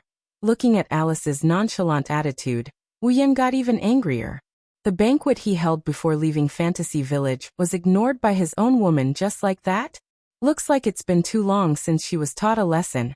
At an angle that Alice couldn't see, Wu Yan smiled sinisterly and quietly closed the door. The next moment, Alice's scream rang out. It didn't take long for it to turn into panting and begging for mercy. Chapter 1865. Underground World, Earth Spirit Hall. In Gu Mingdiju's room, at the center of the room, Gu Mingdiju was holding a book and reading it with great interest. To Gu Mingdiju, who could directly read minds and know what others were thinking, even knowing the darkness in many people's hearts, reading was a very meaningful thing. This was because Gu Ming could only understand the content of the book through reading. It was not like when he was facing a human, where he could naturally know what the other person was thinking as long as he opened his third eye. Therefore, reading was one of Gu Ming's favorite activities. There was no other activity like reading. Compared to Gu Mingdiju, who was immersed in the world of books, Gu Mingdiju seemed to be entertaining himself. While Gu Mingdiju was reading the book with great interest, Gu Mingdiju's love was lying on the floor of Gu Mingdiju's room. She didn't care whether her clothes were dirty or not. She stared at the cat with fire on its tail in front of her with big, round, beautiful eyes wide open. That was the famous fire cat in the underground world. The fire cats in Earth Spirit Hall were all Gu Mingdiju's pets. It could also be said that they were Gu Mingdiju's pets. At this moment, Gu Mingdiju was chatting with the fire cat in front of her to pass time. Hey, why do you have fire on your tail? Meow. The fire cat tilted its head and looked confused. Although this fire cat could not turn into a human like the fire cat Phosphorus, it already had the basic intelligence. It was not just this fire cat. In Earth Spirit Hall, Gu Mingdiju's pets all had a certain level of intelligence. Otherwise, why would Gu Mingdiju's love let his pets do all the work in Earth Spirit Hall? Therefore, this fire cat could understand Gu Mingdiju's words. Unfortunately, although it could understand, it could not speak. It could not speak. It didn't know how to do that. It could only give the simplest answer. Of course, such an answer was basically, other than Gu Mingdiju, who could directly read its heart, it was unlikely that anyone else would know what it meant, including Gu Mingdiju. What is meow? Gu Mingdiju expressed that the two languages did not seem to be from the same country. She tilted her head. His face was filled with doubt. Will there be fire in your tail if you say meow? Meow.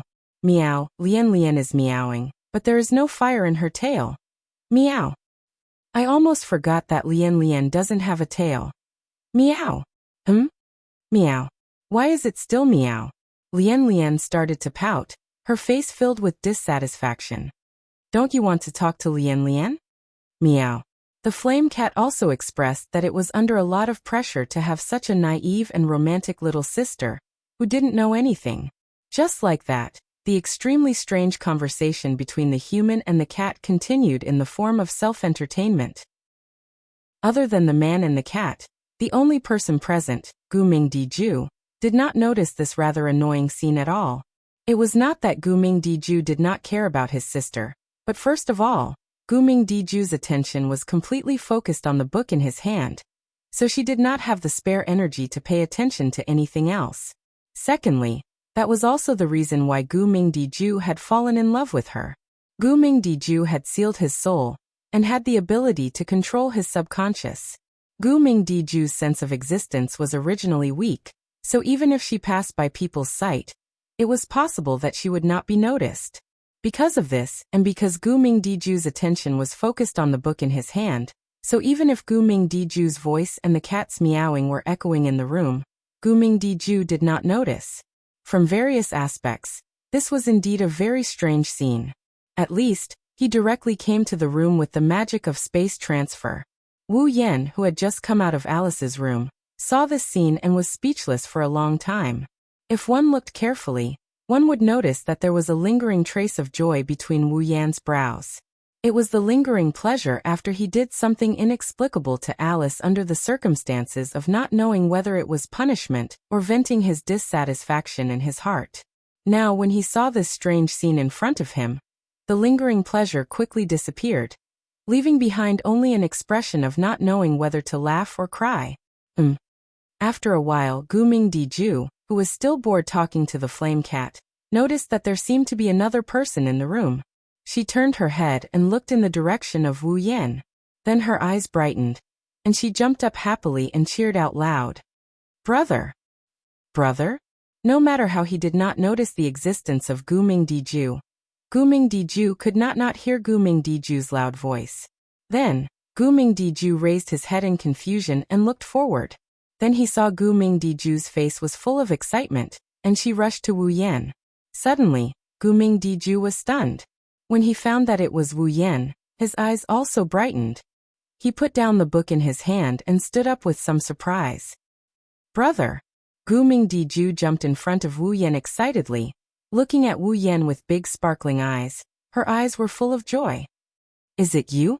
Did you come to see Diju?" Looking at Guming Diju's strangely happy and cute look, Wu Yan could not help but smile. He reached out his hand and touched Guming Diju's little head. "I came to see you guys. Are you happy?" "Happy." Guming Diju also reached out her hand and hugged Wu Yan's leg like a koala bear, laughing softly. Keeping the look of touching Guming Diju's head, Wu Yan raised his eyes and looked forward. He met Guming Diju's eyes. Looking at Guming Diju's surprised look, he smiled and greeted him. "How have you been recently?" Listening to this most ordinary greeting, Guming Diju felt touched from the bottom of his heart. It could not be helped. Because of the ability to read minds, Guming Diju knew everything about others. He was hated by almost all humans, demons and gods. When did he hear such words? Just this simple greeting made Guming Diju very satisfied. It also made Guming Diju feel that meeting Wu Yan was a very lucky thing. "I just read books when I have nothing to do and walk around Earth Spirit Hall with Ah Lin and Ah Kong." Guming Diju smiled gently. Also, Diju has not been running around recently. With Diju accompanying me, it is not boring. "Is that so?" Wu Yan hesitated for a bit before asking. "Have you always been like this in Earth Spirit Hall?" Guming Diju did not want to hide anything from Wu Yan and nodded seriously. "No one would welcome me anywhere else. I don't like to run around." Hearing this, Wu Yan scratched his face and showed a troubled expression. This made Guming Diju curious. "What's wrong?" "No." Wu Yan smiled helplessly. "Originally, I wanted to invite you to a banquet on the surface. Who knew that you don't like to run around?" "Banquet." Guming Diju was stunned. "Banquet?" Guming Diju looked very interested. Diju saw something called a banquet when Diju went to the surface. It was very fun. Banquets are for fun. Wu Yan patted Guming Diju's head lovingly. "How about it? Do you want to go?" "I want to go, I want to go." Guming Diju shouted without hesitation. "Diju wants to go. Diju." Guming Diju frowned and scolded her. "You can't be so rude. Sister, let's go to that banquet. Guming Diju looked pitifully at Guming Diju. Diju wants to go. But Guming Diju was in a difficult position. If you really don't want to go, I won't force you. Wu Yan comforted her. As for Diju, if you trust me, how about letting me take care of her? No, it's not that I don't want to go. Guming Diju shook his head and sighed. It's just that, will the people on the surface welcome us? Hearing this, Wu Yan remembered. Previously, the demons in the underground world had brought some trouble to the surface. Even the laziest Ling Meng was busy for a period of time. After that, Ling Meng banned the demons from the underground world from entering the surface. It was no wonder that Guming Diju thought so. Leave this to me. Wu Yan patted his chest. I'll make it clear to Ling Meng. I see. Guming Diju was slightly moved. After seeing Guming Diju's pleading look, he nodded. Wu Yan smiled. Chapter 1866. Fantasy Village, Lost Bamboo Forest. Step by step, Wu Yan walked on the mountain path leading to the Eternal Pavilion. He seemed to be reminiscing about the environment in the Lost Bamboo Forest. He didn't use spatial magic and walked like an ordinary person. His gaze was focused on the area in front of him. Wu Yan took a good look at the brand new house that looked a bit strange. In the courtyard of the house, Ling Xian was holding some herbs and identifying them with a troubled expression. Master, which herb are you looking for? As Yonglin's disciple, Ling Xian's fighting strength wasn't that great. She wasn't even at the 9th level. She was just hovering around the 8th level. It wasn't that Ling Xian didn't have any talent. Yonglin didn't want Ling Xian to become a disciple with great fighting strength. Instead, she wanted Ling Xian to be her successor in the medical field. It seemed like she wanted Ling Xian to inherit her medical skills. Ling Xian, on the other hand, had been with Yonglin for quite some time now. When it came to herbs, Ling Xian believed that it was almost impossible for her to not recognize them. But every time Ling Xian thought so, Yonglin seemed to be able to see through Ling Xian's mind. She would find some plants that Ling Xian had never seen before and let Ling Xian identify them. Clearly, this time, Ling Xian was stumped by the herbs that Yonglin had found from God knows where. Don't tell me they aren't herbs? It was inevitable that Ling Xian would have such doubts. After all, there was once when Yonglin grabbed a bunch of weeds outside and asked Ling Xian to identify them. Ling Xian studied them for a dozen days, but couldn't figure out that they were just ordinary weeds. It wasn't that Ling Xian was stupid. Yonglin was too smart in her heart. Ling Xian didn't expect Yonglin to trick her by grabbing a bunch of weeds. She mistook them for herbs. Thus, Ling Xian didn't think that they were weeds. She thought they were herbs that looked like weeds. Wu Yan chuckled when he saw Ling Xian struggling with the plant. His laughter attracted Ling Xian's attention. Master Bai? Ling Xian was startled by his words. Then he quickly stood up. He bowed respectfully to Wu Yan. Lord Bai. Good morning. Ling Xian. Wu Yan beckoned to Ling Xian. Are you busy? I'm not in a hurry. I'm just identifying some herbs. Ling Xian replied with some awkwardness. Are you looking for Her Highness? Then I'll go and report to Master. I am indeed here to look for Huey. Wu Yan said strangely. But I'm looking for Huiyi. Why are you reporting to Yonglin instead? This. Ling Xian hesitated for a moment, feeling a little awkward. Then he said carefully. Master said that if Lord Bai comes to look for Her Highness, we must report to her first. This Yonglin. Wu Yan was speechless and had no choice but to compromise. There's no other way. Although it's very troublesome, this is the only way. Thank you, Lord Bai. Ling Xian smiled gratefully at Wu Yan and walked into the Forever Pavilion to report to Yonglin. After waiting for about 10 minutes or so, the bored Wu Yan sensed an extremely restrained but strangely powerful and mysterious familiar presence slowly approaching him from within the UCI Pavilion. A few seconds later, the door of the Forever Pavilion opened and Yonglin walked out. She looked at Wu Yan and said with a smile. What? You want to look for trouble in the Forever Pavilion after fighting with the flower demon in the sunflower field? Wu Yan flinched when he heard this. He was surprised by this. You know? I know. Yonglin shook her head. I think I'm not the only one in the fantasy village who knows. Many people should have sensed the aura you leaked when you fought with the flower demon that day. Yonglin subconsciously glanced at Wu Yan. She's a bit surprised by his reaction. That day, when Wu Yan fought with Fengjian Yuxiang, Yonglin sensed his aura and secretly paid attention to it. Although it wasn't something that could be casually mentioned, Yonglin saw the entire battle that day. Naturally, she also saw Wu Yan's combat power. To be honest, Yonglin didn't expect Wu Yan to be able to fight Fengjian Yuxiang to a draw. That's a result that Yonglin might have to risk everything to achieve. Yonglin knew that Wu Yan wasn't strong enough to fight Fengjian Yuxiang to a draw. Wu Yan was barely qualified to fight her, let alone fight Fengjian Yuxiang. Coupled with the fact that she saw Wu Yan using the power of realm manipulation that only Yukari can do, Yatsuki guessed that Wu Yan must have used some sort of method to temporarily increase his power. That's how he achieved such a result. However, no matter what, Wu Yan had the ability to fight Fengjian Yuxiang, Yakumo Yukari, or herself. This was basically confirmed. Yonglin felt that it was necessary to re-examine Wu Yan. That's the ability you got from the system, right? Yonglin looked at Wu Yan with eyes that seemed to be able to see through people's hearts. The method that allows people to temporarily gain power beyond their own and Yakumo Yukari's ability.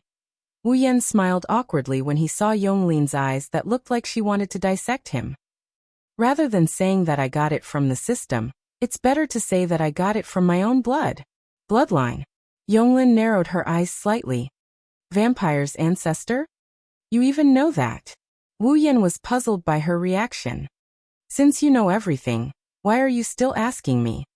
If I could really know everything, I wouldn't have let you have such a relationship with the princess. Yonglin's tone was a little cold. It's just that I've seen a creature of the night, just like you over the eons. I don't know how long ago. Have you seen the ancestor? Wu Yan mused for a bit before he finally said something like that. Have you seen the dragon god? Dragon god. Yonglin didn't expect Wu Yan to ask such a question. She frowned slightly. You mean the dragon god in Fantasy Village? You must be one of the oldest existences in Fantasy Village, right? Wu Yan stared at Yonglin. The dragon god appeared in Fantasy Village for the last time when Bori was building the barrier.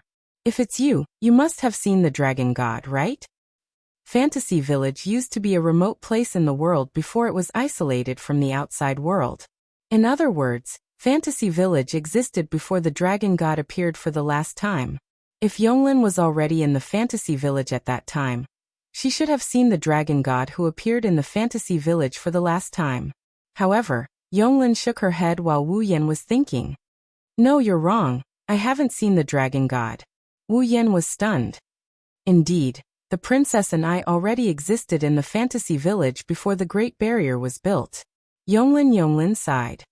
But at that time, in order to avoid the people from the moon, the princess exiled the entire Forever Pavilion to the world of Forever. It wasn't until recently that the Forever Pavilion really appeared in Fantasy Village. You know this, so neither the princess nor I have seen the dragon god. I see. Wu Yan nodded with disappointment. Then there's no other way. Why did you suddenly mention the dragon god? Yonglin Yagi asked in confusion. You're not the kind of person who would miss the gods that are almost forgotten by everyone, right? Well, there are all kinds of reasons. Wu Yan said perfunctorily, then smiled bitterly. By the way, I'm here for Kagaya. Where is she? You're looking for the princess because of the banquet, right? Yonglin glanced at Wu Yan. That crow seems to have gotten the news from somewhere, and is spreading it everywhere. The Forever Pavilion also got the news, so you don't have to run around anymore. Just go back and prepare. Paparazzi. Wu Yan was stunned, then pursed his lips. I almost forgot about her. I should have just let her invite her, so I don't have to run around. Just like that, the news that a grand banquet was about to be held spread throughout Fantasy Town. The venue of the banquet was Bori Shrine. Chapter 1867. Fantasy Village, Bori Shrine. Today, early in the morning, there were people flying in from afar and landing in front of the newly built Bori Shrine. In fact, although they were called humans, there were only a few real humans among the many existences that came to the Bori Shrine. The rest were all monsters, fairies, spirits, and other races that only existed in fantasy villages. There was only one reason why so many monsters, spirits, and other kinds of existences would fill the open space in front of the Bori Shrine. That is, today a grand banquet will be held in the Bori Shrine. It was precisely because the banquet was held in the Bori Shrine that so many monsters, spirits, and other kinds of existences came. After all, if there is a place in Fantasy Village that is the most famous, it is definitely the Bori Shrine. Although the Bori Shrine is not the only shrine in Fantasy Village, the importance of the Bori Shrine to Fantasy Village is even more important than the various races that live here. Not for other reasons, just because, without the Bori Shrine, Fantasy Village would not exist. The Bori Shaman who managed the Fantasy Village was here. The Bori Shaman was also the one who established the Great Barrier and gave birth to the current Fantasy Village. Not to mention, the Bori Shrine also worshipped the highest level god in the Fantasy Village, the Dragon God. Of course now, in Fantasy Village, except for those who have lived for a long time, basically no one knows about the existence of the Dragon God. This was not surprising. The Dragon God had never shown his miracles, unlike the Guardian Arrow Shrine on the Demon Mountain. As long as someone offered faith, the god there would definitely give back a certain miracle. It made people wonder whether the so-called highest level god in the Fantasy Village really existed. And this is also one of the phenomena that made the Purple Association doubt whether the Dragon God still exists. No one knows whether the god worshipped exists or not. In addition, the Bori Shrines, which is lazy all day long. They were cold and indifferent to everyone. On the way to the shrine, monsters that were good at attacking humans would appear from time to time. Due to various reasons, very few humans would come to the Bori Shrine to worship. However, this does not affect the popularity of the Bori Shrine in Fantasy Village. Even if the god they worshipped was no longer around, there were only a few worshippers. Magus Bo Li was the manager of Fantasy Village on the surface. Furthermore, she would come out from time to deal with troublesome demons and resolve any anomalies. The most well-known place in Fantasy Village was undoubtedly the Bori Shrine. Therefore, even though the Bori Shrine was not very popular, there were still many monsters and even great monsters who liked to visit the Bori Shrine. Needless to say, the moment they heard that the Bori Shrine was going to hold a banquet, basically all the well-known, unknown, powerful, and not so powerful monsters in the Fantasy Village came here in groups of 2s and 3s, filling the open space in front of the Bori Shrine with people. Standing in the hallway of the Bori Shrine, Ling Meng looked at the noisy area in front of her. There were at least a few hundred demons, and Ling Meng fidgeted with her jet black hair, almost causing the huge red bow to fall off. Is it so difficult to spend a few days leisurely? Well, isn't this good? Marissa stood beside Ling Meng. Unlike the resentful Ling Meng, Marissa appeared to be in high spirits. This banquet is sponsored by the little brother from the Yakumo family. You don't have to pay for it. Furthermore, you can eat and drink for free. That's very enviable. We can eat and drink for free, but we can forget about the banquet. Princess Ling Meng did not hesitate to say those words. It wasn't easy for me to rebuild my shrine. What if these guys cause me trouble again? What should I do? It seems that Wonwon and I have been the ones who have been rebuilding the shrine. Marissa laughed dryly and muttered. Besides, it's not like you don't have any benefits. The bow on Ling Meng's head shook slightly and she snorted coldly. However, no matter how one looked at it, it seemed like she was faking it. What are you talking about? Marissa let out an extremely mischievous laugh. Do you think I don't know? The little brother from the Yakumo family has already paid you for the venue, right? How is that possible? Ling Meng's face stiffened slightly and she put on a fake smile. How could I possibly agree to lend the venue to such a troublesome person? Is that so? It was rare for Marissa to speak in a tone as if she had the upper hand. She was immensely pleased with herself. Stop hiding it, Ling Meng. When the little brother from the Yakumo family came to borrow the venue from you, he said that he would pay you for the venue. Wonwon saw it and told me everything. You can't lie to me. Wonwon? Ling Meng was startled and she clenched her teeth. It's that damned paparazzi again. See if I don't teach you a lesson. Ling Meng, just confess. Marissa patted Ling Meng's shoulder and said in a gentle tone. Why don't I go find the little brother from the Yakumo family and tell him personally that you won't be borrowing the venue for this banquet? You won't be charging him for the venue either. How is that possible? Ling Meng's eyes widened. I am the noble Bolly Witch. How can I let the gold in my hands fly away? Hearing this, even with Marissa's thick nerves, the corner of her mouth couldn't help but twitch. Let's not talk about the relationship between gold coin and the witch. Just the words noble character and unquestionable integrity, when used on Princess Ling Meng, was already worth pondering over. You actually hid such a big matter from me. On the other side, Remilia was hovering in the air in a corner of the noisy crowd.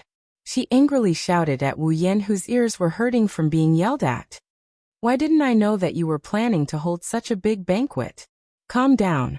Calm down. Wu Yan hurriedly waved his hand in an attempt to calm Remilia down. I saw that you were holding a banquet in the Red Devil Mansion, so I didn't tell you. That's that. That's that. Remilia yelled in a frenzy. Such a big banquet. If others find out that the Red Devil Mansion's butler paid for it, and the Red Devil Mansion didn't contribute a single cent, where am I supposed to put my face? You said it yourself. This is this and that is that. I didn't hold this banquet as the Red Devil Mansion's butler. Wu Yan didn't know whether to laugh or cry. Besides, if it doesn't work, I can just tell others that the Red Devil Mansion is the one behind this banquet. All right, your head. Remilia's anger didn't lessen. It won't take long for people to dig out the truth about this matter. Do you think that paparazzi has been faking it all this time? Remy, calm down first. Patrice silently closed the book in her hand. She seemed to be annoyed by the ruckus and said helplessly, the banquet is already held and most of the invited guests are here. The banquet will officially begin soon. Even if you keep making a ruckus here, it won't be of any use. Yes. Now isn't the time to quarrel. Remilia snapped out of her daze and glared at Wu Yan before turning to Zuoyi. While there's still time, Zuoyi, hurry up and prepare some dishes and wine for the banquet. At the very least, these things should be provided by us. That way, others won't have anything to say. Yes, miss. Eldest young miss. Bu Yi bowed, and with a flash he disappeared on the spot. Wu Yan could only roll his eyes. In about half an hour, the banquet would officially begin. Even if Zuoyi had the ability to manipulate time, it would be very tiring to prepare all the dishes and wine needed for the banquet during this period of time. This Remilia actually made Zuoyi work so hard just for a bit of face. It seems like I have to find some time to teach her a lesson. Wu Yan's gaze wandered between Remilia and Patrice for a while before he asked, right, where's Fran? Just as Remilia was about to reply, a series of hurried footsteps entered Wu Yan's ears. Not long later, Wu Yan felt a weight on his back as two petite figures appeared. Big brother. Fran's face was slightly flushed, and she seemed to be very happy. Big brother. The other was Gu Ming's love. Chapter 1868. Lian Lian? Looking at the naughty Furan who was lying on his back with her head peeking out from his shoulder, Wu Yan laughed. You're here? Gu Ming Di Lian nodded his head heavily, his little feet dangling in the air, swaying nonstop. Lian Lian is here, and there's a lot of people with her. Gu Ming's love, who had come to the surface more than once, naturally had seen the scene of the banquet. Moreover, after the mutation caused by the monsters in the underground world was resolved by Ling Meng, the fantasy paradise held a banquet as usual. At that time, Gu Ming's love had also participated. However, the scale of the banquet then was on a completely different level compared to this one. Putting everything else aside, the number of monsters attending the banquet alone was so large that even Gu Ming's love was surprised. Where's your sister? Wu Yan pinched Gu Ming Di Lian's nose. Don't tell me that you abandoned your sister and ran over here by yourself? That's not bad. Lian Lian is not that bad. Besides, I won't let Lian Lian come alone. Gu Ming Lian wrinkled her nose and pointed in a direction. Sister is over there. Wu Yan, Remilia, and Patrice looked in the direction Gu Ming Di Lian pointed. Gu Ming Di Lian was looking around with Spirit Wu Lu Kong and Flaming Cat Phosphor. They seemed to be looking for something. Gu Ming Di Lian scanned the surroundings, nimbly passing by demons and walking towards them. Sister! Guming Dilian shouted. I'm here. Guming Dijue looked over when he heard Guming Dijue. When he saw Furan and Guming Dijue lying on Wu Yan's back, he couldn't help but grin as he walked over. Sorry to keep you waiting. Guming Dilian smiled. I'm not late, right? Thank goodness the banquet hasn't started yet. Wu Yan greeted Guming Dilian and waved at Spirit Wu Lukong and Flaming Cat Phosphor. Hello, you two. Facing this one and only friend that their master thought about every day, Spirit Crow Lukong and Flaming Cat Phosphor did not dare to be negligent. They quickly bowed. Why are you two here? At this moment, Remilia frowned and glared at Wu Yan. You even informed the people of Earth Spirit Hall, but not me. What is the meaning of this? Oh please. You know they live in the underworld. They'll need some time to get here. Of course I have to inform them in advance. Remilia seemed to be brooding over the fact that he didn't inform her beforehand. Wu Yan didn't know what expression he should show. Also, it's not like I didn't inform you. It's not like you came uninvited, so why are you still brooding over it? I don't care. Remilia said willfully. If there's a next time you have to inform me first. Do you hear me? Yes. Wu Yan could only reply helplessly. Patrice, Guming Dilian, and the others found it funny. And in just a short while, another familiar figure appeared on the scene. Lord Bai. Following this voice, 3 figures appeared in Wu Yan's vision. One of them is a girl with bunny ears who greeted Wu Yan just now. One of them was a young girl with a cold and elegant temperament walking at the side. There was also an elegant young lady who walked in front of them. She was dressed in a Japanese outfit and had long, silky black hair that flowed like a waterfall. She looked like a princess. They were Penglai Mountain's Hui Yi, Yonglin Bai and Ling Xian. How lively! Penglai Mountain's Hui Yi looked at the lively scene and seemed to be lost in thought. How long has it been since this concubine saw such a lively scene? Since betraying the moon, Huey of Mount Penglai had been living in the Forever Pavilion for a long time. He did not even appear in people's sight when the Forever Pavilion held an exhibition. He hid in his room and lived in otaku life. Thus, Penglai Mountain's Hui Yi didn't know how long it had been since she went out. She also didn't know how long it had been since she saw such a lively scene. Yonglin Bai also seemed to be reminiscing. Now that I think about it, it's been a long time since I saw so many people. At this moment, these 2 girls who didn't seem to be over 20 years old were filled with an aura of vicissitudes. It was hard for people to get used to it. Wu Yan was the only one who teased him. Now you finally know how much of an otaku you are? This sentence was naturally directed at Penglai Mountain's Hui Yi. As a lady of a noble family, it's not strange that you don't go out. Penglai Mountain's Hui Yi finally recovered from her absent-minded state. She dragged her long sleeves and covered the corner of her mouth. Her beautiful eyes curved into crescent moons. Besides, the human heart is very complicated. For a weak girl like me, if I run around, I don't know when I will be abducted by a strange uncle. Saying these words, Mount Penglai's Huey still acted as if it was a serious matter, tenderly stroking his cheek. Without a doubt, Mount Penglai Kagaya was a great beauty. She was a woman who was much more beautiful than those who called themselves beauties. Otherwise, she wouldn't have conquered an entire era with her beauty and written her own monogatari. When such a great beauty touched the side of her face, it was indeed breathtaking. Even Remilia, Guming Diju, and the other young girls couldn't help but cast sidelong glances. Wu Yan couldn't help but retort. Let's not talk about whether you're weak or not. Only a little loli would be abducted by a strange uncle. You're not a delicate loli. You won't attract a strange uncle. Don't worry. Allah, have you forgotten my ability? Penglai Mountain's Hui Yi smiled slyly.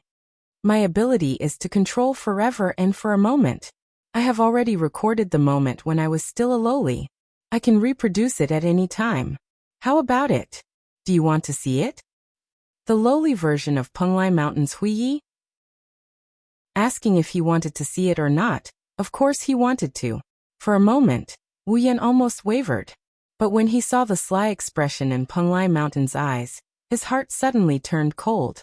Intuition told Wu Yan that if he really answered yes, He would definitely be tricked by this two-faced princess. Thus, Wu Yan flatly refused. Forget it. You should find someone else to see it. Is that so? Plunglai Mountain's Hui Yi shook her head in disappointment. A trace of vexation surfaced in her eyes. Clearly, it was because Wu Yan didn't fall for her trick. This made Wu Yan rejoice. All of a sudden, Patrice lifted her head and looked in a certain direction. She paused for a moment and knitted her brows. What's wrong? Noticing Patrice's change, Remilia asked. Then she turned to the direction Patrice was looking at just now. The others also looked over curiously. Soon after, everyone present saw another familiar figure flying towards them in midair. There were two palm-sized people floating beside him. Wu Yan's spirit jolted as he raised his hand, and without thinking, he yelled out, Alice! Hearing someone calling her, Alice, who was flying over, turned around and met Wu Yan's gaze. Her pretty face quickly turned red. It couldn't be helped. Not long ago, when Wu Yan invited her to the banquet, she placed all her attention on Eve's heart and ignored Wu Yan. As a result, she was viciously dealt with by Wu Yan. Alice still couldn't forget the scene where Wu Yan placed her in 18 different positions. In the end, she could only beg for mercy due to exhaustion. While Alice was furious, she also fiercely glared at Wu Yan. Even so, Alice obediently brought Shanghai and Penglai to land in front of Wu Yan's group. Alice didn't realize that she was getting more and more used to interacting with Wu Yan. She was no longer as distant as before. This made Wu Yan secretly delighted. If it continued like this, sooner or later, Alice would be willing to accompany him by his side, and it would be a matter of course. However, this joyful mood collapsed at the next moment. After landing in front of Wu Yan, Alice didn't look at Wu Yan immediately. Instead, she looked at Patrice. Wu Yan could only curse inwardly. These two girls with Yuri plots. They wouldn't quarrel, right? You're tuning in to the Li Mei's Wuxia Whispers YouTube channel. We're so grateful for your support, and don't forget to subscribe to join us on this incredible journey through captivating stories. Your generosity through donations truly makes a world of difference, as it's the primary source of revenue that allows me to expand and enhance this channel for you. Thank you from the bottom of my heart for being a part of this adventure.